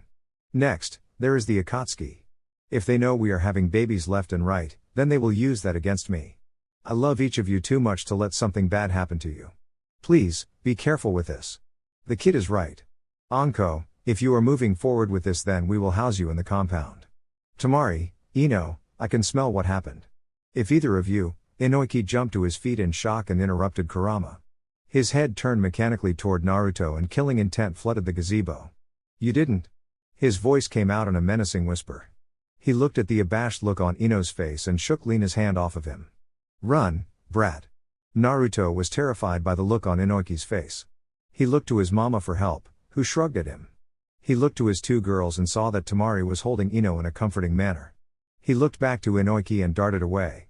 Inoki gave chase and another 10-minute chase ensued. Unfortunately for Inoki, Naruto was much faster and more agile than him. Unfortunately for Naruto, Inoki specialized in jutsus that shattered the mind. Ino saw her father going through the hand signs for the Yamanaka Kenjutsu, mind destruction technique, and she tackled him before he could cast the jutsu. Daddy! That is enough, Ino shouted and glared down at her pouting father as she stood over him. I love Ruto. I am going to marry Ruto. What I do with Ruto is my business. Now, apologize. Ino, baby girl, please, Inoki pouted in a shattered, fatherly manner. No, Daddy. I love you and you just need to accept that I am growing up. I can make my own choices, Ino shouted down at her father. It is never boring when I hang out with my brother, Gaara said calmly as he drank some more sake. You have no idea, Kit. You have no idea, Kurama lamented, but internally he was laughing. This was so much better than his partner's previous life. Tsunade sighed after chugging the bottle and a blush adorned her cheeks. The damned brat just never stops doing stupid things. Family isn't stupid, Mama. Everything Naruto does is for this family. Tamari decided to enter the conversation. That is why we love him. This comment summed up the night and eventually everyone went off to bed. Departure, Tsunade, Shizune, Naruto, Anko and Jiraiya were in Itachi's office and getting ready to sign out. Itachi was perplexed as to why Anko was there, but he figured he may as well find out. Alright, Senju family, thanks for meeting with me. It is a sad day to see you leave the village once more. Before we get to that, may I ask what you are doing here, Anko? Itachi kept his professional, cool monotone. Well, somebody knocked me up and I am applying for maternity leave, Anko said crassly, which made Jiraiya face plant and Itachi slam his head on the desk. Jesus Anko, a little discretion? Shizune gasped out. What you mean? I got a bun in the oven, and I don't feel like going out on missions. I figured I would join the Senjus on their little trip because Tsunade is my doctor. Ain't that right, Mama? Tsunade face palmed. Did her grandson's alter ego have to pick such a troublesome girl? Yeah, I guess. Itachi knew he was missing something that he wasn't going to get out of the members in his office. He decided to ask, who is the father? Anko shrugged in a snarky manner, who knows? Don't you know they call me the snake whore? Can't possibly remember all of the guys. Enough, Anko. I know you haven't slept with a man in almost a year. Itachi cut in. Anko shrugged again, oh well. I don't know. Itachi turned his gaze on the Senju family. You know, don't you, Naruto? Naruto shrugged, not my business, Lord Hokage. Itachi turned his gaze on each member of the Senju family and got nothing for his efforts. Finally, Itachi sighed, Anko, you are a special jonin. I cannot let you simply leave the village. If you wish for a reprieve from duty, then that is your right as a pregnant kunoichi. How far along are you? Anko growled, no, I haven't taken vacation in years Itachi. I have served Konoha for 12 straight years. You will let me go on this training trip. You have the kids calling card. You can still issue us missions as we travel. There is no legitimate reason not to let me go. Before things could escalate further, Tsunade sighed and spoke up, Itachi, the Senju family requests Anko Mitarashi as a trainer for our trip. We will pay the appropriate price for a long-term A-ranked mission. Itachi cast a skeptical look at Tsunade, then shifted to Naruto, then to Anko. Must the Senju always be so troublesome? He sighed out. Naruto beamed a cheeky smile at Itachi. Are you channeling your inner Nara, Lord Hokage? Itachi glared at his student. Enough. This is no longer a game, Naruto. I am losing 2 Sannin and as ranked ninja. It is a real problem as we recover from an invasion and are in an undeclared state of war. Tsunade stepped forward. Well then, you will need funds. You will need supplies. You will need seals. I reiterate, you can summon us in real time, issue us missions and our training will make Anko's rank by the time we are done, after the baby. Itachi put his head in his hands. Okay. Write the mission scroll up. Naruto walked forward and put his hand on Itachi's shoulder. Look, sensei, I will help the ninja of this village. Truth be told, the only reason I am leaving is because of the civilian population. Get them under control and I will be your asset in the field. Jiraiya had been watching the whole time with a mixture of amusement and irritation. He should have been part of this family, but they didn't reciprocate his love of the village. Naruto should have run to him. Instead, Naruto ran to Tsunade who harbored no love for his village. His recent actions have done nothing but ostracize him from his student's family, his family. Jiraiya stepped forward, put on his idiot pervert mask and pointed a bold thumb to his chest. Don't worry, Itachi. I will be there with them. We will make the most of our time and you can send missions to me through my toad summons. Jiraiya, we have communication scrolls, Naruto said blandly with a bit of sarcasm dashed for flavoring. Jiraiya was enshrouded by a rain cloud while Tsunade laughed obnoxiously at her former teammate. Itachi just put his head in his hands. Finally, Itachi spoke, you will be assigned regular missions based on your current location. In return for me allowing Anko to travel with you, you will respond within 1 hour for any communication I send. Now, the paperwork monster has grown due to the length of our conversation. Itachi paused here and offered a genuine smile to the group. Be safe out there, Naruto. For what it is worth, I am sorry it came to this. Will do, Lord Hokage. Expect some orders for Uncle Kinji. Use him, Itachi. Let him help you with the damn civilian council, Naruto said in a friendly tone. Itachi offered the group a weak smile and a nod before they departed. Fire capital, 3 months, the contrast couldn't be greater. In Konoha, people watched him with wary eyes and fear hovered over the village. In the expansive fire capital, the Senju families were treated as royalty. The samurai guards bowed to Naruto whenever they saw him, the nobles were pleasant when they weren't kissing his ass, Kinji was a bright man and treated him as a member of the royal family. This courtesy was extended to his whole entourage, and everyone really enjoyed the first 3 months of their trip. One thing Naruto didn't expect was that Kinji demanded that Naruto had a wood or shadow clone with him at all times. It was at Kinji's insistence that Naruto began drawing up plans to reform Uzushiage Corps so that he could claim his rightful title. He offered aid and a powerful ally in this endeavor. Being Kinji's shadow for 3 months let Naruto remediate some of his bad habits and learn the finer details of being a daimyo. Being all prim and proper was never his thing, but Kinji, or more like Kaori and Madame Shijimi, knocked some sense into him. Madame Shijimi insisted on moving back to the fire capital after Naruto's ostracization. It was one form of reprimand that Kinji was more than happy to administer to his disappointment of a ninja village. She also wanted to spend time with Naruto and the Senju family. After lessons, Naruto, or a clone of him, would spend time bonding with the rotund woman and Kaori as they hung around with the Senju family and instructed him on various aspects of the royal life. Gaara and Temari found the fire capital an absolutely amazing sight. It was roughly 10 times larger than Tsunaga Corps and 4 times larger than the wind capital. Other than spending time to bond with their allies, Gaara and Temari committed to a strict training regimen. Gaara, Temari and Naruto spent time after the morning workouts to practice their wind ninjutsu. This was one of their main focuses since Gaara couldn't exactly practice syncing with Shukaku within the confines of the fire capital. Everyone grouped together for afternoons and alternated sparring partners. The good thing about being on a training trip with so many high-ranking ninja was that there was no shortage of adequate sparring partners. As steel sharpens steel, so do Aien's ranks sharpen one another. This was pretty much the only part of the day that Jiraiya was actually useful in, when he was present. The spars between Naruto and Jiraiya were a violent, yet cathartic, release. Thank Kami for auto-repair seals that were applied to the training ground. One of the cool things about Naruto's new summons was the fact that they fit in so well with open-minded people from Naruto's world. With the time dilation, Raimuru was more than happy to send his subordinates over to assist in Naruto's training trip. This meant that the Kijin and goblins got to spend time with Naruto, the Senjus and Kinji's family.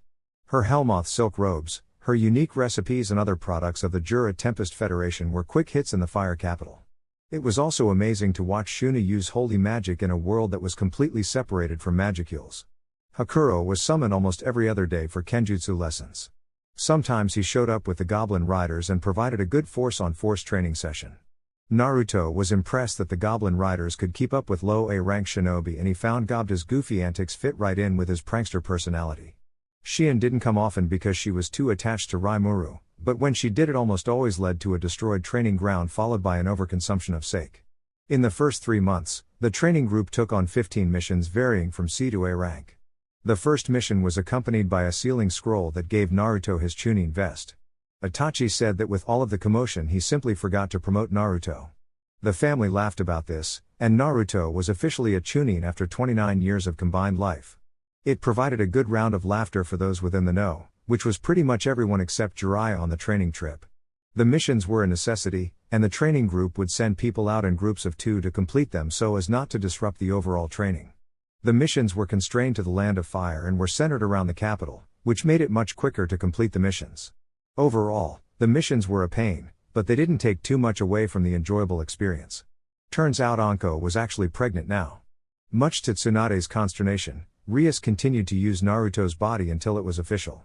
Temari and Ino had come to peace with it, especially when they realized how much it meant to the altars. The happy lesbian couple made the sacrifice more than worth it by being the life of the party and keeping things spunky. Turns out, Rias also had an increased quota of sealing tags to make in return for the favor, but it was a necessity. They needed to keep their promises to Konoha and maintain their family businesses. Speaking of family, Himawari and Yosuke were now officially married by Kinji. They had a small, family wedding that included their friends from Wave. Himawari joined the family at the Senju compound in the capital and took over a motherly role in the family. Everyone enjoyed her calming presence and the opportunity to point of how a proper mother should act at Tsunade. It was truly amusing, and Himawari fit right into the rowdy family. Naruto's pet project at the current time was setting up a group teleportation seal. He wanted to create links and he was close to completing it. It would absolutely revolutionize travel through the elemental nations, and Tsunade agreed that it was worth a clone team working on it. It was a monumental challenge and Naruto, more specifically his clones, relished it. Another one of Naruto's pet projects was beating the emo out of Yami. It was a slow-going process and there was truly little progress to speak of. Yami seemed to have a crush on Shuna, funnily enough, but whenever she wasn't around, he was dispassionate and distant. He decided to remain separate and try to live his own life, but he lacked a purpose. Various members of the Senju family attempted to reach out and help him with mild success when it involved Rias. Finally, Naruto and Temari had gotten into a rhythm with their relationship. They were finally together, and their love was blooming strong. Temari was Naruto's strength and gave him a reason to fight every day. Her soft, sandy blonde hair, her lilac scent, her tender touch, the warmth she gave him every night, and a limitless list of things burned themselves into Naruto's soul once more and ignited his iron will. Naruto was able to stay in contact with Ino on most nights, and he was able to visit her 4 times during his time in the fire capital. He would pick her up in her room and then take her to the Namikaze or Senju compound or the waterfall cabin that he made. He kept his presence a secret from the villagers, otherwise there wouldn't be a point. He made the most of his days and nights with her, but there might be a problem. He would have to wait to be sure though. In the last week of Naruto's stay in the fire capital, he was given a mission to eliminate a bandit group that was hitting traveling caravans near the city. He went with Temari so that she could get some mission experience and revenue for Suna. After they made it to the city, they stayed in a hotel for the night. That didn't stop Naruto from taking Temari out to the casino nightlife to have some fun before they attended to their mission. At the casino, Naruto went around the casino with Temari playing games like craps, roulette and blackjack. Turns out that when Temari gambled in tandem with Naruto, she won too. They performed hit and runs on 6 casinos in Tanzaku-gai and left each casino before the pit bosses made their move. Temari was laughing, giggling, clinging and simply enjoying her night alone with her blonde stud. They ended the night with a bed-breaking couple of rounds of carnal pleasure that sent Temari into a blissful land of dreams. The next day, Naruto woke up and sent a clone to grab breakfast from a street vendor. He prepared a bath for Temari and scooped her into his arms and slid into the bath with her. She woke up to the warm water wrapped in the arms of her lover. After both blondes sent a silent thank you to Kami, they began catching up on things. "So, Ruto, did I tell you about Q and Mama?" Temari said as she snuggled back into Naruto's embrace, making the water swish idly between their bodies. "If some of the dreams I have been having lately are to be trusted, then I would say they are getting closer." Naruto took a guess. "Yup," Temari said cheerily, "they are actually really cute together. I saw them cuddling on the couch after we all went to bed. When I woke up to get a sip of water, I saw Q carrying her into her room. For a bijou, he really is a gentleman," Temari said like a gossiping fangirl. "Ha ha, it wasn't always that way. Did you know that the sage made the bijou to integrate with humanity? He wanted the bijou to work alongside us." Temari hummed lightly and trapped Naruto's arm under her breasts. "Not the way we currently are though. He never wanted his creations enslaved. The idea the sage had for the world and chakra was called Ninshu. He wanted to bijou to work with humans to use chakra to bring everyone together." Okay, so, what does that have to do with Kurama changing?" Naruto chuckled, "Ha ha, well, a side effect of syncing bijou and human was that the bijou became just a bit more human. Kurama has changed a lot, especially since I purified his chakra. He has mellowed out and, like me, he wants nothing more than to find a soulmate. He feels everything I feel when he is in the seal, and he told me he wanted to find the love that I held and hold for you and Ino." Temari moaned in understanding and contentedness. So, you would be happy with Q and Mama linking up?" Temari could feel Naruto smirk into the back of her head. "Who do you think suggested it?" Temari gasped, broke out of his arms, spilled a bunch of water over the tub and looked him right in the eyes. "You? No way," Naruto laughed heartily, "Hee, Tsunade was the closest thing I had to family last time around. This time, she is literally my mother figure. Q is my best friend, my soul-bound partner and someone I trust implicitly. He is the only person I would ever trust Mama with." Naruto finished with such pride and confidence that it stunned Temari once again. "Then why did you let her hook up with my dad? I thought you wanted that?" Temari asked sheepishly. "Well, they were good for each other. Your dad is a good dude and I think under different circumstances it could have worked. However, we are due to be married, which would have made that more than a little weird, Naruto said while making a face. This made Temari giggle. Yeah, that would have been weird. Wait, Temari said with a scandalized gasp, which earned a confused look from Naruto. Are they? Naruto's confused look deepened. Are they going to use you for that too? Realization dawned on Naruto, and he had the decency to blush. Yeah, I dunno. An awkward silence settled over the tub and Naruto pulled Temari back into his embrace. She settled in with a final snuggle, appreciating his firm and toned body. Well, I guess there are weirder things in life. Yeah, Naruto chuckled sheepishly. After eating breakfast, Naruto and Temari reached out to the point of contact and got the mission information. The bandits had struck 4 separate caravans all on different roads leading to or from Tanzaku-gai. Rather than bluster about or potentially let people know that Konoha shinobi were looking for the bandits, Naruto decided to go into sage mode to locate their targets. As Naruto entered sage mode, the familiar spreading of his senses overwhelmed him temporarily before he got it under control. He took a breath and calmed himself down before filtering out all of the unnecessary background information. As his senses extended past the city walls, he sensed something familiar and intriguing. It resonated with his chakra and Naruto focused in on it. As he continued to evaluate it, he realized that it was the Zetsu plant creature that had plagued him throughout the later years of his previous life.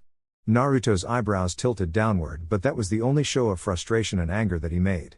He remembered that the Akatsuki used the plant creature as a scout, and he was their primary source of information.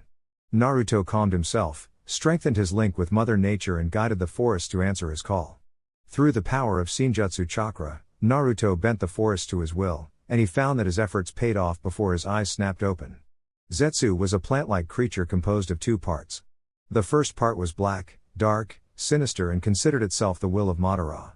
The second part, or the white half, was composed of a clone Madara constructed from Hashirama's cells. It was this part that Naruto resonated with and felt out. Normally, Zetsu's stealth was unparalleled and its connection with nature hid its chakra signature. Zetsu was more than confident in his stealth abilities, and he had detected the Kyubi Jinchuriki and followed him to Tanzaku-gai. Zetsu settled into a monitoring position in the forests outside of the town and he was hoping to gain a bit of information on the boy's abilities. Zetsu knew where the bandit camp was, and he was simply going to follow the Senju boy and watch him handle the bandits. Zetsu felt peace overwhelm his white half as nature resonated with him in a more potent way than normal. The white half had its eye closed, and he was humming at the peaceful feel of nature when a wooden spike impaled the plant creature.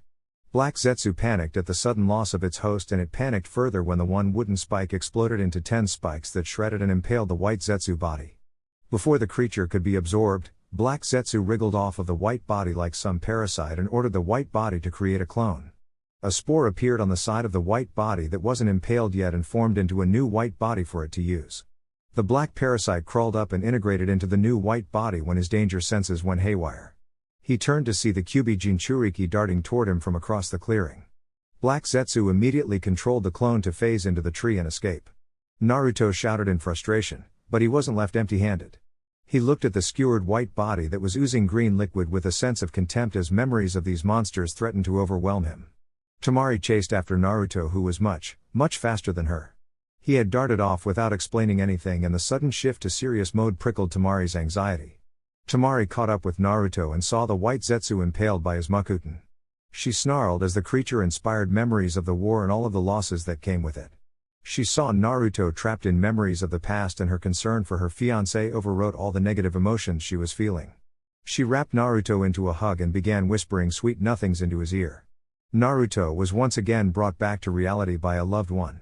The memories suddenly receded, and he leaned into Temari's embrace. After a minute, clarity returned to his mind, and he pulled out a stasis scroll to seal the corpse. If Tsunade had the knowledge in advance this time around, then maybe they could come up with an effective countermeasure. At the very least, this was the main body of White Zetsu, and it should be a crippling blow to the plant creature. Naruto and Temari easily located and destroyed the bandit camp. The bandits didn't even take the duo 10 minutes to deal with, even though they needed to exercise restraint to save 3 girls that had been captured. Within half an hour of arriving at the bandit camp, everything of value was sealed up, the women were healed and dressed, and they were returning to Tanzaku-gai. Rather than spend another night in the town, Naruto and Temari sped back to the capital to share their new discovery with their family.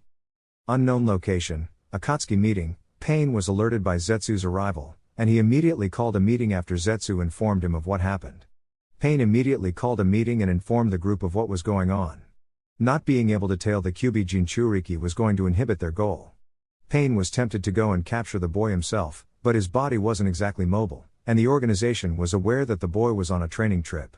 Then what are we supposed to do, If we can't follow the boy, and he has the Ichibi with him, then what are we supposed to do? A boisterous blonde asked the group. We kill everyone and offer them to Jashin. A maniacal man with a 3-bladed scythe said. That would be unwise. Hisashi added his 2 cents with his eyes closed in contemplation. Explain, Hisashi, Pain said. Hisashi collected his thoughts for a bit. He really detested helping this group, but it was necessary to earn their trust. We don't focus on the hard targets.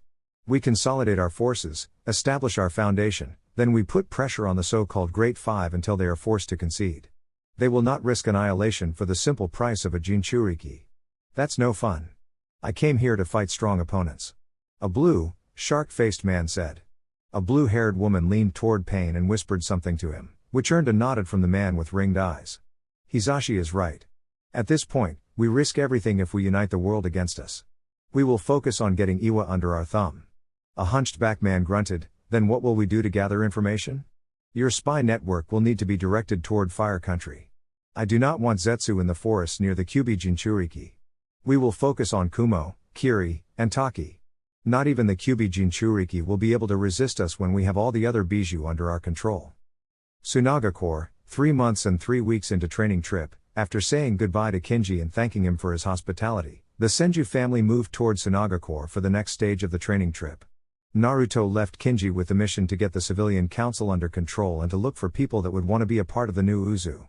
The second task would be on the low since nobody was looking to create new enemies as Iwa ramped up its war preparations. Madame Shijimi also returned to Konoha to keep a closer eye on things there. Her role was to sniff out dissenters and eliminate any influence that Koharu and Homura had over the civilian population. They arrived to fanfare from the people of Tsunaga Corps. They were grateful to have the guardian of Suna and the Senju saviors back. Naruto and Tsunade cringed at the new title they were given, but they tolerated it. They noticed that Tsunaga Corps had patches of green all over the city, the temperature within the city hovered around 75 degrees and the city was livelier than ever. Naruto was happy to see that all his efforts had brought Suna into an age of prosperity. He honestly felt like he owed it to the one hidden village that always had his back. Rasa welcomed the group back with open arms and he actually hugged Gaara and Tamari when they walked into his office. After getting the formal talks out of the way, the first thing the Subaku and Senju families did was go visit the tomb of Granny Chio. More than a few tears were shed as everyone thanked the old lady for her sacrifice. Flowers decorated the tomb, and it was clear that the people of Suna cared for all Granny Chio had done for their village. At the Subaku estate, they enjoyed a festive dinner before moving to the pool that now occupied one of the family's previous training grounds. They were catching up and sharing their observations of the new and improved Tsunaga Corps. Rasa was there with them, but he was cuddling up next to Pakura.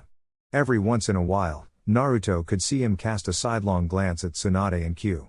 So, Ruto, I know everyone here except these two. Care to introduce us? Rasa asked as he sat with his feet in the pool. Naruto, who was floating on a pool inflatable cuddling with Tamari, beckoned Yami and Kokuo over. Kokuo was a massive man, looked to be in his mid-30s, with blue hair and a rounded face. Papa Rasa, this is Yami, I think you met him when he shattered the barrier. This one here with blue hair is Kokuo, better known as the Five Tails. Rasa spit out the drink he was sipping and Pakura spat out a scorching cloud in surprise. Ruto, please explain. Naruto laughed and Tamari giggled before she pushed him off the inflatable and into the water. Naruto surfaced, shook out his hair and swam over next to Rasa. Calm down, everything is okay for now. Yami emerged when I watched Tamari die in front of me. I am sure I don't need to explain that one any further. Rasa placed a comforting hand on his shoulder and Naruto continued. As for Kokuo, I sensed him when I was in sage mode. After feeling it out, I realized that I could pull his energy into my seal. It took a while, but we made it work. Rasa facepalmed and slowly dragged his hand down his face. Naruto, you shouldn't be casually sharing that information. Naruto shrugged, why not? I trust you implicitly and if Pakura is good by you then she is good by me. When did you get back in town Pakura? Pakura smiled at the boy she had only met a time or two. Well, after the rebels took the city, I didn't see the need to stick around in Kiri. Mei says hi by the way. She really wants to meet you. Tamari growled as she paddled her floaty over. Tell that hussy to keep her hands off my Naruto. Naruto smirked at Tamari. Sure, he remembered how beautiful Mei was and how she was always on the prowl for a boyfriend, but she was too old for him. She must be in her late 20s by this point. Naruto pulled the floaty over to him and tipped it. Tamari squealed as she tumbled into the pool. She surfaced from under the water with her 4 buns looking limp and lifeless. She growled at Naruto and slugged him in the shoulder, which earned a round of chuckles from the group. Relax, Mari, you are my girl. Mei is beautiful, but I have no need for any more beauty. Between you and Ino my heart is full and content, Naruto said as smoothly as he could muster. Rasa smirked before chirping in a childish tone, oh, don't forget Anko, Himawari, Tsunade and I am sure others. Naruto splashed Rasa in the face while Tamari crossed her arms in a pout. My alters are their own. They don't count when it comes to my love life. It was Pakura's turn to smirk. Oh, so Anko and Himawari's children have no biological link to you? Oh, go fuck yourselves, Naruto exclaimed exasperatedly before he submerged himself under the water to escape their teasing. Naruto surfaced with a more serious look on his face and an idea to change the topic of conversation. Alright, down to business, how is the temperature barrier working for Suna? Any complications? Rasa put his drink down and sat up straighter. The people love it, our merchants love it and our visitors love it. It also makes it easier to sustain plant life. While you are here, we are going to expand Suna again and create some farmland within the walls. Will you be able to expand the barrier? Naruto thought for a bit, that is a big project to get done in 3 months. You will need to set the new perimeter, I will need to reconfigure the power source and we will need a lot of earth users to bury the sand and bring up more fertile soil. Rasa nodded, yes, that is all planned for. We are going to create another spout for the reservoir on the south side of the village and extend the walls there out. Gaara and you should be more than enough to move and adjust the walls on that side. Gaara can clear the sand and you can create the farms. Treating me like a draft horse. Naruto muttered and earned a round of laughter. Tamari beamed and jumped on Naruto's back. Well, my love, just imagine what we can do with all of that money. Naruto twisted his head and cocked an eyebrow at Tamari. Sweetheart, we have more money than we know what to do with. Tamari smirked down at him, oh really? You have enough to cover the resurrection of New Uzu? I didn't know we were that rich. Naruto shrugged, Mei, I don't know about that. Uncle Kinji isn't even going to send the scouting group until we go when we return to Wave. From there, it will take years to get enough people on the island. Not to mention, I will need to deal with the Akatsuki and Iwa before I can settle down in Uzu. Pakura was confused, so she decided to ask her question. Aren't you a Konoha shinobi? Are they just going to let you go to Uzushio? Naruto looked sad for a moment before his eyes firmed and he resolved himself. Yeah, I am. However, I am also the rightful daimyo of Whirlpool Country, which takes precedence over any contractual obligation to Konoha. When push comes to shove, I can leave whenever I please. The only reason I haven't done so already is because I really don't feel like making an enemy of Konoha. I could never raise my hand against my friends. Rasa placed a comforting hand on Naruto's shoulder. We have your back, kiddo. When the time comes, let me know what you need for New Uzu. It will be a fun project. Tsunade was cuddled into Kurama as they watched the spectacle from across the pool. It was only weird when she really stopped to think about it, but when they were like this it just seemed natural. What do you think, Q? Kurama turned his head down and smiled. Well, I think the kid is doing the best he can with the hand he was dealt. There isn't exactly a book on what to do when you have MPD, and they each have their own lives. How about you? Tsunade grunted, downed a drink and then whispered something inaudible. Kurama tickled her side and prompted her to say it again. Well, with my youth back I want a kid or two. I don't think that is possible between you and I. Kurama sighed internally but stayed strong on the exterior. He pulled her into him. I would be lying if I said I didn't want some kits of my own. For centuries we have existed and for centuries us Bijou have never been able to experience love. It is only because of Naruto that I even have this chance. Neither of them wanted to say what they each knew needed to be said. It was extremely awkward to think about and even more difficult to say out loud. They just sat in a contented state in each other's arms and watched the night's fun. Tsunade watched Hikari play with some young teens from Suna and smiled. Hikari was the only one that truly felt like a child amongst her crazy family. The time in Suna was actually more like a work vacation for the Senju training group. The days started with CrossFit, which was actually now a standard for the Suna forces. After CrossFit, Naruto did a round of morning spars and training with the group before he headed out to fulfill jobs that had stacked up for Rasa.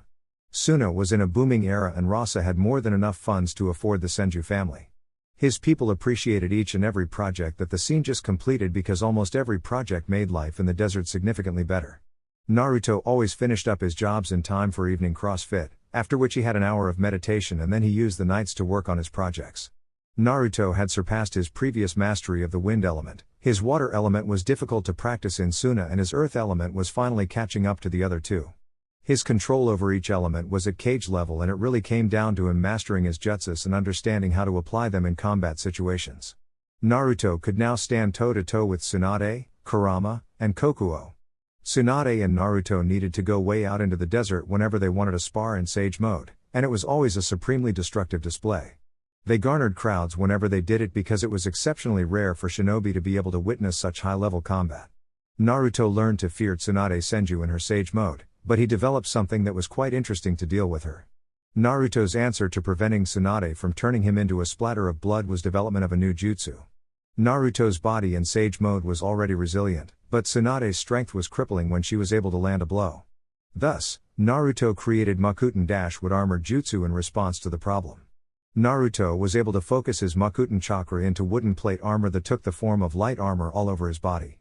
Naruto still preferred speed over being a tank, so the light armor variant was his preferred version of this jutsu. If he needed to be more tanky, then he would simply use the wood dragon or wood golem rather than encase himself in the armor.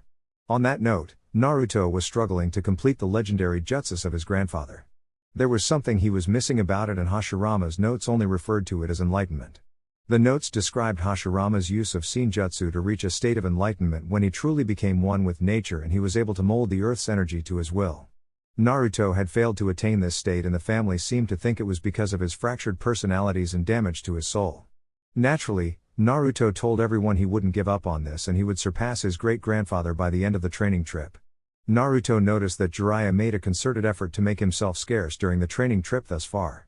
He could feel his grandfather's emotions and knew that it was because of Kurama and Tsunade's relationship. He didn't blame his godfather for feeling this way, but if Naruto was honest, it was almost entirely his fault. Don't get him wrong, Naruto held love in his heart for Jiraiya and he had come much closer to forgiving the man, but the memories of Jiraiya's actions in Konoha still bothered Naruto. The Toad Sannin did break into the Senju family though. It was tough for people to hate on the pervert when he was just being himself and not constantly ranting about Konoha. He was a vibrant guy that brought laughs and smiles with him. Furthermore, he was actually a good trainer, and he was one of the few people, that weren't one of Naruto's alters, that could actually bounce ideas for Fuinjutsu with Naruto.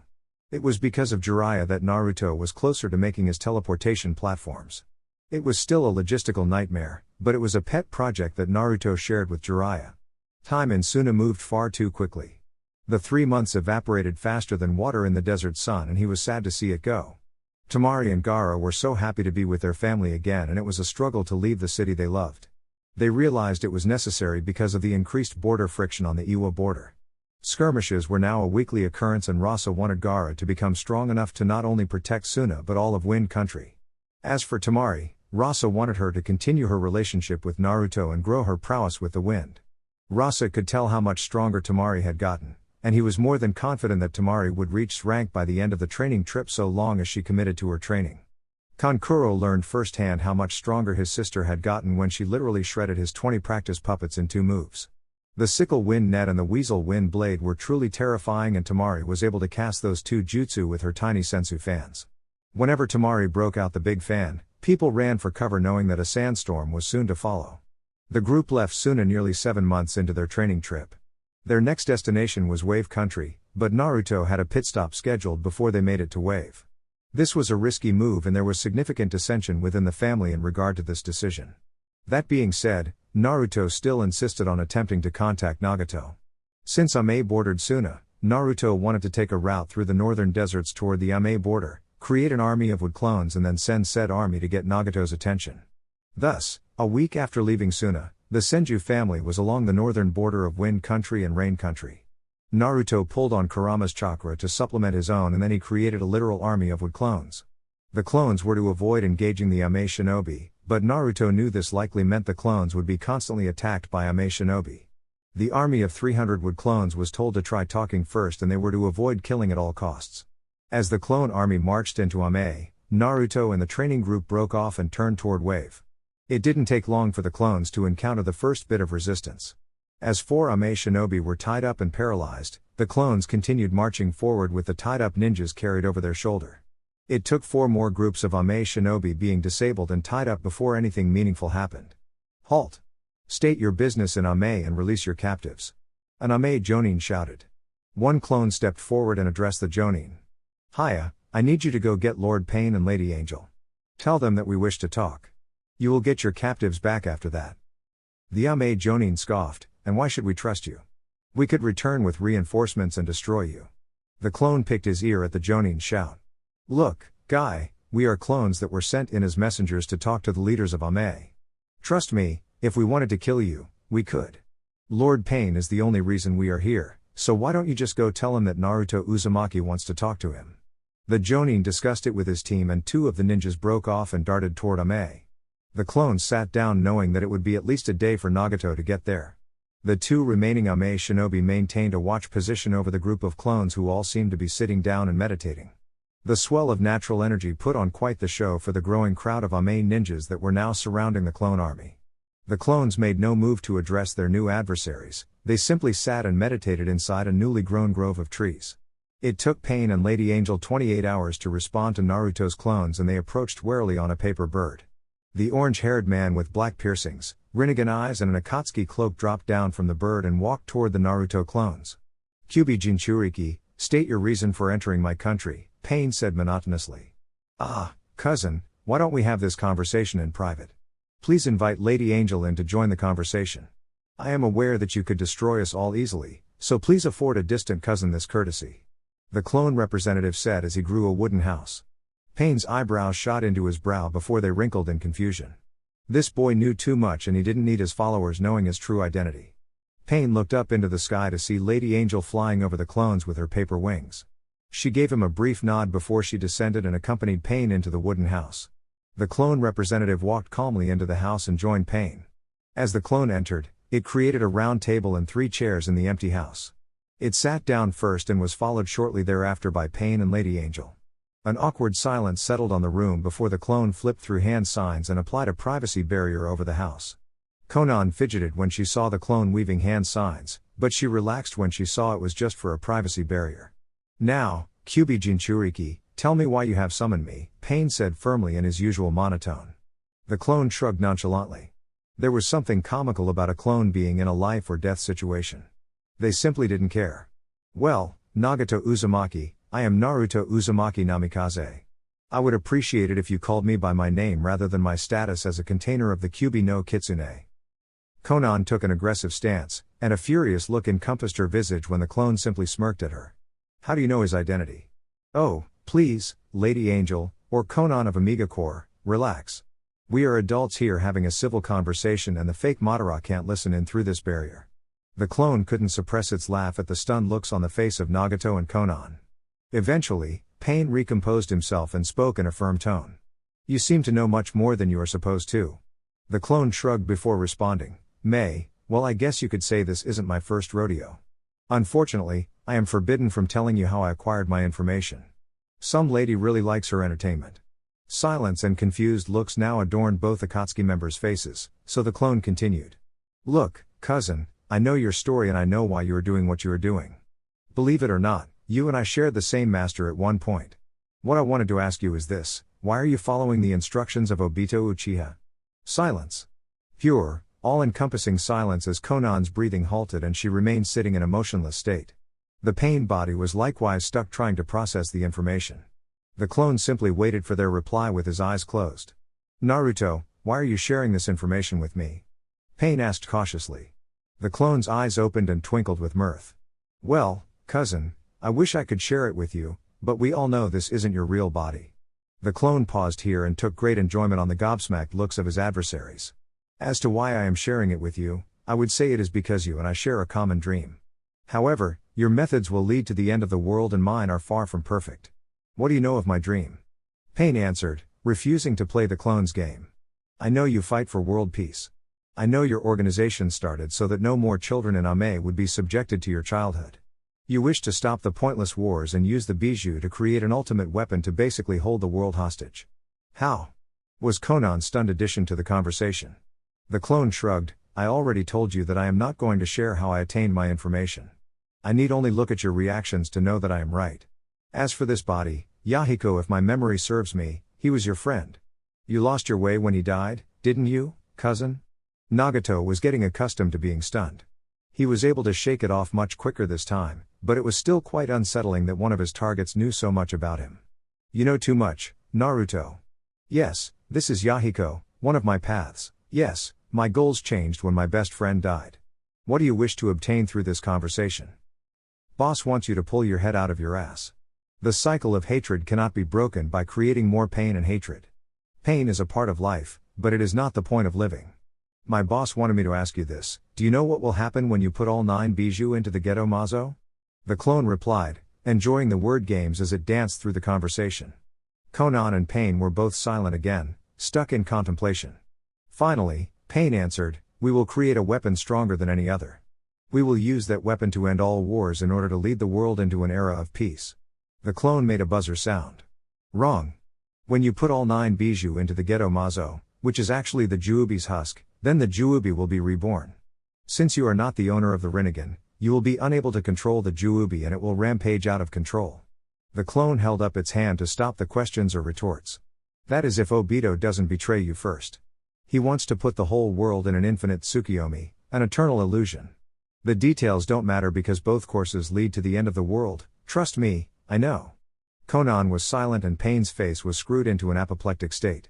There were so many questions, so many fine details that Pain didn't even know that it made it almost impossible to decide which question to ask first. Naruto, how are we supposed to trust you? Why would our enemy share this information with us? It isn't making any sense. The clone sighed, look, as I said, I can't tell you how. I can tell you why though. Like you, I wish to create a peaceful world and guide it into a new era. As for trusting me, you can look into Obito Uchiha and the Zetsu creature. I am sure the Zetsu is still upset about being stabbed by Mother Nature, hee hee. Anyway, I am sharing this with you because you are Uzumaki. Family above all, always and forever. I am trying to wake my cousin up before he reaches the point of no return. Then why invite me? Conan asked, still struggling to process all of the information herself. Because you are important to Nagato. You two have been together since you were mere children, and you were both trained by my grandfather. The clone answered. Another bomb just dropped. The Akatsuki duo just realized this was the grandson of Jiraiya. Pain visibly shook his head in frustration. What would you have me do? I can't give up on my dream, Pain cried out in frustration through Yahiko's body. The clone held its hands up in a disarming manner. Look, I know I dropped a lot on you both. Take some time to think on it. Take a better look at what your organization is doing with power that could actually be used for the good of the world. I am not asking you to give up on your dream, cousin. I am offering you a different way. Have you not kept track of all of the changes I am making around the world? Am I not slowly making the world a better place? Would you continue stubbornly on your path rather than join me? These are not questions I want you to answer right now. Take time, think and then find a way to contact me. While you are doing that, watch me change this world. Pain and Conan nodded, very well.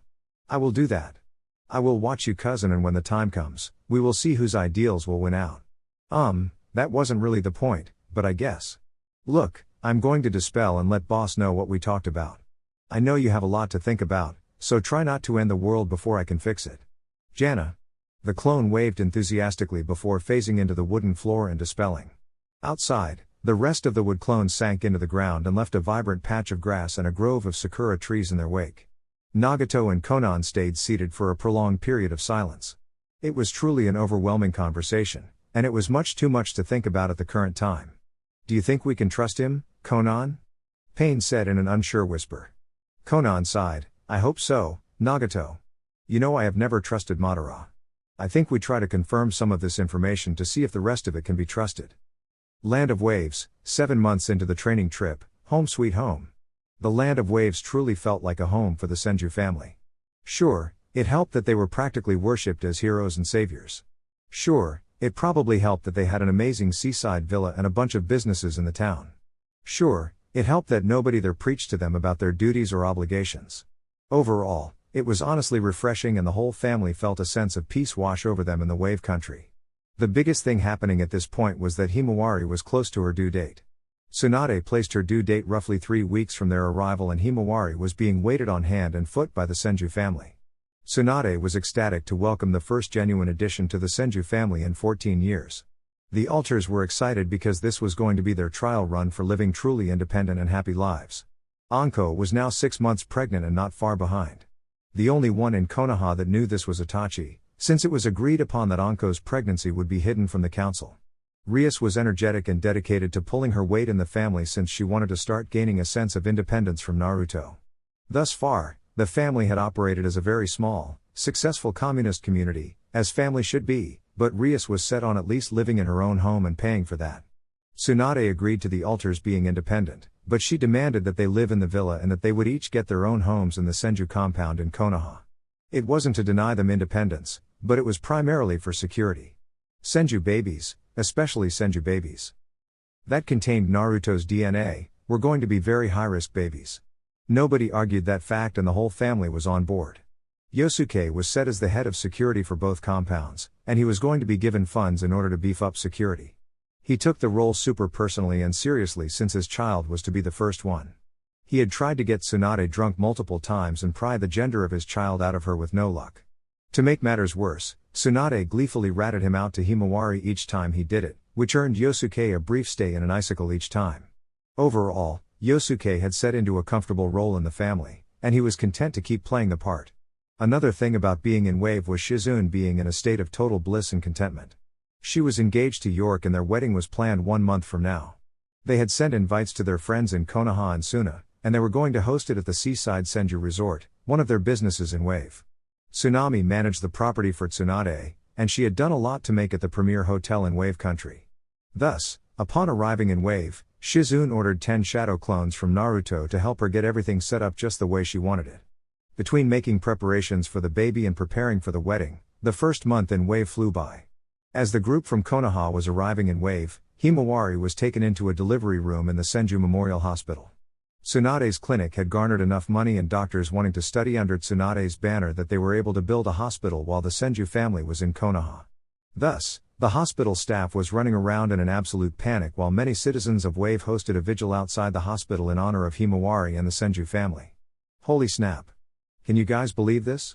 Kiba exclaimed and earned a yip from Akamaru as they departed from the bridge and moved toward the bustling city. Damn straight, pup. This is impressive, Sume exclaimed while Hana hid behind the 3 Heimaru triplets. Kuza whistled as he walked behind his family. It's like Suna. This is a whole new country after the Senju family settled in. It's too troublesome to think about. Last time I was in Think Country it was just a small, 3-road world village. Not this. Shikaku added, truly lamenting the fact that the civilians of Konoha were so dead set on driving the Senjus out of Konoha. Dear, how is this possible? It can't all be the Senjus. Yoshino asked as she hiked her purse up further on her shoulder. Mom, Naruto can make an army without sweating and each of his clones has his knowledge of seals. It is a bother to say this, but you can see most of the houses are clearly made from his. Mukuten and the bigger buildings are made with steel and concrete. Not to mention we went through 5 different barriers on that bridge. It's bothersome, but it is pretty clear that this is the work of Naruto, Shikamaru said dully. Yup, that's my Ruto, Ino exclaimed and her father growled, which made Ino shuffle behind Lina. Inoiki's face turned dark at the mention of Naruto's name. He was going to wring that brat's neck when he saw him. He started muttering and growling, which earned curious looks from everyone in the group. Ms. Ino, why is your father being so unyouthful? Lee asked awkwardly, making the whole group groan at his obvious lack of social awareness.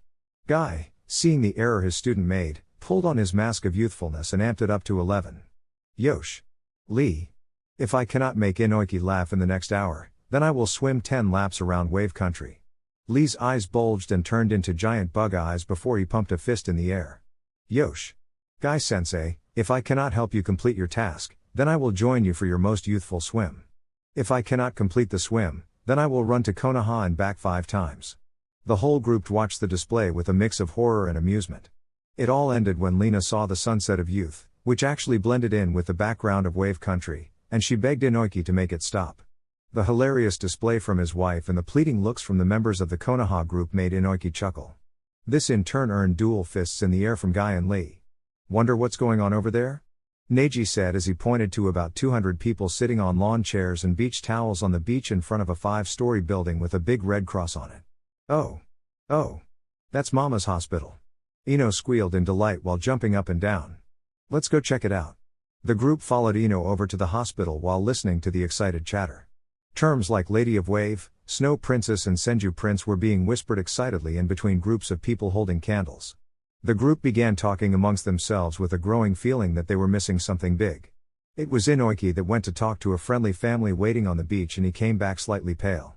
The kids were excited, but the adults were dreading the information they were stumbling on and the implications for Konoha. Well, the council isn't going to like this, was the first thing Inoiki said to the group. The Senju family is having a baby with a local from Wave. Daddy.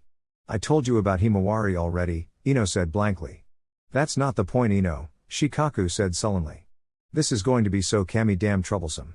Speaking of troublesome, some of the hospital staff were temporarily regretting their decision to move to Wave and work at a hospital that Tsunade was in charge of. The overprotective great-grandmother, ow. Tsunade, stop. You can't reach out of the laptop and smack the author. Ow. Stop. Okay, fine, just please stop. Ahem. The overprotective mama was running the staff ragged. According to her, the standards had fallen, and they weren't living up to her expectations. In reality, Tsunade was just heckling them like a mother hen because Himawari and Yosuke had kicked her out of the room. This left Naruto playing pacifier for his sister-in-law, Yosuke and Tsunade. He wasn't a stranger to the role, but it did get exhausting. Luckily, it served as a distraction from Naruto's thoughts. It was always and will always be weird to think that the term uncle and father would be interchangeable in his crazy family. Launching himself into the distraction, Naruto jumped in front of a bag of saline that was tossed at a doctor that questioned Tsunade. The bag splattered in slow motion and Naruto watched each drop of salinized water splashed all over the waiting area of the hospital. Yosuke watched on in horrified amusement as the bag impacted Naruto's head.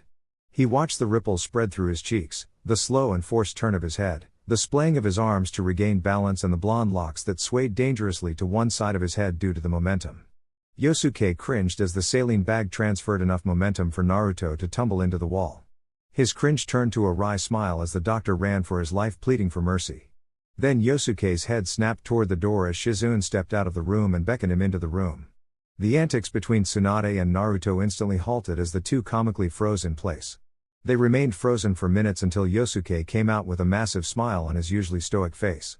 He called for Naruto and Tsunade before he held up a stop hand as the rest of the alters tried rushing into the room as well. Naruto smirked at Hikari, Rias, Yami, Kokuo and Kurama before he turned and walked into the room to meet his nephew/son, whatever, he's not going to think about his nephew like that anymore. Tsunade froze in a gasp as a beautiful baby girl swathed in pink rested peacefully on Himawari's chest. Naruto peeked over her shoulder and smiled contentedly as he looked at the small bundle on the beautiful Ice Kunoichi's bare chest. He darted over to Yosuke and slapped a brotherly arm on his shoulder. He leaned into his ear and whispered something into his ear, ignoring the tears that were beginning to fall freely. I am so happy for you, Suke. I will always be here for your family. Yosuke turned into the arm, tears falling freely from his warrior eyes. Tsunade smiled at the visage of an early 20s, slightly more serious, version of Hashirama. She watched the touching and unique scene with a peaceful smile on her face before she patted the two of them on the back and went to pick up the chart for the mother and baby. She talked to Shizune about the health of the mother/baby duo while the brothers had a bromance. After Tsunade held the baby girl for a moment, she asked, so, what is this blue-eyed black-haired beauty's name? Himawari smiled tiredly, Tsuya Yukahana Senju, in honor of your mother. Tsunade clasped both of her hands over her mouth as tears began to fall in trickles from her eyes. Naruto and Yosuke placed supportive hands on her shoulders as she continued to hold the baby girl named after her mother, daughter of Hashirama. Tsunade looked up to the sky and thanked Kemi for such a great blessing in her life. Up in Kemi's realm, Kushina was running around screaming her head off in joy while crying happily. Minato watched on amused and swore that he saw a single, happy tear fall from Kami's eye. He took another look at the monitor and smiled as he saw his first successor of sorts, before he turned and prostrated himself to Kami.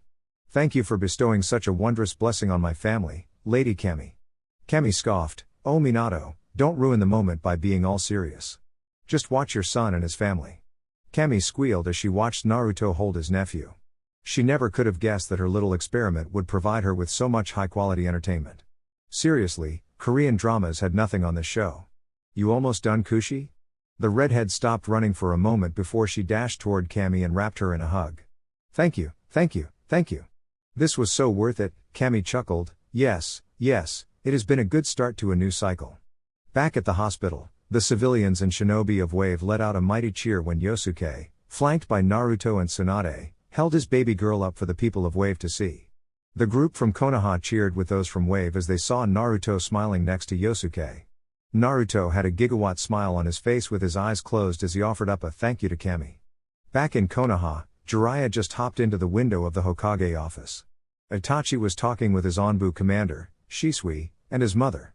Jiraiya joined the conversation with a goofy grin on his face. Hey there, Lord Hokage, are you guys going to Wave tomorrow? He asked cheerily. Itachi cocked an eyebrow before replying, Jiraiya, I want to go but the job won't let me. I am sending Shisui and my mother in my place. What has you in such a good mood? Jiraiya waved to Shisui and Mikoto before turning back to Itachi. Oh, well, I am finally not on the Senju shit list. It only took 7 months. But worth it. Itachi sighed, okay, well, how is the training going? Jiraiya belted out a laugh. Are you telling me you couldn't hear the desert battles from here? I know our intelligence is good enough that you have gotten reports. Mikoto looked confused and spoke up, desert battles between who? Tsunade and Naruto. Itachi deadpanned. Mikoto adopted a look of understanding now. Oh, okay, wow. That's impressive. Jiraiya waved a no finger at her. No, Mikoto, you don't understand. They have reshaped square miles of desert in their battles. Tsunade with her sage mode can go blow for blow with the kid. Naruto beats me at this point, so does Haim. To put it in perspective, when Tsunade managed to land a punch on Naruto, he got flung over 2 miles and landed in a crater that was 20 feet deep and 50 feet wide. Then the kid hopped back up and flashed back to her and sent her flying over a mile. Then, Earth and Wood dragons fought like some medieval adventure novel. They actually started selling tickets and had crowds of spectators. The whole room was stunned into silence, mouths agape as Jiraiya relayed tales of the spars. Finally, Itachi recomposed himself. Cough. Okay, what about the others? Jiraiya smirked, going to be's rank soon. Gaara is above's rank in the desert, but he should be able to handle himself well enough on any terrain that isn't water. Tamari is approaching Naruto in her wind and jutsu proficiency, even though her reserves won't let her throw them out left and right. Anko is preggers and no longer training. Shizune reminds me of Tsunade, except change out the super strength for poison. Shisui stepped in here. Are you saying that whole group could fight Itachi and I on equal footing? Jiraiya brought a hand to his chin in a thinking pose. What are your seals set at Shisui? 50, 200, level 5. Shisui answered. Okay, well then you are on the lower end of our group. Don't get me wrong, your use of Shunshine or the Mangekyo would take Tamari and Shizune down a peg. They are both support style fighters. Tamari is at 75, 300, level 6 Shisui. Jiraiya finished with a taunting smirk at Shisui. Itachi coughed, embarrassed that his seals were lower than his student's fiancé. 75 pounds per limb and 300 pounds on the chest? And an level 6 resistance? Jiraiya nodded with a shite-eating grin on his face. Fuck. Itachi Uchiha. You will watch your mouth. Mikoto chided sternly. Yes mother, sorry mother, Itachi said with a bowed head. Well, I am off to grab sensei, Jiraiya said, about to climb out of the window. Are you sure that is a good idea, Jiraiya? Itachi asked cautiously and explained further at Jiraiya's curious look. From what I have heard, the land of waves is like the Senju's home. Are you sure he won't cause another incident? Jiraiya sighed. If he ever wants to make amends then he will let it go. I will let you know this, Itachi. Kinji is dead set on Naruto re-establishing Uzu and merging the islands. He wants the boy to claim Wave, and I am 100% sure that they will readily agree. Jiraiya raised a hand to stop a retort. Look, he will stay here for a while. He will be an ally. But, Jiraiya smashed his fist into the window frame, if the damned council continues to attempt to control him, then they will make an enemy out of the Senju family. Get them under control, Itachi. With that, Jiraiya leapt out the window. 1 week later, Land of Waves, Ino sighed as she woke up on the morning of the wedding to see her dad standing over the bed that held her, Naruto and Tamari. The scowl on his face earned him a harsh daddy. Before he left the room, Ino put a hand on her belly before she sighed. She thought back to 6 days ago as she laid her head back on Naruto's chest, attempting to get a couple minutes of snooze time. Flashback 7 days ago after Tsuya's birth, Naruto returned to the compound with the Senju family, minus Yosuke and Himawari. As he entered the gate to the villa, he got hit with a seriously ominous wave of killing intent. He looked around and locked eyes with Inoki Yamanaka, who was already flying through hand signs and running at him. He flipped back out of the compound and away from his family. Inoki chased him through the gate as the scene just watched on confused. "Damn you Senju. I will kill you for corrupting my baby girl," Inoki yelled as he charged. "Daddy stop," Ino yelled on the verge of tears. Tsunade stopped her with a firm grip on her shoulder. "Kiddo, what's going on?" Ino's eyes darted to the ground, and she shifted nervously on the balls of her feet. Tsunade grabbed her chin and dragged her face up to lock eyes. Ino sighed before speaking. "I am pregnant." Tsunade dropped Ino's chin, and her world went blank. Rias and Hikari ran up and hugged Ino before dragging her away from Tsunade. They didn't want her to be around when Tsunade came back to her senses. After a couple minutes, Tsunade ran out the gate to join the fray. Ino was dragged into the living room where she began explaining things to the family. Everyone didn't really know what to say, but they knew that they would be there for the girl. Really, they all just felt sorry for Naruto. Kurama actually dispelled himself to go offer support to his partner and aid in what he knew would be an extensive healing process. An hour later, Tsunade carried a bruised, beaten and unconscious Naruto into the compound and took him straight to his room. Inoki followed in, looking like he dropped 1,000,000 pounds from his shoulder, and he was smiling until a resounding smack echoed through the room. Ino looked into her father's eyes, her baby blues were iced over, and rage mixed with tears as her eyes tore into her father's soul. "Leave." Her voice came out at just over a whisper, but the amount of menace was overwhelming. "Ino. Leave," Ino shouted this time and pointed toward the door. "Ino, you dad." Lena tried to comfort Ino. "I said fucking leave," Ino yelled, her voice cracking as she broke into tears and was caught in Tamari's arms. "I think you should go," Tamari said coldly as Gaara stood up and backed his sister up. Inoki's face cracked before he turned around and slumped out of the villa. Lena cast a longing look back at Ino before she turned to go and support her husband.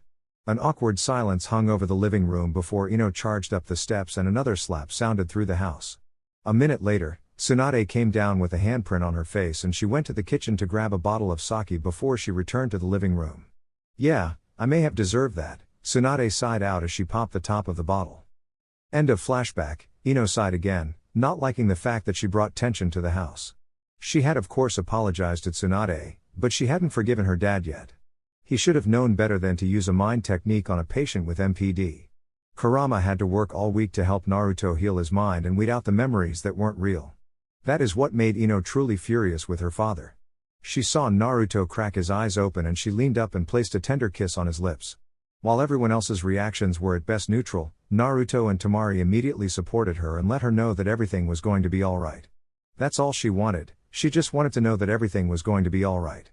How was she supposed to know that a Jinchuriki's seed was potent enough to override the anti-pregnancy jutsu? Ino coaxed Naruto into the shower and enjoyed some light petting in the shower. It was truly a good way to start the day. They got out of the shower and each of them received a kiss from Tamari as she was getting ready for the wedding. They got ready before joining the family for breakfast. He smiled at the large family with the extra visitors from Konoha. The rookies were all here, even Sakura, and that made him feel at home. Shizune's beachside wedding was nice. It was a fairly simple affair since they did it on her favorite beach and all he had to do was grow a couple hundred chairs. The people of Wave came out in droves to offer their support and there were quite a few from Suna and Konoha as well. Shizune and York were adored by most and loved by many. Ino and Tamari kept pointing out things they liked about the wedding and things that they would change. Naruto simply nodded along and kept his attention on his big sister. Evidently, they wanted a joint wedding, also on a beachside, also with all of their friends and family, also with each of their favorite flowers, plus a tress that locked into an infinity symbol on top, and they wanted to have Kurama and Tsunade do a joint officiation. They agreed that they didn't want to rush the wedding for the baby, so they set the date for the end of the training trip, which Ino would now be joining so that she could remain under Senju protection. Kami, girls love planning weddings. At the reception, things got interesting. Funny how alcohol tends to have that effect when the Senju family is involved. After Shizune and York's dance, Naruto cut in to have a dance with his big sister. Shizune loved dancing to country music with Naruto and the DJ put on Barefoot Blue Jean Night. The dance floor froze as Naruto began with a two-step and turned it into a rowdy country swing dance. They were mesmerized by the intricate series of spins, twists, flips and dips. The dance ended with a round of applause and demands for a clone so Temari and Ino could dance with Naruto at the same time. That wasn't where things got crazy, it was when the rookies all started truly hitting the hooch. As the guests cleared out and offered their best to the bride and groom, the Senju family migrated out to a bonfire on the beach. They were joined by the adults and a crapload of sake, beer and whiskey. Naturally, kids their age couldn't avoid truth or dare. A drunk Kiba cheered as it was finally his turn to ask his question. He hiccuped and accentuated the blush on his cheeks before smiling coyly at Naruto. Truth or dare, Naruto? Naruto looked around a bit, really not wanting to spill any secrets, and smirked before saying, dare. Kiba held up a bottle of fire whiskey. I dare you to strip and let each of the ladies take a body shot. This earned a round of cheers from the ladies and a shrug from Naruto. Naruto pulled off his burnt orange button-down shirt, spun it around his head and blanketed it over Ino's head. He then undid his belt, rode it like a cowboy stripper and handed it to a catcalling Anko before he sensually undid his pants and laid them over Temari's shoulders. He kept his briefs on, but they did very little to hide the substantial bulge in his shorts from the blushing ladies. Sume whistled loudly, Hinata blushed furiously, Yoshino gasped, Lina started drooling, Anko ran over and slapped his ass, Ria simply chuckled, Hikari covered her eyes, Ino pinched his butt and Temari grabbed him from behind and ran her hands up and down his very toned six-pack. Naruto grew a table out of the sand and laid down on it as Kiba began pouring shots of whiskey into his belly button. The silliest one was when Tsunade came up, blew a raspberry into Naruto's abs and then took her shot. Jiraiya fainted with a nosebleed due to jealousy and Hiruzen buried his head in his hands. Sume took the shot, shook her ass and licked Naruto from navel to chin before placing a cheeky kiss on his lips. Thus, Kiba started stuttering and pointing. As the antics were ongoing, Tsunade approached Hiashi with a sake-filled olive branch. She handed a shot to him and waited for him to drink before opening the conversation. Hiashi, I wanted to talk about taking Hinata as my apprentice now. I originally said when she turned Chunin, but there was so much shit going on after the invasion that it slipped my mind. Hiashi turned his head away from the admittedly entertaining display and locked a serious gaze on Tsunade. My clan is still struggling, Tsunade. We lost 18 people during the invasion, which was nearly 15% of my already reduced clan. Tsunade nodded and then pointed to Temari, Hiashi, that girl is stronger at this point than most Jonin and Konoha aside from Itachi, Shisui and maybe, mind you it is a big maybe, Kakashi. She was low A rank a year ago. Gaara is almost SS rank and I promise you that Naruto and I are SS rank. I am not telling you to just let her take a vacation. I am saying invest in the next 2 years and let me train her. Hiashi paused as he watched Yoshino take a body shot off the young blonde before she sauntered over to Shikaku and pulled him into a searing kiss. How will that benefit my clan? Tsunade? Tsunade cocked an eyebrow at Hiashi, you don't want an's rank ninja under the Hyuga banner? You don't want your daughter to get a chance at a relationship with the son and most likely heir of the Kazekage? Oh please, Hiashi, it is obviously the right thing to do, Hiashi sighed. There was only truth in those words but there was still something that was bothering Hiashi. Why? Why do you guys keep going out of your way to help my clan? Tsunade chuckled as Temari took the body shot and then turned it into an opportunity to give an impromptu lap dance to Naruto. Well, as Naruto says, there is a lot we can't really tell you. Would you accept that we love your girls and Neji? Because that is the honest truth. Hiashi broke decorum and dragged a hand down his face, can you give me a clue? That reason keeps me up at night whenever I think about it. I honestly feel like we are missing so much information and all I want is a little bit of clarity. Tsunade put a hand to her chin in a thinking pose before flipping through hand seals and placing a miniature privacy barrier on her and Hiashi. She looked at him in a deadly serious manner and spoke in an equally severe tone. I will not answer any questions after I tell you this and I am reluctant to because this will create more questions than it answers. Are you sure you want to know? Hiashi nodded hesitantly so Tsunade continued, long story short, Naruto was sent back in time after the end of the shinobi world. Your clan was one of his allies last time around. Hiashi looked at her in deadpan. No reaction, just a frozen, stoic face.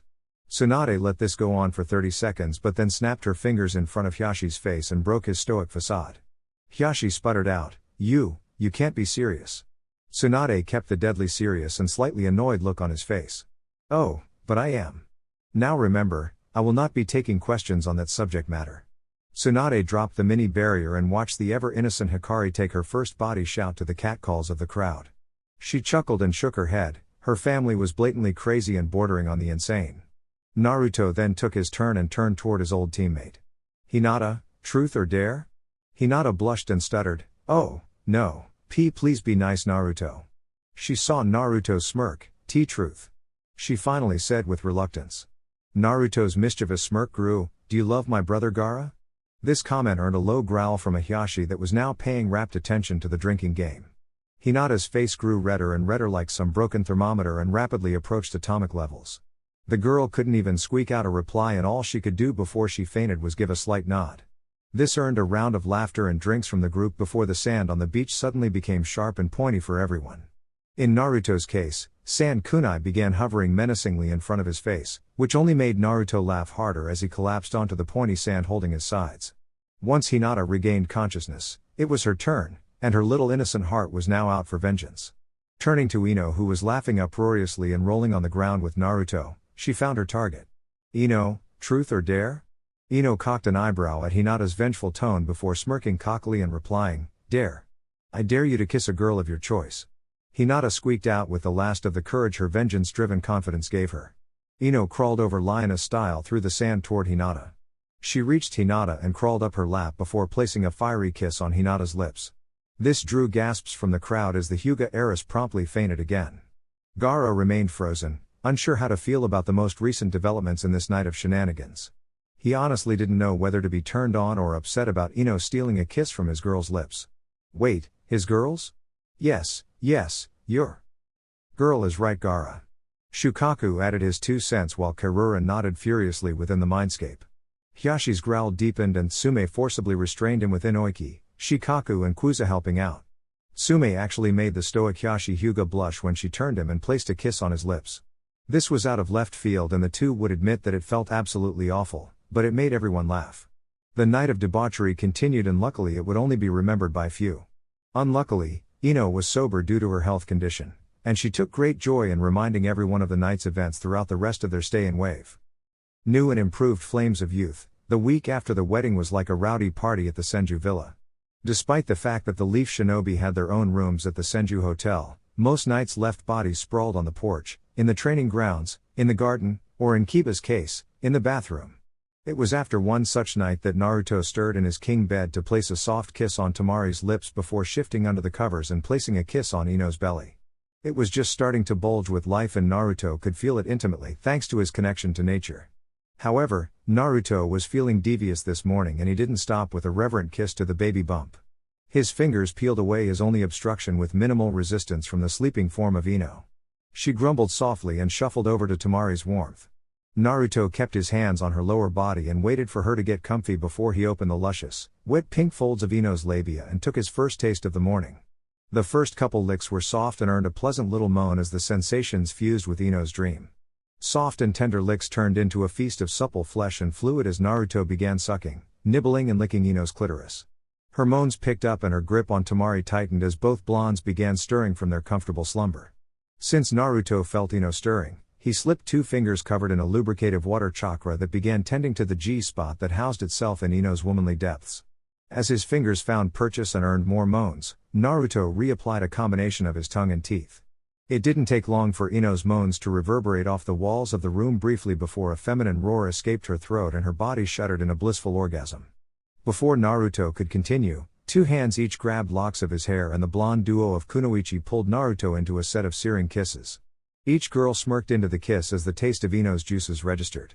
After the set of kisses, Tamari said 4 words before pushing Naruto's head back down under the covers, "Get me a clone."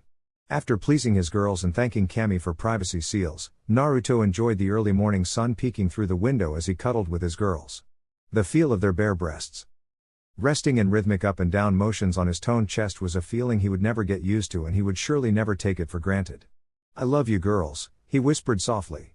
Ino smiled as the haze of multiple orgasms cleared out of her mind. "I love you too, Ruto. What are we doing today?" Tamari scoffed, "We missed your tall, blonde and drunk Bet Lee last night. So, we all got roped into a morning CrossFit session and then the 2 muscle heads are going to spar. Oh, that is going to be good.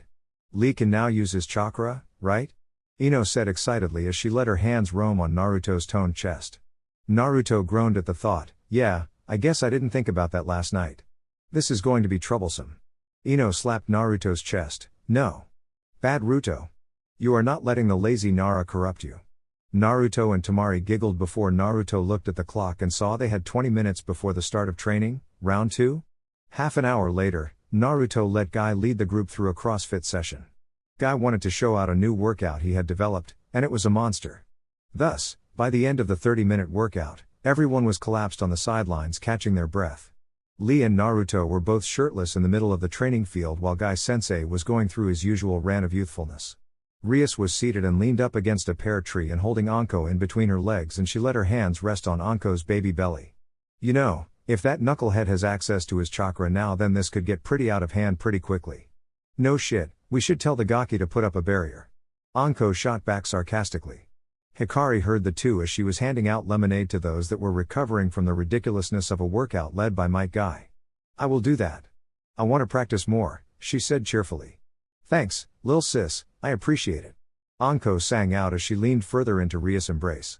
The Konoha group watched the teenage blonde saunter out in front of the group before she casually grabbed some kunai. Chakra imprinted the seal on them and tossed the kunai around the corners of the training ground.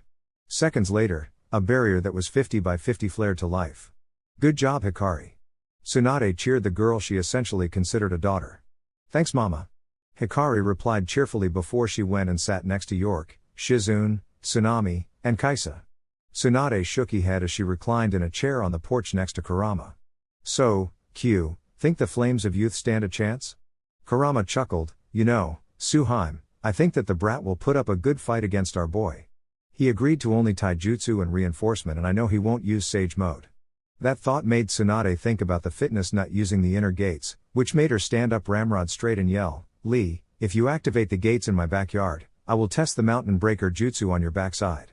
Lee, who was jumping around excitedly, swiveled toward Tsunade, clasped his feet together in the position of military attention and bowed deeply. Yes, Lady Tsunade. Kurama chuckled and pulled Tsunade onto his lap, which made the beautiful blonde blush furiously. Relax, Haim. Ruto will keep things within reason. Tsunade scoffed, within reason? Didn't you watch our battles in the desert? Kurama smiled and nodded, and you call that reason? Kurama belted out a laugh, well, to be fair, you were in a desert, and you told him to cut loose. To be even more fair, both of you can heal from anything that isn't fatal. Tsunade humphed and pulled Kurama's arms around her waist as she watched the start of the fight. So, did Hyashi agree to let the girl join us? Tsunade smiled and kissed the top of Q's hand that was cradling her abdomen. Yes, Hyashi said Naruto can flash to Konoha and grab supplies for her and then she will join us. However, he reserves the right to call her back if she is needed for clan business. Kurama scoffed at the last bit, oh, please. What is so important that the high and mighty Hyuga would need to call back a teenage girl? Tsunade sighed, well, their clan has had it rough this go around Q. Not to mention that Hinata has actually stepped up and helped Hyashi with clan affairs. Kurama kissed the side of Tsunade's cheek, point taken. I guess you can be right once in a blue moon. Tsunade sent a firm elbow into Kurama's abs, which didn't even make him flinch. Look here, almighty demon lord, I am right 99.9% of the time. Kurama belted out a laugh before licking Tsunade's ear and whispering, and you lose 99.9% of the money you gamble. On the other side of the field, Mikoto and Shisui were watching the high-speed fight with Sharingan activated. Lee was roughly 3 times faster than before his operation, which made him among the top 5 fastest people in Konoha now. It was an extremely impressive display of speed and taijutsu prowess. Each flash gave glimpses of blocks, parries and counters in a beautiful dance of death. Shisui whistled, Lady Mikoto, were the kids during the Great Wars ever at this level? Mikoto cast a sidelong glance at Shisui before returning her attention to the fight. No, Shisui, this is exceptional. I don't think Jinan have ever wore weight and resistance seals though. Everyone feared the ramifications on their natural growth and chakra networks. Not to mention, Konoha hasn't had a seal master that was willing to apply them since Lady Mito. Shisui smiled as he watched Naruto block a leaf whirlwind and counter with a right uppercut which set Lee hurtling into the air. Yeah, kinda seems like a waste. Like, in Onbu, we got a lesser version of those seals during Hell Week. Mikoto winced as Lee's body careened into the ground in a massive crater after an aerial combo attack from Naruto. She shook her head with an amused smile as Lee hopped right back onto his feet and launched toward a descending Naruto. Well, to be fair, Tsunade and Shizune have supervised the whole process. I wouldn't be surprised if they become a standard for academy graduates. That's a scary thought. In my generation, We hand a handful of A-rank shinobi and a scant few's ranks. This generation will all eventually reach rank at this rate. Yosh. Well done, Lee. Guy's shout pierced through the barrier and made everyone wince. Lee had managed to land another solid hit on Naruto during his descent. Holy crap, can you guys even see them? Kiba said amongst a group of the rookies. Neji frowned as it was taking all of his concentration to keep up with the fight. It is difficult. I am proud of my eyes, but I have noticed that as we get faster, it gets significantly harder for me to keep up with the processing. Tenten slugged Neji in the shoulder. Aw, come on. Don't be so serious. You are just as fast as Lee. Neji watched on as Lee managed to land a jab, straight, hook combo on Naruto, who was sent flying backward. He gave an impressed nod as Naruto did a series of twists and back handsprings to right himself. No, that is no longer the case. Lee has taken very well to using reinforcement jutsu, and I begrudgingly admit that he is faster than me. Kuji put a comforting hand on Neji's shoulder as he tilted the bag of trail mix up and gobbled down the last of it. There is more to fighting that speed. Shikamaru had given up on trying to watch the fight, and he was enjoying his favorite pastime as the group talked above him. Don't be troublesome. We are all stronger than we ought to be. That troublesome blonde actually got me. Now, the least lazy Nara in history, mind you, to do daily workouts. He is so damn troublesome. It is as if Naruto wishes to prepare us for a future battle. Given the invasion and current state of the elemental nations, I would say he has done us a favor, Shino said monotonously as his shades stayed fixed on the fight. Yes. Ino cheered as Naruto landed a straight kick that sent Lee flying into the barrier 20 feet above the group. You know guys, he is preparing us because he cares so much about every one of you that he can't stand the idea of losing you. Him preparing you and dragging you through the workouts is his way of showing he cares. Tamari smiled beneficently at her victorious fiancé. What she said. Naruto walked over to Lee, who was still recovering from his impromptu collision with the barrier. He offered a hand up to Lee, who took it and was pulled unsteadily to his feet. Great fight, Lee. You have gotten much faster and stronger. Lee looked downcast. During the whole 8-minute fight, Lee had only landed 3 solid blows on Naruto. My youthful friend, despite having access to my flames of youth, I barely managed to touch you. Guy came over and slapped Lee on the back. Lee. Don't be so unyouthful. Naruto is among the strongest of shinobi in the elemental nations. For you to land 3 decisive blows on him is most impressive. Naruto looked abashed while fire returned to Lee's eyes. Naruto saw the embrace coming and promptly begged Hikari to lower the barrier to escape the accursed genjutsu. This earned laughs from the onlookers before those that didn't know better were scarred for life. Naruto took this chance to grab Shino and take him to the Senju Gardens. He unsealed 2 jars that had an impressive array of Fuinjutsu on them and opened the conversation with Shino. So, I tried naming them in this world and it didn't work. That being said, I think you will like the results, Naruto said cheerfully. Shino pushed up his glasses and inspected the jars. Which one should I open first?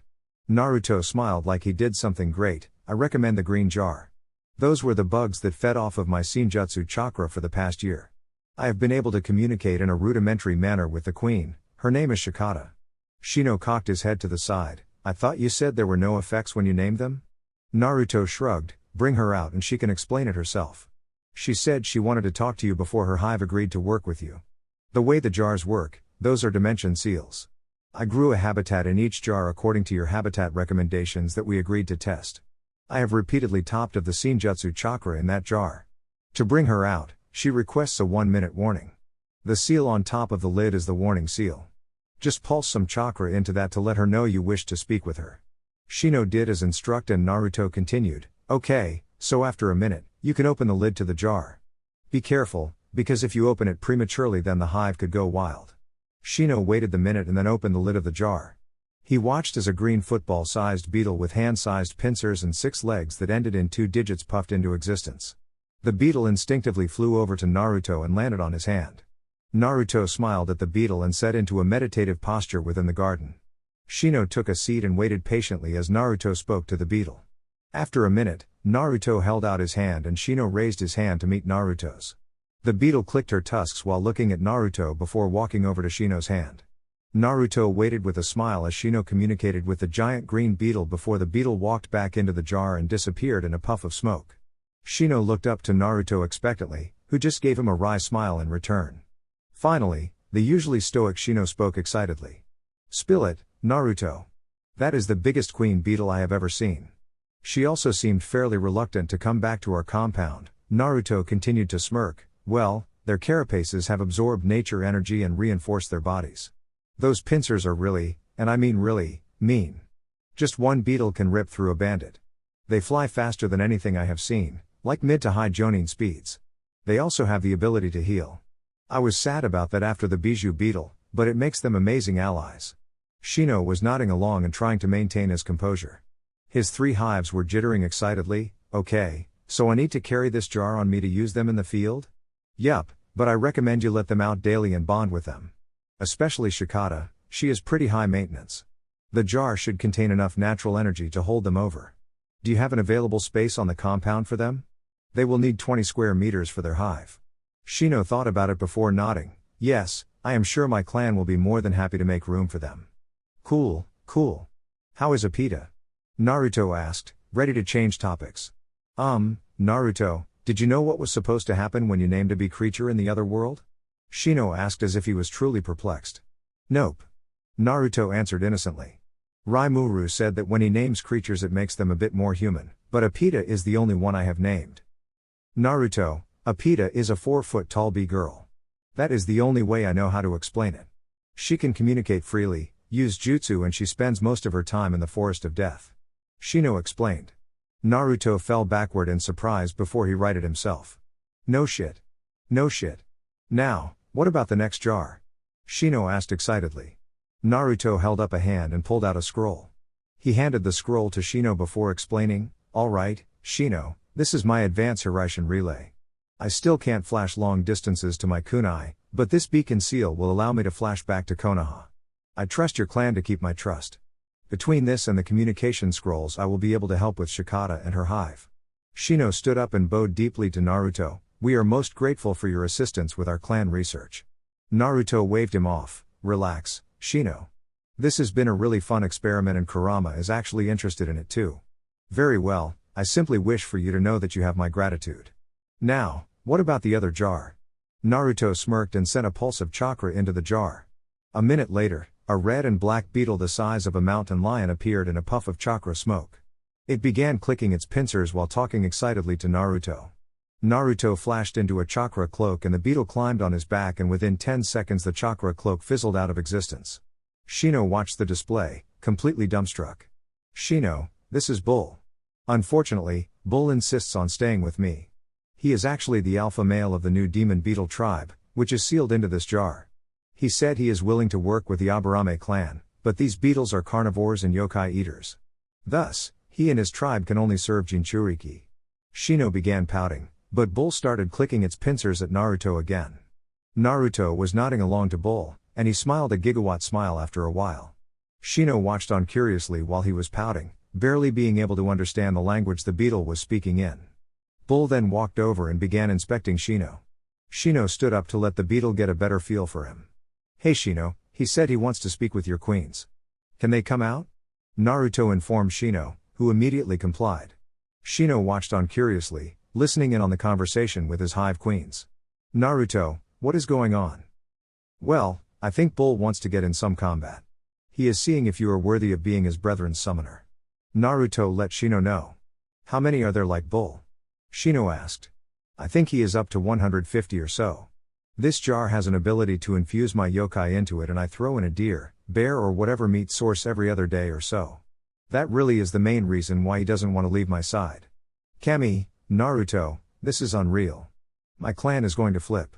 We have always been on the lookout for insect summoning contracts, but they are exceedingly rare, Shino said in an unusual display of emotion. Yeah, I kinda figured, which is why I wanted to make this offer to you guys. At that point, Bull walked back up to Naruto and began speaking in clicks. Naruto nodded and unsealed a master scroll before he set to work on the contract. It took nearly 30 minutes for Naruto to finish the contract while working in Bull's needs and Shino's requests. Once complete, Naruto had both of them add their chakra and made the contract official. Once complete, Shino walked off with Bull to go and bond. Alright guys, that's it for the video.